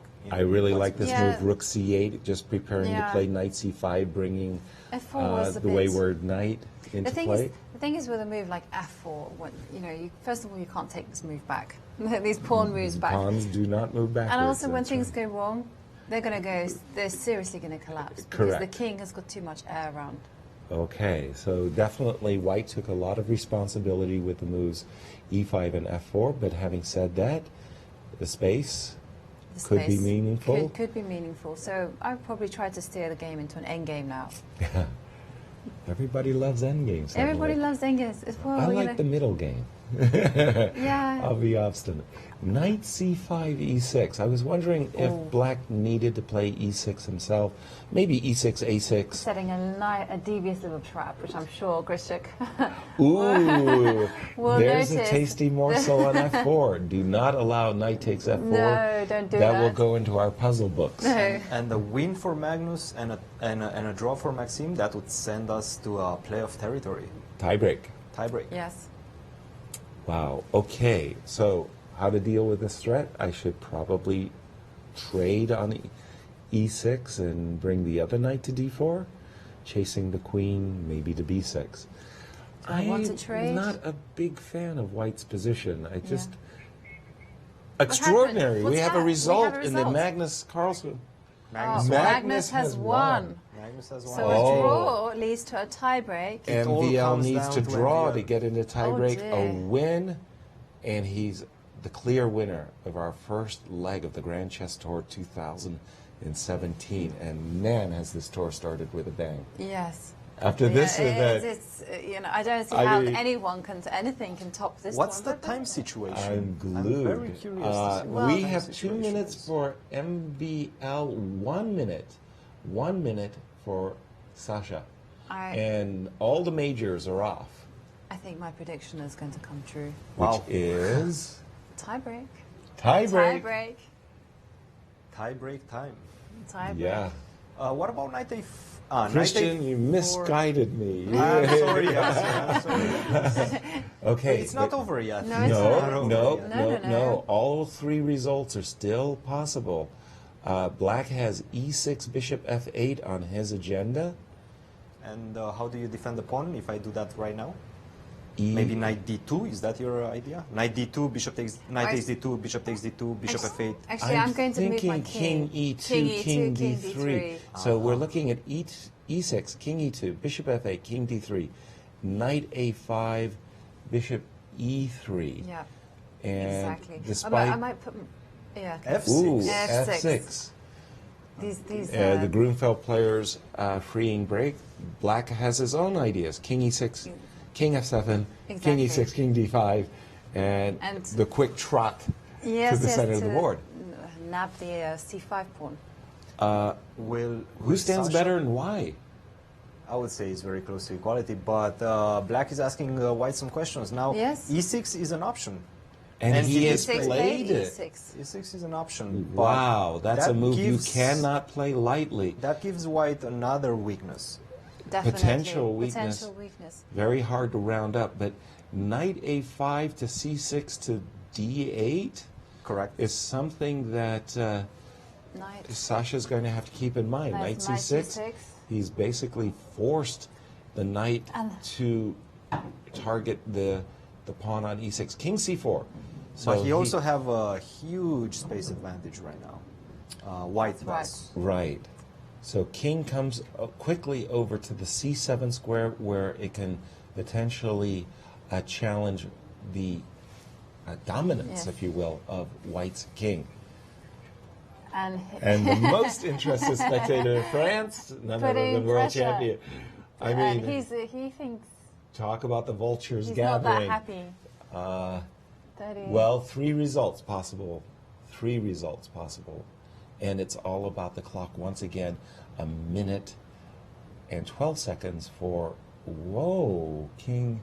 And We're a going to repeat the draw. And we it's have a a draw. We have a tiebreak. tiebreak. Hey, I told you this desk. Wow, Jovi, your first at bat, and you're hitting him home runs every time. Fantastic. Well done. Okay. Yeah, playoff time. And MVL also with a little bit of a smirk smile there. Brilliant. It is absolutely brilliant. I mean, Wow. And Hikaru's still at work, but tied for first and second. tie for first, yeah. The fight is over third place, but No, there's no fight. There's fight over first. no, And then, but then first and third second and play, then third. Yeah, it was Hikaru. It all depended Hikaru on and Hikaru. Grishuk having drawn, that means that if Hikaru can win... Yeah, I think because if Hikaru... I think Grishik was quite a way down. Was he? But yeah, I apologize. I don't it was remember all exactly. about first and second. I think it was all about... I think... Yeah. The interesting... Is that a bishop on c4? I was about to say... It is a bishop on... So there was munchies either on f7 or e5, and e5 got toasted. Now rook takes g3. I think I'm not quite sure what's sitting on that's f2. a bishop. That's there's a pawn on f2? No, there's nothing. There's just a shadow on f2. And the pawn on f6 was traded. Very dangerous knight. Those tricky knights. But tricky guess knights. what? Knight e4 and rook g3 is on tap. No, we have a draw. No. No. Never. Not Hikaru. Oh, yes, of course. Of course. My bad. And rook takes c3. And in conjunction with a knight on f4, a pawn on g3, I've got to like Hikaru's chances here against the world blitz champion. 3 seconds, 2 seconds. No, for 4 seconds. And rook Game is e3, Yep. Hikaru. Wow. Wow. What might have been at that game by Shaq? Exactly. I mean, it spoiled his entire tournament, this ridiculous pawn equals knight promotion. Wow. Okay, we're still stunned. Just when you think, this tournament, you've been surprised by everything in this tournament. Unpredictable. And then that happens, yeah. It takes it to the ridiculous. Sublime to the ridiculous. Christian, you get first out of the box. What do you think about this tiebreak? 2 rapids, 2 blitz. My prediction, official prediction? Of course. Why don't you start, Yasser? Okay. I'll take the first bullet. Magnus Carlsen. Jovi. Yeah, I've always backed my Norwegian. I think I'm going to back him again. I'm going to be loyal, even though it's very tempting. Well, NBL has been playing fantastic only chess. if Maurice picks Magnus, I'm going to be the odd man out. Okay. And I will go with the Frenchman in front of his home crowd. But if Maurice goes with NBL, then I'll go with the majority. And let's ask Maurice himself. Maurice. I love the way we commentators are contrarian to each other. I remember a couple of days ago when you guys picked Magnus and I picked Grishchuk to win, and Magnus was actually in the room, and he said that did not make him very happy in an interview with Chess.com, that anybody was picking anybody but himself. But today, he did not play so well. He lost 3 games in a row, but give him credit for winning that last game when he needed to absolutely win in order to possibly have a chance, and MVL only drawing. Indeed, he managed to control himself and to come back and play a great last game. It was also not a very good game from Wesley, but still, I personally did not know what to expect after these 3 losses. It was very possible that just one more would come. So anyway, we have a tiebreak now. I think one of the 2 players is a little bit happier than the other about it. I was talking to Maxim yesterday, who was telling me, look, I'm going to try to at least finish ahead of Grichuk or Nakamura. Both would be a dream. Maybe he was secretly dreaming of this outcome, but maybe not. Maybe not, because it seems so unlikely. But certainly now he is tied with Magnus, and we need predictions. Who do you think is going to win this tiebreak? Look, I'm going to support my country. So I think MVL is going to win. Yeah, that would seem like the right choice. Right now, it's so hard to say, but I think I'm going to agree. MVL is the hottest player right now. I'm not too happy with the fact that he drew his last 2 games, particularly the game before this with the white pieces. That seemed like he gave away a potential victory there. He could have clinched it by himself, but he's just playing so well. I'm going to go with the hot hand and say MVL. Not a bad selection, especially when you're in Paris. So, Yasser, what are you were going to say Magnus then? I'm going to go with Magnus because, again, I picked him from start to finish, and I got to ride the horse that brought us to the tiebreaker. But let's just refresh once more for our audience what our tiebreaks look like. Yep. So the 2 players will play a 2-game rapid at 10 minutes plus 5-second delay. And if the match is still tied, After these 2 games, we then move on to a 2-game blitz, which is played at 5 minutes plus a 3-second delay. If it's still tied, then it's the Armageddon game. And nerves are crucial for these tie breaks. But let's take also a refresher as to how we got here. The Magnus dominant performance in the Rapids, less so in the Blitz, and MVL was 3 points behind as they entered the Blitz phase, but he made it up in the Blitz phase itself. You can see it right there, the difference 13 of 13 points. 10. 13 points a turn. But nobody was close to Maxime. I mean, okay, the closest was Hikaru and Fabi. Let's not look at Fabi, by the way. He just finished behind Wesley. That might be key. And if you think about his rocky results in the Rapids, he didn't quite manage to get too many Grand Tour points. Not at all, not at all. Neither did Wesley So, our Grand Chess Tour defending champion. He'll be looking for the classical tournaments, it appears. The 2 of our wildcards, Alex Grischuk and Shakira Manmadjov, they had a great tournament, both finishing 4th and 5th. Yes, and showed why they were well represented wildcards. Cristian, some thoughts, further thoughts? Oh, by the way, just a quick question. In their heads-to-heads in the tournament, how has MVL fared with Magnus? Well, if I remember correctly, 2 years ago when Magnus won the Grand Chess Tour in London. He did tie with Vashier, and they did go into a tie break, and Magnus won quite convincingly with 1.5 to 1/2. Somebody will have to double check me on that, but if my memory doesn't fail me, we do have some history between these 2 guys, and Magnus just dominated him. So right now I have a feeling Magnus is very happy with the outcome of the last round. He won very easily against Wesley. The game was over in a matter of 2 or 3 minutes. I don't know. I don't really know what happened there. But right now he's happy he made it. He's happy the Frenchman couldn't capitalize on his big mistakes, and I think he has some more wind in his sails. The Frenchman perhaps is going to lose some energy, and we'll see. Well, a couple of things. First of all, MVL just won, in fact, to get to the tie today. How did he do yesterday in the Blitz between Magnus and MVL? I'm drawing a blank. I apologize. But to your point, Cristian, that you raised, indeed, in that London playoff, what happened actually is a bit unfair because MVL first had a playoff against Anish Giri. So MVL had to qualify as the 3 players had tied for first, and then a very exhausted MVL collapsed. So this is a different set of circumstances. They both start with where they are. But we're going to catch our breath. Yes, we're going to have a pause. You're not going to want to miss our playoffs, so we'll see you on the other side of the break. Exactly. See you then.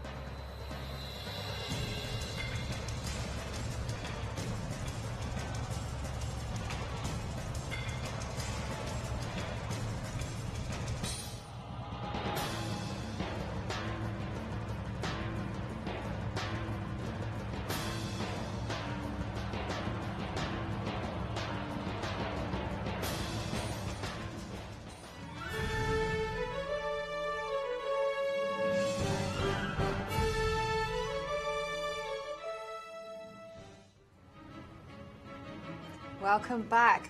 And it's Championship Sunday, and boy, whoa, it's been absolutely fabulous. And we're now back because there's a tiebreak. Yes, we've There is nearly a been left tiebreak. speechless by this remarkable comeback by the French Grandmaster Exactly. MVL. Just stunning. And he is in a tiebreak, and we've seen from our video shot from Paris that the players are picking colors and the thing. So they're going over the schedule as well as the tiebreak rules. One thing to keep in mind, there's a special rule that we haven't highlighted, is that when the players are at 20 seconds or below, if you make a move and you've knocked over a piece and press the clock, your opponent can claim the game. Exactly. So you cannot make a move in time trouble that leaves a piece not on its square. So let's remind ourselves of the format. So there first will be a 2-game rapid, which will be played at 10 minutes plus 5-second delay. If the match is still tied, there will be 2-game blitz, which is played at 5 minutes plus a 3-second delay. If there is still a tie, we have an Armageddon game where there's no added time, it's just straight up. And we're seeing the draw for the colors as the chief arbiter there is asking the players to make their pick. Cristian, you had some insights on the career tiebreaks of Magnus Carlsen. Yes, I was just reading on Twitter, one of the Norwegian journalists, he said that since 2007, Magnus has been in 7 tiebreaks and he hasn't lost any of them. So he's definitely very confident about his chances. MVL, as you mentioned, just lost, well, in 2015, lost a very important tiebreak against Magnus Carlsen in London, which gave Magnus the overall win in the Grand Chess Tour. So the history between them favors Magnus Carlsen, but nothing is played. Right now the trend is favoring Maxime, but you know, you never know until the games start. Tie-breaks, it's just a completely different affair. I mean, it really nerves. It is your all to do ability with to nerves. control yourself is so paramount. Exactly, and one other thing is, like Cristian was talking about the trend. It's true the trend is in Maxime's favour because Magnus was for so long in the lead, but he let it slip. Yes, he did. And he got away with it. He did He's it gonna as well. Magnus is going to be feeling lucky. Yeah, It's, but as it was pointed out, Magnus is that champion who somehow can win on demand. Exactly, Beating Wesley So, that's not easy. And to do it on demand, and he did it actually very quickly. So that's remarkable. You know, you pick him, it's a flip. And let's go to Maurice for some pre-tiebreak thoughts. Yes. Maurice. Yes, indeed. The mark of a champion is being able to perform even when you're not at your best. I remember when Kasparov played a match against Karpov many years ago, and he lost 3 games in a row, had to pick himself up off the mat and win in order to just keep his title. That's what champions do. The other thing to realize is that in this game, the first one, there's some extra time on the clock. It's not as random. It's not blitz full mode. So more time on the clock should favor Magnus, even though MVL has this fantastic form right now. Indeed. On the other hand, it's a lot of pressure on Magnus because if he cannot win in the 2 rapid games, then he will have to play blitz games. And given the way Maxime is playing today, I think even Magnus is probably not that happy to play 2 more blitz games against him. He lost 2-0 actually in the tournament, so. Right, indeed. So we'll see as the games are about to begin. What will win out? Will it be the strength of the world champion or the pride of France right now, as absolutely everyone is sitting on the edge of their seats hoping that the Frenchman will win? That is, everyone here in France, of course. Well, thank you, Maurice. And again, you couldn't ask for better chess content. Exactly. I mean, this is what we live for. This is what makes Blitz and Rapid so spectacular, the unpredictability of the results. Shout out to the players. Extraordinary number of decisive games. Exactly. You know, Brilliant. you know, MVL had an amazing streak. Well, you know, to come back, I mean, this morning he wasn't 13 out of 18. I'm still calculating. What's that? +8. Plus, yes, I don't Something. know. I'm not. My it's maths early is not very, still. Not very good. But I just also wanted to shout out to the production studio there in Paris. If you've been enjoying the show, please let us know that it's because of the production team. And we've got Kevin Duggan over there, Justin over there. Yes. We've got a whole list of people that we really want to thank. We'll do that after the tie break, but it's been a great show. They really have done an amazing job, you know, switching us backwards and forwards and with us, you know, having really. all the guests prepped in time has been brilliant. Cristian. Yes, sir. We were actually wondering what happened to Wesley So in the last round. How did he lose so fast? So let's see this game. In this position, White managed to get the 2 bishops. His rooks are coming on the central file. He has a lot of pressure on Black King after something like Queen G3, which is probably the threat in this position. Complete control over the dark squares. Black had to play F6 because Queen G3 was threatened. Bishop C3. Again, the 2 bishops control the board so well. Bishop A6 is an idea. Rook C1, Bishop A6 because Bishop A5, because Bishop A5 directly, I think, runs into Queen C5. So A5 was played, A3, King H8, Queen E3, very, very Carlsen-esque style. Slowly building up the position, improving each and every piece. And Black simply doesn't have any sort of counterplay. Rook A6, Rook A D1, E5, Bishop takes A5, the blow that Black missed, and this position is just game over. All the pieces are infiltrating in Black's position, and he simply doesn't have absolutely any defense against that. He played Rook takes D1, Rook takes D1, Bishop E6, and he missed that after Bishop takes B6, Bishop E6, Queen takes B3, simply defends the Bishop on B6. That's a piece up, that's game over. And there you have it, history was written. What a collapse there. But we are now being told that the players are getting that extra little time to adjust themselves. Yes. We've got 10 minutes before the start. We're going to just pause for ourselves, take a little break ourselves, and get ourselves into tie-break mode. With popcorn. And we hope that you'll enjoy the show as we've got a tie-break in front of us. See you then.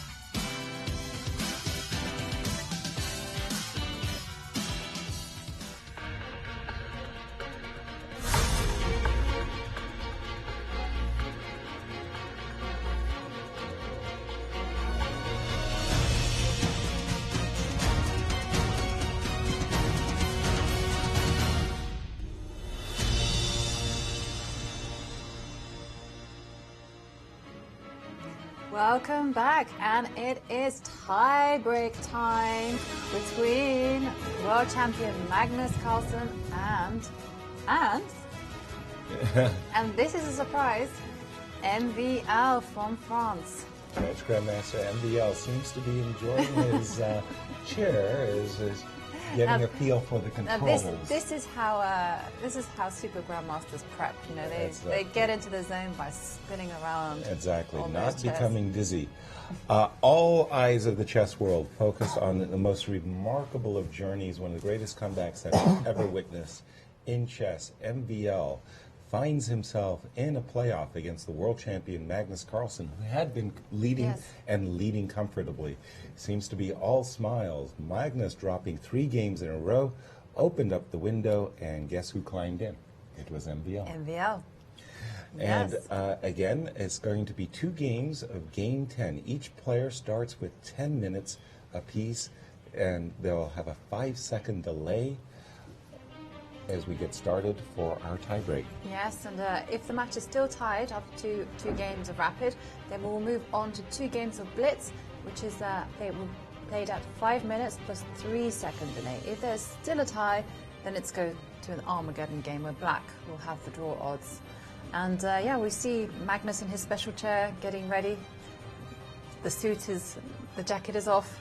We weren't sure who had picked the white pieces for the first of 2 games, and it obviously, as we see, was Magnus. I always liked it when I got into tie-break situations to start out with the black, because then I knew how I had to do with the white if I had to go whole hog. And let's just make sure that everybody's aware. Our friends in Paris, Grandmaster Edouard Romain and Grandmaster Maurice Ashley will be open mic, all 5 of us, as we'll be fighting with each other for control of the remote and to share our thoughts. It's sure to be a most exciting of tie breaks. Yes. Oh, I can't wait. I know. I mean, can Magnus, this is the issue, will Magnus lose his 2007 record of being undefeated in tie breaks? I'm saying no. I mean, despite no the hiccups, despite all the challenges, I mean, he showed, you know, the class of a world champion, winning on demand in that final game. You know, I always sit back and applaud such an effort. And there you see the handshake as the play is underway. And he's chosen D4, so he's learnt. And Bishop F4, I do believe, a London. Yes. A London once again. Leading with the London. And as Magnus undoubtedly expected, Kingside Fianchetto by, of course, MVL. I think MVL almost exclusively plays the Grunfeld, so... Yes. D7, D6, the modest Bishop E2. Now, why can't black play Knight H5 and hunt down this bishop? Cristian, is that... Well, on cue. He can. Yes, he can. But he's always going to go Bishop H4, and after provoke G5. After G5, perhaps I can even play Knight D2. That's a good point. This is the issue, right? You go Knight D2 and... It's not over yet. It's Knight not over. D2, Knight F4 to try to mangle your structure. E takes F4, G5 takes H4. Maxine is actually thinking over the move. And, okay, I was about to say, I didn't like the retreat Knight F6. So now we have a totally mangled pawn structure, but black has compensation in the 2 Bs. Absolutely. Black has a lot of compensation. You're always going to have H3 as an option to put that... Right. As an irritating... irritating pawn on H3 in case it gets attacked. And by the way, one of the things I really like about this position, I mean, this has nothing to do with computer homework, preparation, or whatever. This is just 2 great chess grandmasters sitting at the board and trying to outplay one another.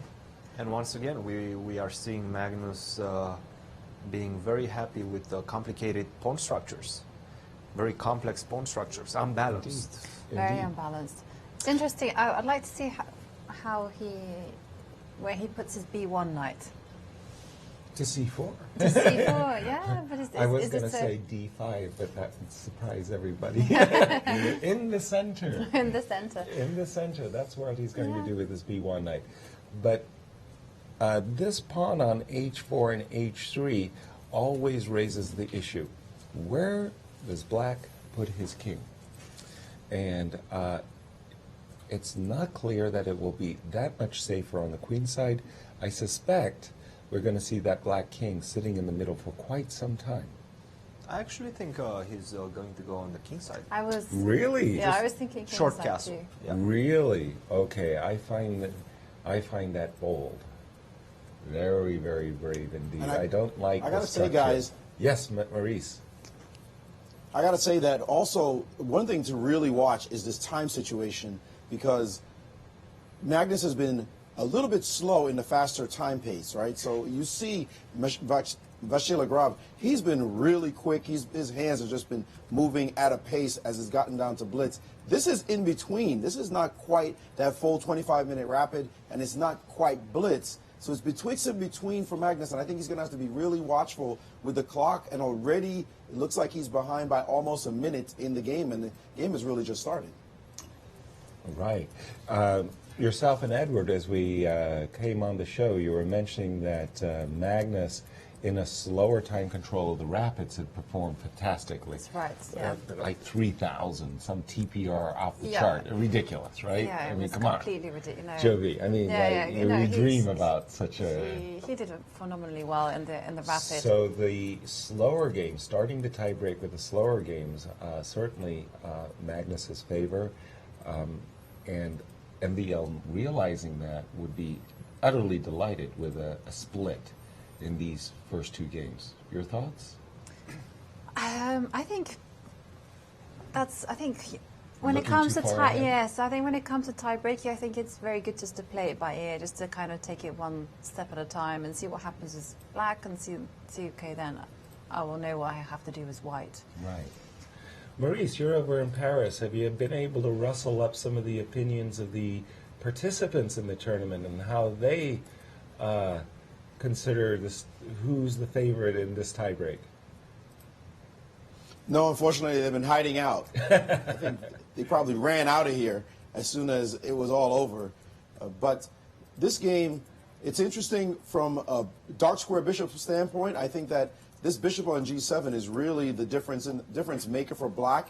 And just as I said it, I felt like the move E5 is going to have to happen at some point in order to exploit this bishop, somehow break it out of jail, this pawn on C3 and the pawn on B2, restricting this bishop. So the game has to open up, and you already see how Vasyl Agrov is trying to play this position, opening it up as much as possible, despite the fact that he does have the inferior pawn structure. He's got to make hay with those bishops at the best chance he can. Yeah, so I just wanted to point out rook E1, H3, G3, E5 has been played. Okay. I think our board were there just hadn't caught up with the players, but yes, H4, H3, just to have that. Yeah, do you say just wedgie the opening. Do you say wedgie in England? Yeah, we use that. It has a very special meaning in America, by the way. But that pawn on H3. Something else. Yes, exactly. Yes. The pawn on H3 always kind of, well, that G2 square, you don't want to see a queen landing on G2. But this move E5 certainly has a benefit to black, but also to white. That was a double left pawn, right? Exactly. So you're always happy that your structure well, also, I'm thinking improved. Yes, it improves white structure, but also that it weakens the area around white's king. Yes. Black's king, I mean. Yes, so, that you forgot that E5. Which may not mean anything. But I love this things. imbalance. I love this imbalance. Both players have their trumps, most certainly, and it's not easy to say who would you prefer in this position. It's not very easy at all. The open position, the two bishops. MBL is playing very aggressively, though. Very aggressively. He's got this idea of his bishops is flowing in the game. His rooks are going to come in quickly. You see bishop E6 is going to come, and then the two rooks. And it just looks like he has lots of dynamic chances that Magnus is going to have to contain. Do you know, earlier when I said, where does that B1 knight want to go? And I you said D5.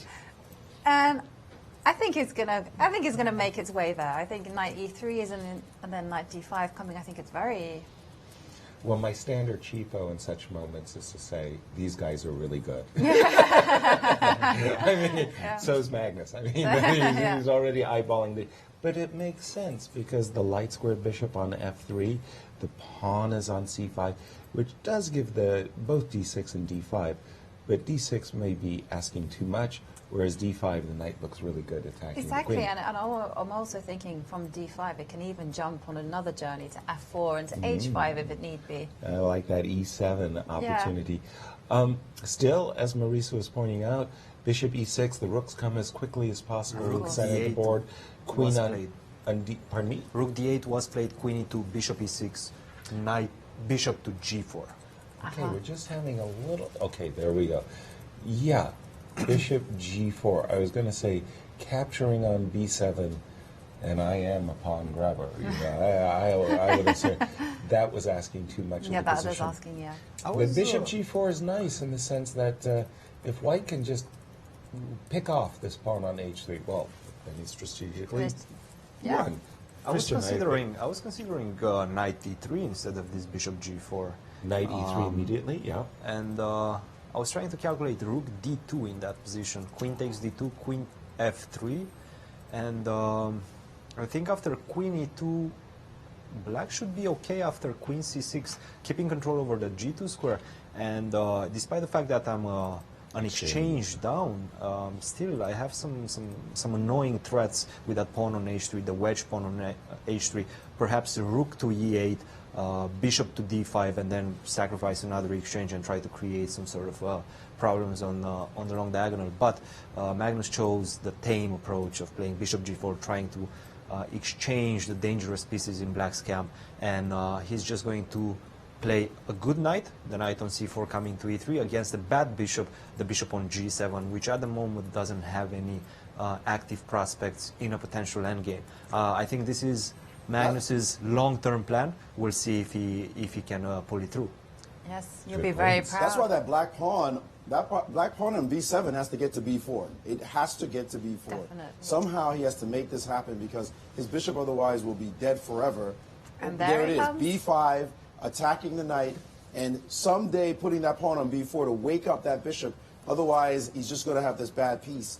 And it looks like he's trying to get his counterplay. Knight e3 and rook d2. Speaking of counterplay, when a rook lands on the refreshment stall, I mean, there's counterplay. Rook d2 on the board. Rook takes b2 is the immediate threat. So obviously, queen takes f2 is another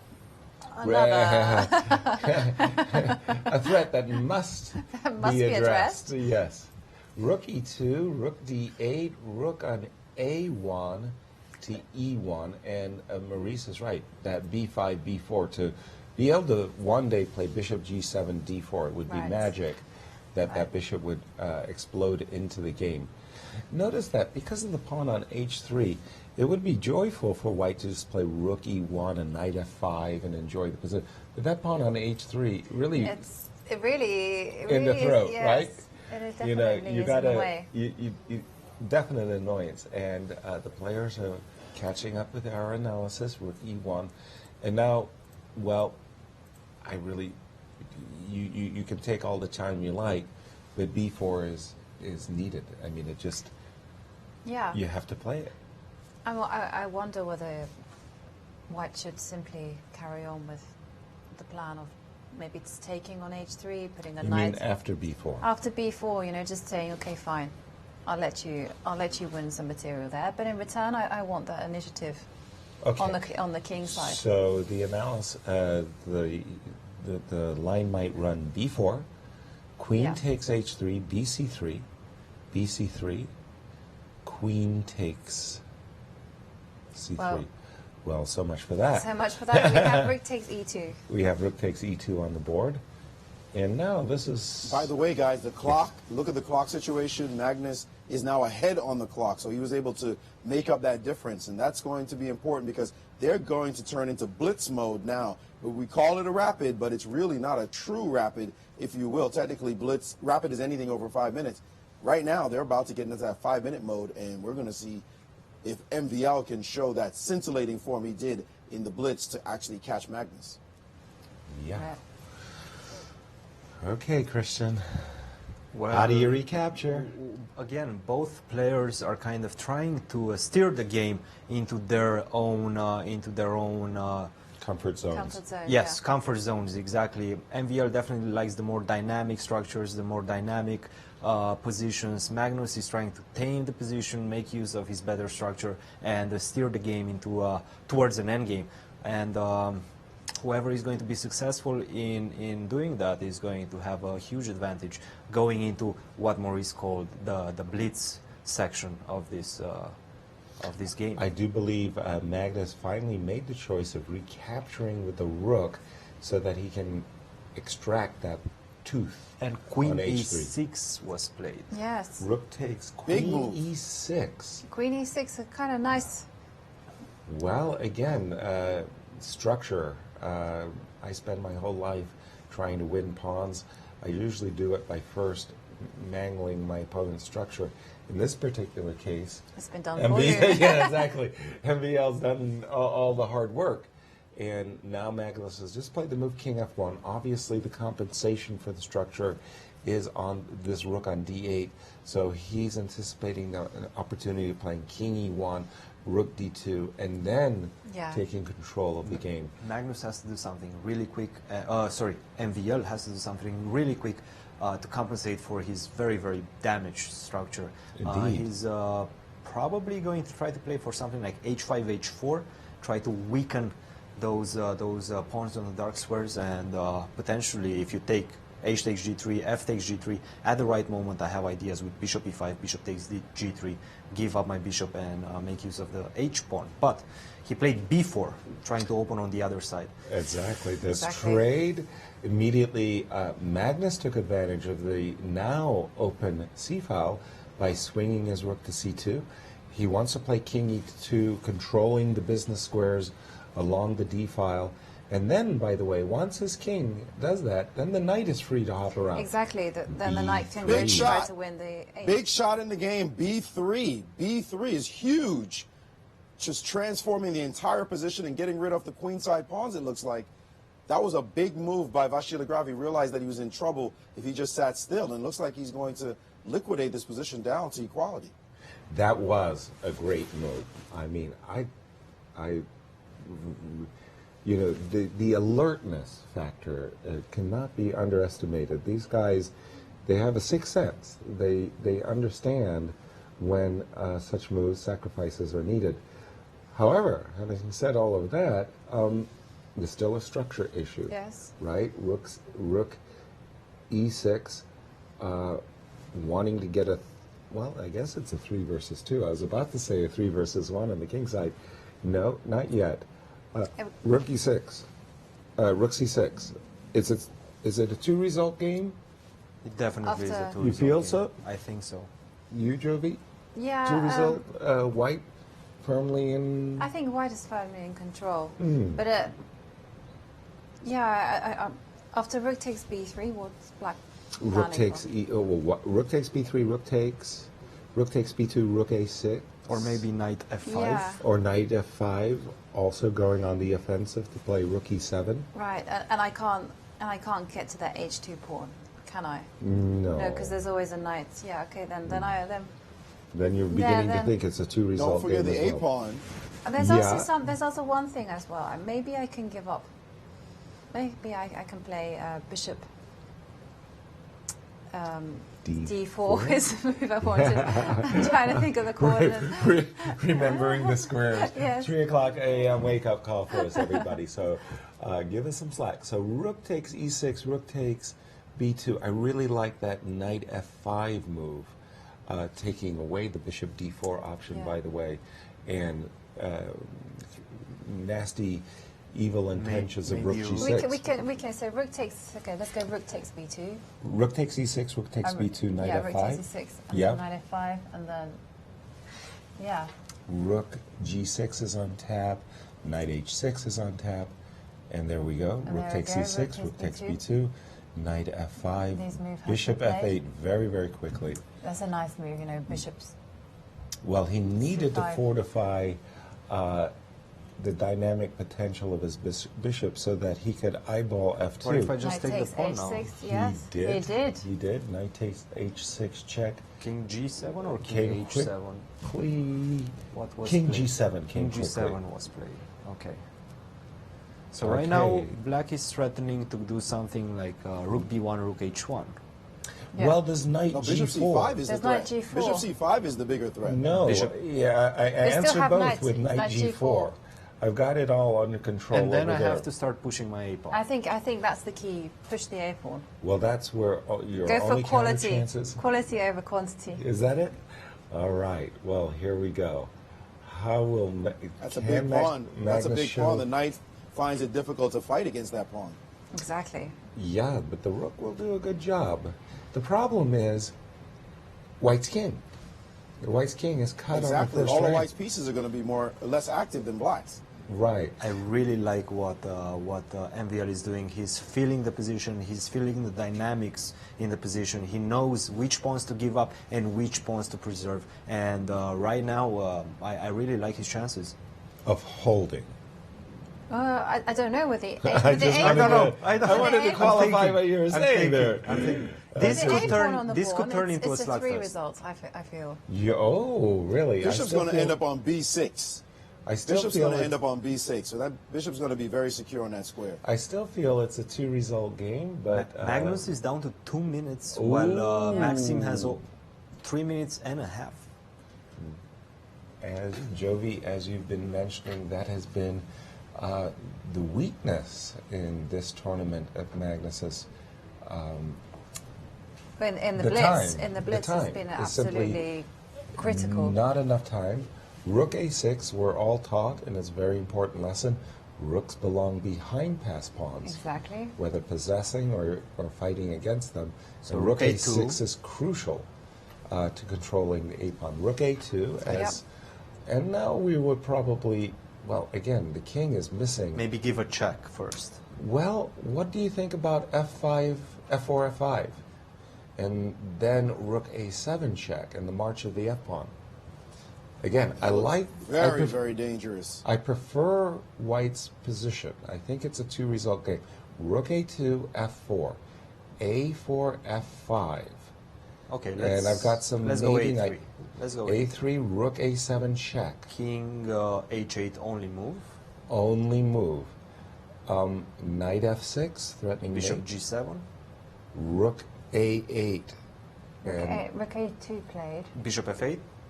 And knight d7. And f4. And I gotcha. Guess what? Magnus in the march of Freddie. You gotta name your pawns. No, yes, of course.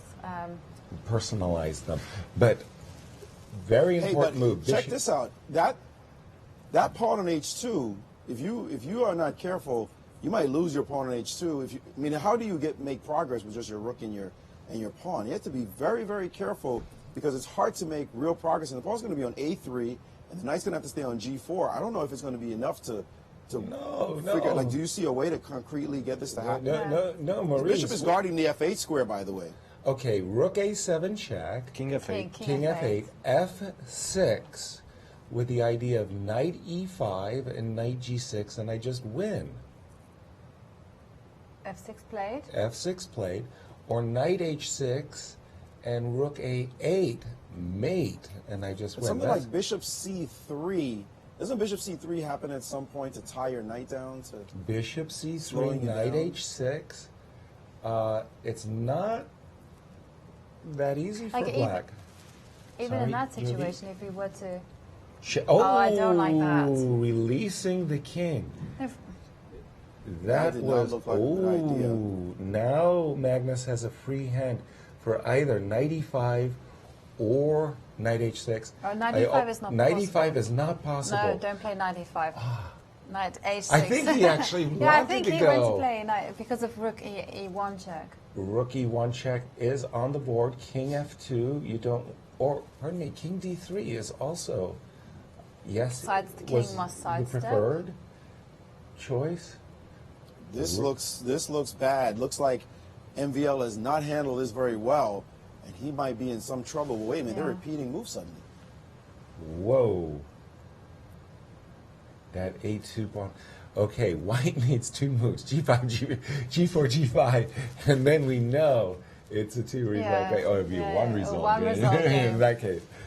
But rook check. Okay, white's king can actually play a leading role. Oh, it's not check. Oh no, he's let the G pawn go down the board. Yeah, well, he's let the G pawn go down the board. Looks like MVL blundered. This looks like game over to me. Yeah, tough. G5, no. G4, G4 G5, is killer. G6 is now, that was a big tempo loss. Well, maybe it didn't matter, and we just didn't realize how strong white's attack is. But that's a beautiful coordination for white. F6, knight on H6, a rook behind, and MVL feeling it. What's the time? The time in it is... it doesn't matter what the time is now. He's going to lose. This is 15. a terrible position. What has happened on the queen side? Bishop dropped back to F8. Yeah. Magnus's king is going into the sweet spot. G6. I think we'll see a handshake soon. Well, if he does win it, this is a lovely game by Magnus. Really impressive stuff. MVL looked like he was okay, though. Then he suddenly let the king out, and then the pawns rushed. Exactly. And he had ways to defend that position. Yeah, he did. Sure. He did. But this looks just this is toast. A big loss. He loses this. It's going to be very hard to imagine him coming back. Rook D2. Anything to be said for F7 check? Or maybe that's a little bit too greedy. Rook check. Rook D8. Whoa. Whoa. Rook takes, knight check. Whoa. I know. Push that pawn. Look at this. This is extra piece. Extra piece. Extra piece for Magnus. Beautiful calculation for him, by the world doesn't champion. Look like it's going to be anything at all. Beautiful calculation. Yeah. Grab the pawn on H3, and this is just right. Even something to be said for knight F7, knight G4, but queen takes H3 is certainly good enough. With a discovered check can happen at any moment. It looks as though this one is over. Magnus really showed his class in this position. And MVL down a knight and a pawn. This is just toast. Yes. It's all about time, nerves, keeping your nerves, especially and check and queen G7 is hard. And that's it. Handshake. Well, Magnus Carlsen showing impeccable form. That was very, very impressive. Yes. And MVL was playing as dynamically as possible, but then he slipped up. It was a great knight G4, F4, F5. Trotting that passer up the board. Yeah. What to say? Sometimes you just have to tip your hat and say, well done. I felt somehow that MVL played a little bit into Magnus's hands with offering queen E6. Yeah, queen E6 wasn't the This is what Magnus wants. Magnus wants those strategical advantages and go into an end game. So, of course... But he does it better than anybody, and that's why we call him world champion. Cristian. I actually think queen e6 was precise because of the fact that the white queen on g4 was attacking the pawn on h3. So queen e6 was actually the only move. And after that, MVL did keep the balance in the position all the way up until this moment. After f6, he played this very, very strange move, rook a1, allowing the king to get back into the game, to go towards the center.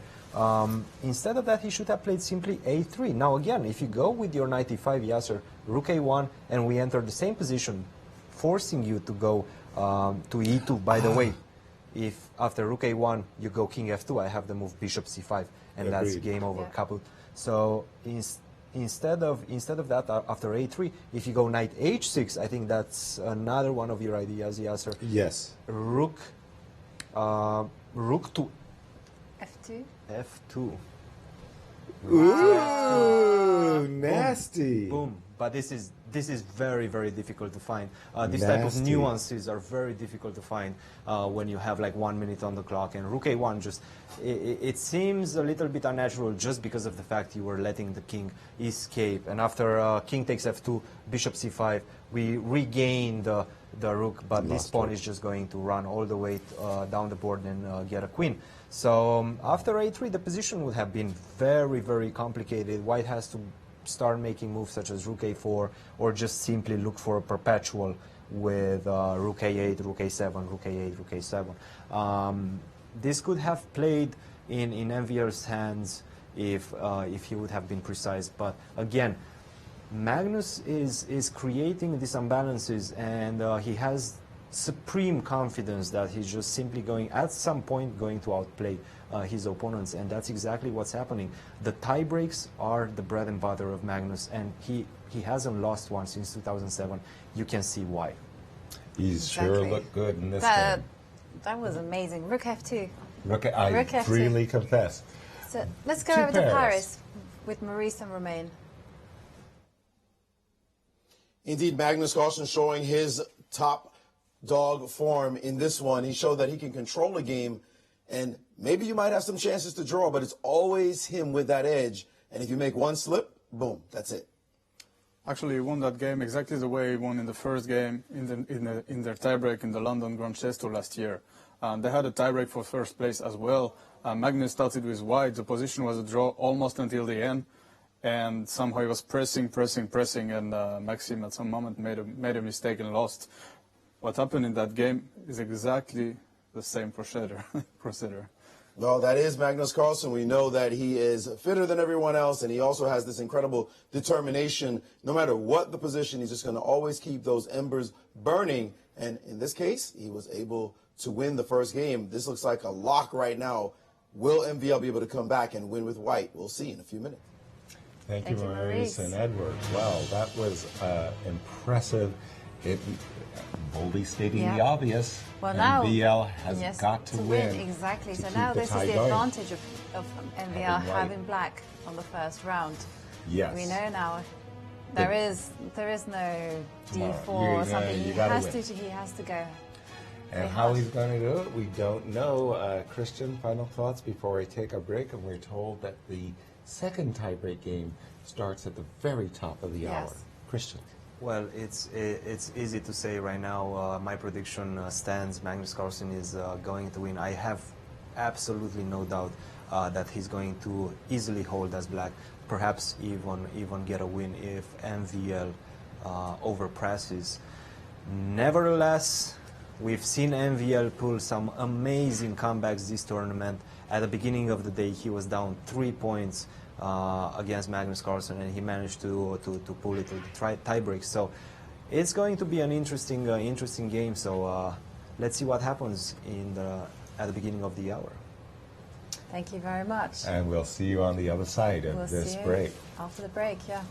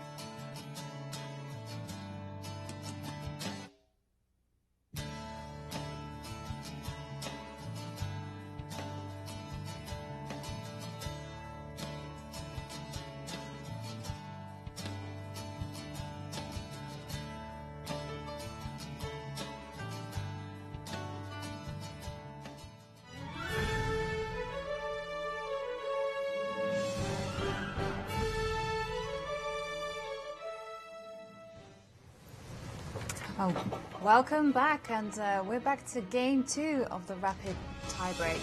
And Let's get on with it. The players did not want to take the full amount of pause, of rest, and instead they're lining up for their second game. Indeed, and unfortunately for MVL, as he's searching his file banks, he needs a win. E4 is going to be met by E5. And that's been a showstopper for almost all the world's best players. D4 will be met by some form of Slav. Or semi-Slav. So how to get the world champion out of his comfort zone? Yeah. Wow. Well, we'll find out. We're going to leave it up to MVL. We saw his reti as well. His reti was quite in. And E4 it is. E4, E5. Are we going to see a Scotch? No, we're not. No. Okay. Back to I assume the comforts of the Ruby. No Berlin, but the Morphe defense with A6, and now simply the classical. Now, one of the things that Magnus has done, and well, the whole world, is frightened to death of the Marshall Gambit. Yes. Is he going to go for he's the allowed. Marshall? He's allowed a Marshall, and here it comes. There he goes. The Marshall.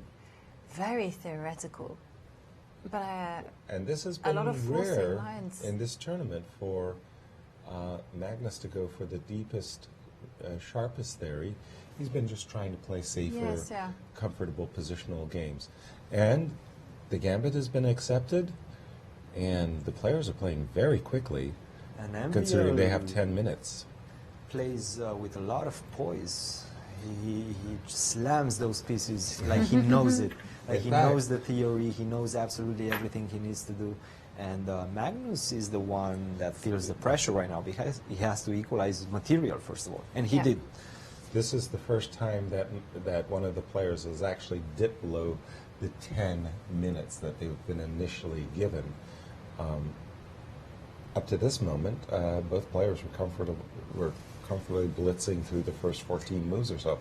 And 18 moves, 16 Is this moves. all theory? This looks very, this appears. Maxine, I'm trying to think that he had a game, perhaps it was with Levon Aronian, where he had this very ending, and he actually squeezed Levon, which is rare in the Marshall. It doesn't look like much on the surface, but my analysis of that game, and I did some deep analysis. It'd be wonderful if I could remember it quite well. But I did some deep analysis, and I was really stunned that there are some difficult problems to be answered. It's on the surface, it looks like Black's perfectly happy, but the tension between the 4 rooks, the fact that C6 is potentially weak thanks to a 95 shot, and the fact that there are sometimes opportunities for bishop takes d5, splitting the pawns, trading dark square bishops if you're white, means that Black has to be very alert. And hopefully for Maxime, as he needs a win, his opponent, Magnus, won't be familiar with all the nuances. And look, Maxime is just blitzing out his moves. Like, he knows all of this. King f8 by Magnus. And then interesting way of making Luft. Yes. And instantly h2, h4. It's a very surprising. You're right, Yasser. I mean, optically, this looks like nothing, and you'd be stunned to think that this is worse for Black by any means, and that you would play this trying to win the game. It's a must-win situation. Exactly. And yet he's playing it like he knows everything about this position. Pretty impressive. Or maybe it was just foolish.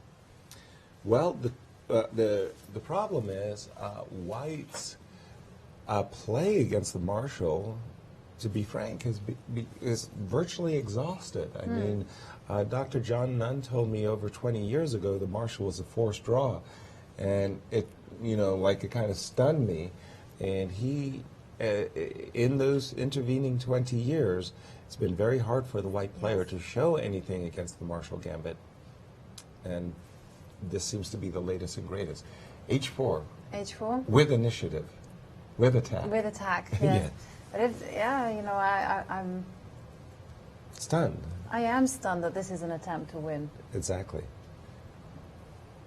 Well, Magnus spending lots of time, though, burning a lot of clock, 3 minutes already, and Vachier-Lagrave still with his 10 minutes. Something's up that Magnus is not comfortable with. Right. Exactly, Maurice. He's smelling a rat. Well, this is the thing, when your opponent keeps blitzing, because he started with 10 minutes, and Vachier is still on 10 minutes. The most unnerving player I ever played in my life was the very, very young Viswanathan Anand. He literally played the entire game in 15 minutes. And his responses would come like in 5-10 seconds.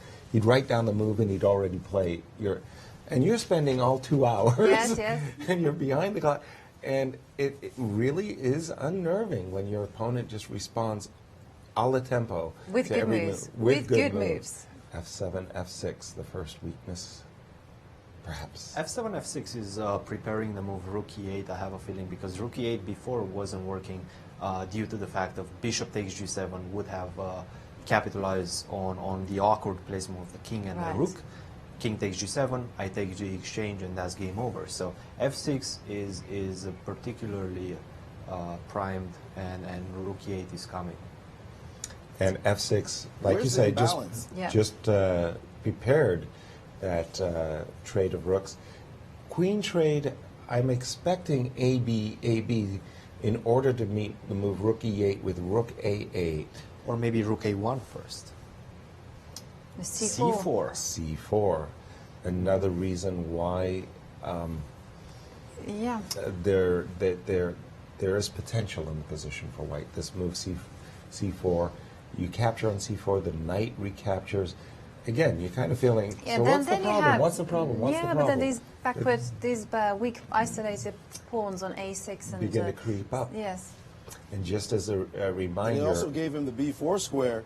He also gave him the B4 square in that position, and I don't see what is wrong with Black's position. His pieces just look so good, and where's the show something? Where's the weakness? Where's the Black beef? here? Where's the beef? And just to remind once again, after the Rapids, MBL was in clear fourth place, 3 points behind his current opponent, and he made up for it all in the blitz. I feel MVL right now is losing control of the position. Rook C6. He hasn't gotten anything out of the opening. His preparation was obviously good, but he didn't know how to follow it up to get that minimal advantage. And I feel like maybe we have some blunders. Bishop B4, and then once you weaken that E4 square, once you move your knight away, then I have Rook A1 and then Bishop E4 ideas with checkmates coming on the board. So I'm not particularly impressed with what MVL is doing. Magnus is taking a very... The feeling is the panel is more bluff than bite? Yes. Yeah, I'm surprised. I know you guys kind of persuaded me that optically it was better than Black's position, better than looked, but here it seems to have. Here it looks absolutely. I'm looking at that knight on D3, frankly, and I'm going, "That's a damn good knight. It really is." You know, it hits B2, it hits B2. F2. There's no. I have a good bishop. Maurice is beginning to say, "I don't get it. I don't get it." I'm hearing him say. Well, there's one. Is that a trap? You can't take on B2 yet? Because? I was thinking bishop, but there isn't. For example. Just simple C8 is a very decent... To take away your C5 There's got to be square. different moves. Sorry, the problem for white is the pawn structure is so symmetrical that of course there's nothing in the position. You just traded off all the pawns. That's why people don't play against the marshal, they play the anti-marshal to keep some meat on the board. This is just free-flowing play for Black, and we're looking now for wins for Black as opposed to wins for White, because Black's pieces are fantastic right now. White trying to equalize. C8 could come. Well, very, very frustrating again for White 1E4 players facing a marshal, and it's been a challenge for decades. Yeah. The only thing going for Vasher in this position is time. He has 3 minutes more than Magnus. Magnus is entering his final 5 minutes.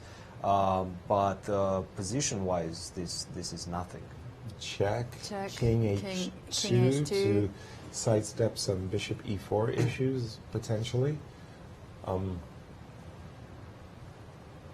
Well, if this is drawn, I mean, it's very impressive play by Magnus. Because it just felt like Magnus had walked into preparation. It did look like that, but turned out to be a little bit more bark than bite. And of course, Bishop D7 played in order not to give the Black King a safety on the 7th rank. Well, I think the trick is if you go Rook B6, I go Bishop C7, Rook B7, Bishop C6. Yep. Hello. And that's game over. That's a beauty. Rook B6, Bishop C7 attacking the trap rook, Rook B7 attacking the bishops, Bishop C6, and the threat of Rook H1 check and mate decides.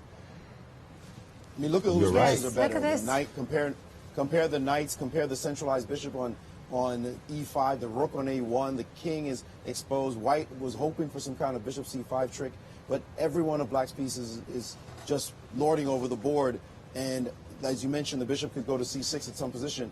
This is, will Magnus try to win the game? Remember, we saw him do this against Levon Aronian when he had a position where if he had just taken a draw, he would have won the tournament. This was in the first Sinkfield Cup, and he decided to decline the draw and play for a win, even though a draw gave him everything, clear first and all the money. Now he's probably looking to win this game, to put a stamp on this and say, I am the best player in the world, and when it comes to it, I'm going to show you how I deliver. And he's played 91. I think he's found a repetition. He's invited a repetition with the move knight E1. This will be the culmination of 29 games that have been played in the last 5 days, if I'm not mistaken. That's right. The players are exhausted by this moment, and there's absolutely no resources to be found in the position. Rook C2, knight E1, Rook C5, knight D3. Magnus found the draw, and yep, he is the champion. And we have a champion for the Paris leg.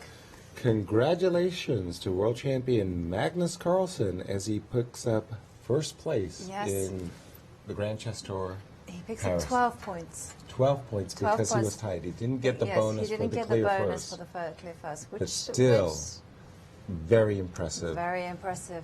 Two wonderfully played games, by the way, at a very sharp, fast-paced time control. If Magnus made an error, you got really sharp eyes because that was good stuff. What a good comeback. What a good because his blitz today was, Magnus's blitz today was absolutely unrecognizable. Right, and he'll be the first to tell you that too. Yes, of course. He was very dissatisfied.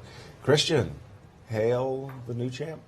What a tournament, guys. Hail the new champ, as you mentioned. He did lose some steam at the end of the blitz section, but he picked it up when needed by beating Wesley So, by completely mauling Wesley So in the last round and forcing the tie breaks. Hail the champ. We are exhausted. The players are exhausted. But don't forget, in 2 days' time, we're starting another leg of the Grand Chess Tour in Leuven, and that's going to be as exciting. Hopefully, that's going to be as exciting as this one. We are thrilled about what happened in the past 5 days in Paris. Indeed, we are. Indeed, we are, and of course, Cristian is completely right. The chess action doesn't stop now. It continues until 11, where we'll see I think we'll see Magnus in action, Wesley again. A different field. At the same time control. Yeah. So let's go over to Maurice and Romain. Well, that was absolutely a scintillating performance by Magnus. He showed why he is a champ. The way he won the first game, just pushed and pushed, got the win. And then this game, he said, no chance. I have the black pieces. I'm going to play right into this line that I know you're going to have to come up with some kind of trickery to get anything at all. And he was able to just stabilize the position. And he could have played for a win at the end if he wanted to. Yeah, it looks like when Magnus wants to make a draw, he just gets it. Fortunately, it doesn't happen too often. But yeah, exactly the same happened as in London. in the second game, Maxim had to win with white, and Magnus gave him no chance at all. Black was better, and in the end, they made a draw. So, again, impressive. Many players, when they need to make a draw, they just somehow collapse. They don't know how to make it. But for Magnus, it looks like a piece of cake. No nerves at all in this one. He absolutely played extremely well. We're going to see if we can get him down here for an interview. But again, the champ, Magnus Carlsen, give him credit. He has won Paris. Remember last year, he came so close, but Nakamura took the title. He can now add this title to his belt, and nobody can take it away from him for a whole 365 days. So the champion of Paris is Magnus Carlsen. Yeah. Thank you, Maurice. Rather sad-looking Romain. Did you see? Oh, yes. Well, true, but So you can close. only applaud So the close. effort that MVL produced. Yeah, Extraordinary. Of course. Let us have a look at the final standings, Definitely. the Grand Chess Tour points that were won, and there you have the And- prize monies as well. So in first place, winning 12 points from the Grand Chess Tour, is Magnus Carlsen with 12 points. And he picks up $31,250. What? As does his As illustrious does- opponent, who tied for first, but it was about, the tie breaks were about the Grand Chess Tour points. Definitely. It was For all the about the money points. split. Because you have to remember that the person who scores the most Grand Chess Tour points picks up a $100,000 bonus At the end of the tour. at the end of the tour. That's right. From our 5 events, and with the bonus money, there's a $1.2 million pot Yep. to be shared amongst the pool of players. And let's go over to Maurice, who is there with Magnus. We're with the champion of Paris, Magnus Carlsen, the world champion, shows what it takes. He did not have his best day, but when it counted, he went and did what champions do. Magnus, we know you had a tough day today, certainly by your standards. Not a great day, but when it counted right at the end, you rose to the occasion. Yeah, so I think I found some life again after I won the last game with Wesley, and during the playoff I was a lot calmer than I'd been before, and that I think helped a lot. What were you thinking when things were going wrong? Because we all go through that at some point in our careers. Things go wrong, and then we have to somehow right the ship. What did it take for you to get that energy reserves to be able to do that? I don't know, because I tried to focus for a few games, but then everything just kept on falling apart. I was playing too slowly, and then I was just losing every time scramble. And yeah, after I guess I was just very relieved to get to the playoff finally, and then I knew that I would have a very good chance. Last year, you had a great result as well, but Nakamura had a scintillating performance to win. What does it feel like now to take the title after coming just so close last year? Well, really, for sure. I'll have to... obviously there are things to work on, but of course, given the string of results I've had recently, getting this win is huge. Now, we know this is a very tiring tournament. It's been a marathon, 5 days, but you've got to play again in a couple of days. Can you even think about going to Leuven and playing for that title as well? It's much nicer now that I've won it. In the end, we'd probably be having a different conversation if I hadn't. But no, I'm looking forward to it, and yeah, hopefully it will go well. Well, congratulations on a great victory. Thank you. Magnus Carlsen, the king of Paris, definitely deserved, as he has shown, why he is indeed the best player in the world. Indeed. you, Our Reese. hearty congratulations to Magnus. A course. magnificent tie-break performance. Absolutely magnificent. Beautiful. It's smoothly done. And Magnus Carlsen, there he is, looking very fierce. Well, he came first, and he picks up 12 tour points and a prize money of 31,000. There you go. In case you missed it the first time, let's do a repeat of that beautiful pose. And MVL, second place, tour points 10. And again, picks up a nice healthy pot of $31,250. Oh, Just I like in case that. you missed it the first time, let's try that I like the fold of the arms. Oh, Nakamura finished in third position, picked up 8 tour points and $20,000, which maybe could have been more. All those maybes. All those maybes, yeah. We're having a double-double. Yes, yeah. The double take. But we'll get to the 4th place finisher. Alexander Grischuk, 4th place. He picks up 7 tour points, except he's a wild card. Indeed, and $15,000. And $15,000. The rating of 27.79, not bad. I wonder if that's a performance rating. I'm not sure. In 5th. In 5th is Shakriar Mamajarov, 6 tour points, a prize money of $12,500. There he is.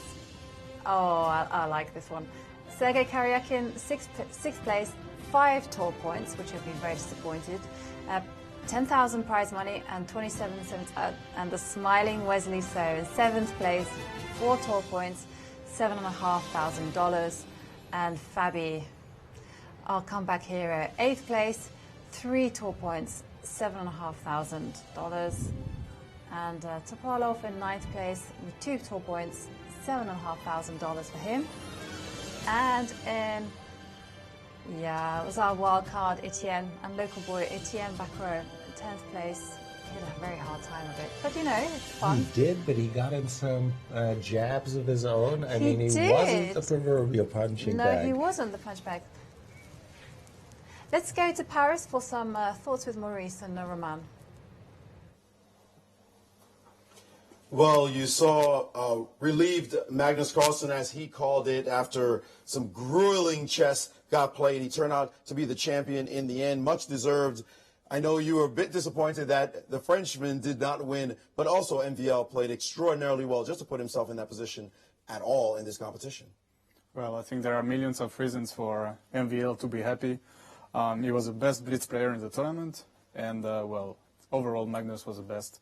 I think Maxim scored 2.5 points more than him in the blitz, so his difference of class in the rapid simply was simply enough to reach a tiebreak. And overall, I think Magnus deserves to win this tournament. Absolutely. We saw some players like Nakamura, who definitely, with 3rd place, shows that he belongs at the top no matter what, and picking up those valuable Grand Chess Tour points. But you also had some players who are not going to be happy with this result. And what I hear is that none of these scores will be dropped. All 4 will be accepted. So the performance by Wesley So or Fabiano Caruana is really a tough thing for them right now, because they're going to have to play the other tournaments as well and have to dominate. Otherwise, they're not going to stand a chance of winning the Grand Chess Tour ahead of the first top 3 players. Well, I want to thank you, Romain, being a great partner. It was fantastic working with you for the first time, and I look forward to Paris next year. Thank you. It's been a pleasure to assist you instead of just watching you. Indeed. Well, thank you, everybody, and thanks for all the great crew we have here working with us. They put together such an amazing team. We have Justin, we have Marcus, and we have Kevin Duggan. The team is just simply making us all look great. What a great show we had here in Paris, and absolutely looking forward to next year. And hello back home in the States. We look forward to seeing you guys when the Sinkfield Cup arrives as well. Thanks, everybody. Thank you, Thank Maurice, you, and thank you, Edward. Romain Édouard, especially, yes. Wonderful. And some final thoughts from you, Cristian. Well, what a crazy event we had. The beginning of the 2017 Grand Chess Tour couldn't have been better and more spectacular than this one. We've seen an angry Magnus Carlsen and some contenders that are ready to snatch that top position from him at any moment. And Leuven is just going to be as spectacular as this one. I'm definitely looking forward to that one. Lovely, thank you. And we just want to inform our viewers what the Grand Chess Tour is all about. Exactly. We have 5 events, and here are the competitors for the Grand Chess Tour, and these competitors will play 4 out of the 5 events. So they'll play 2 out of the 3 rapids. Okay. And of course, our highest seed is world champion Magnus Carlsen, and followed by Hikaru Nakamura and Wesley So. And this is using the universal rating system. Fabiano Caruana, as we know, is in the world's top 2, 3, 4 players. You see him in 7th, but we're using the universal rating system. And then number 8 is Levon Aronian, who we'll see in action in Leuven, in fact. one of the hottest players on Absolutely. the tour. Playing beautiful, beautiful chess at the minute. Yeah. And in 10th place is World Championship contender from last year, Sergei Karyakin, and number 12, Five-time world champion. Everybody's Jonathan favorite, Anand, Vishy Anand. And 13th place is a very interesting, dynamic, very creative player, Ian, very young as well, Ivan Nepo, who's currently playing in the World Team Championship. So we'll see how he makes the transition from Siberia, Khanty-Mansiysk, to Leuven. And let's take a look at the schedule ahead. Yeah, so we have the next event will be in Leuven, Belgium. That will be the Rapid and Blitz. That will be the Rapid and repeat, Blitz, if you will, of what we just witnessed in Paris. From the June 28th to July the 2nd. Then we move on to classical chess, and this will happen in St. Louis, right where we are, in fact. Right here. The Sinkfield Cup, one of the top events of the calendar year, July 30th through the 12th of August. Put it in your calendar. And then we have a new event, yes, St. Louis Rapid from August the 13th to 20th. Again, this will be a Rapid and Blitz event. Very much the same format as here, as in Paris. And then it all closes in my hometown. The London Classic. London Classic from November the 30th to December 11th. And of course, this is played at Classical Chess. And fantastic event. So we have a couple of days to catch up. Yeah, we have just a few days, yes. But we'll be back come Wednesday. Yep. Everybody welcome, of course. And Joby, what can I say? It's been wonderful having you in studio. I mean, your first rookie outing, you performed excellently. Yes, my first time in a studio. Thank you. So it's been absolutely wonderful working with you, Yasser. Yeah. And in Paris. And a special merci, Paris. And we would love to thank commentator Maurice Ashley and Romain Édouard for doing such a wonderful what up in the morning. And also the producer from Paris, Kevin Duggan, who I'm sure has done absolutely amazing stuff, and Marcus Batten for Lead IT, and Justin as well, Justin Keller for the camera, and of course our own Tony Rich, the executive director of the St. Louis Chess Club, making sure that it all goes smoothly. Yes, he even made an appearance on camera. Did you see? When we brought him on to justify the decision. A cameo. Yes. We try to keep him in the background. And really marvelous shout out to Canal Plus for all of, and that studio was great, and for the TV coverage. Brilliant coverage. And now we're Yasser. I was going to call you Marisa. I recognize your dilemma. But again, it was really, really marvelous. And I love the 3 a.m. wake up today, the burning eye syndrome. That was really, that was tough. Good. Yes. I'd also like to give big thank you to Cristian, our analyst, who's ready to step in and say, guys, you got that wrong. The computer says this. Yeah, baby. Yeah. It was a pleasure working with you guys. Thank you, and thank you all once again. Thank you all for and watching. Also, I just want to mention that the producers here in St. Louis, all the production team have been brilliant, as has the club itself. Definitely. I mean, they really have had to accommodate us. We've gotten here early each and every morning. The club usually doesn't open up at 10, so all the staff, all the production here in St. Louis, a really big, heartfelt shout out. Thank you so very, very much indeed. Thank you. And thank you all for watching. Thank you.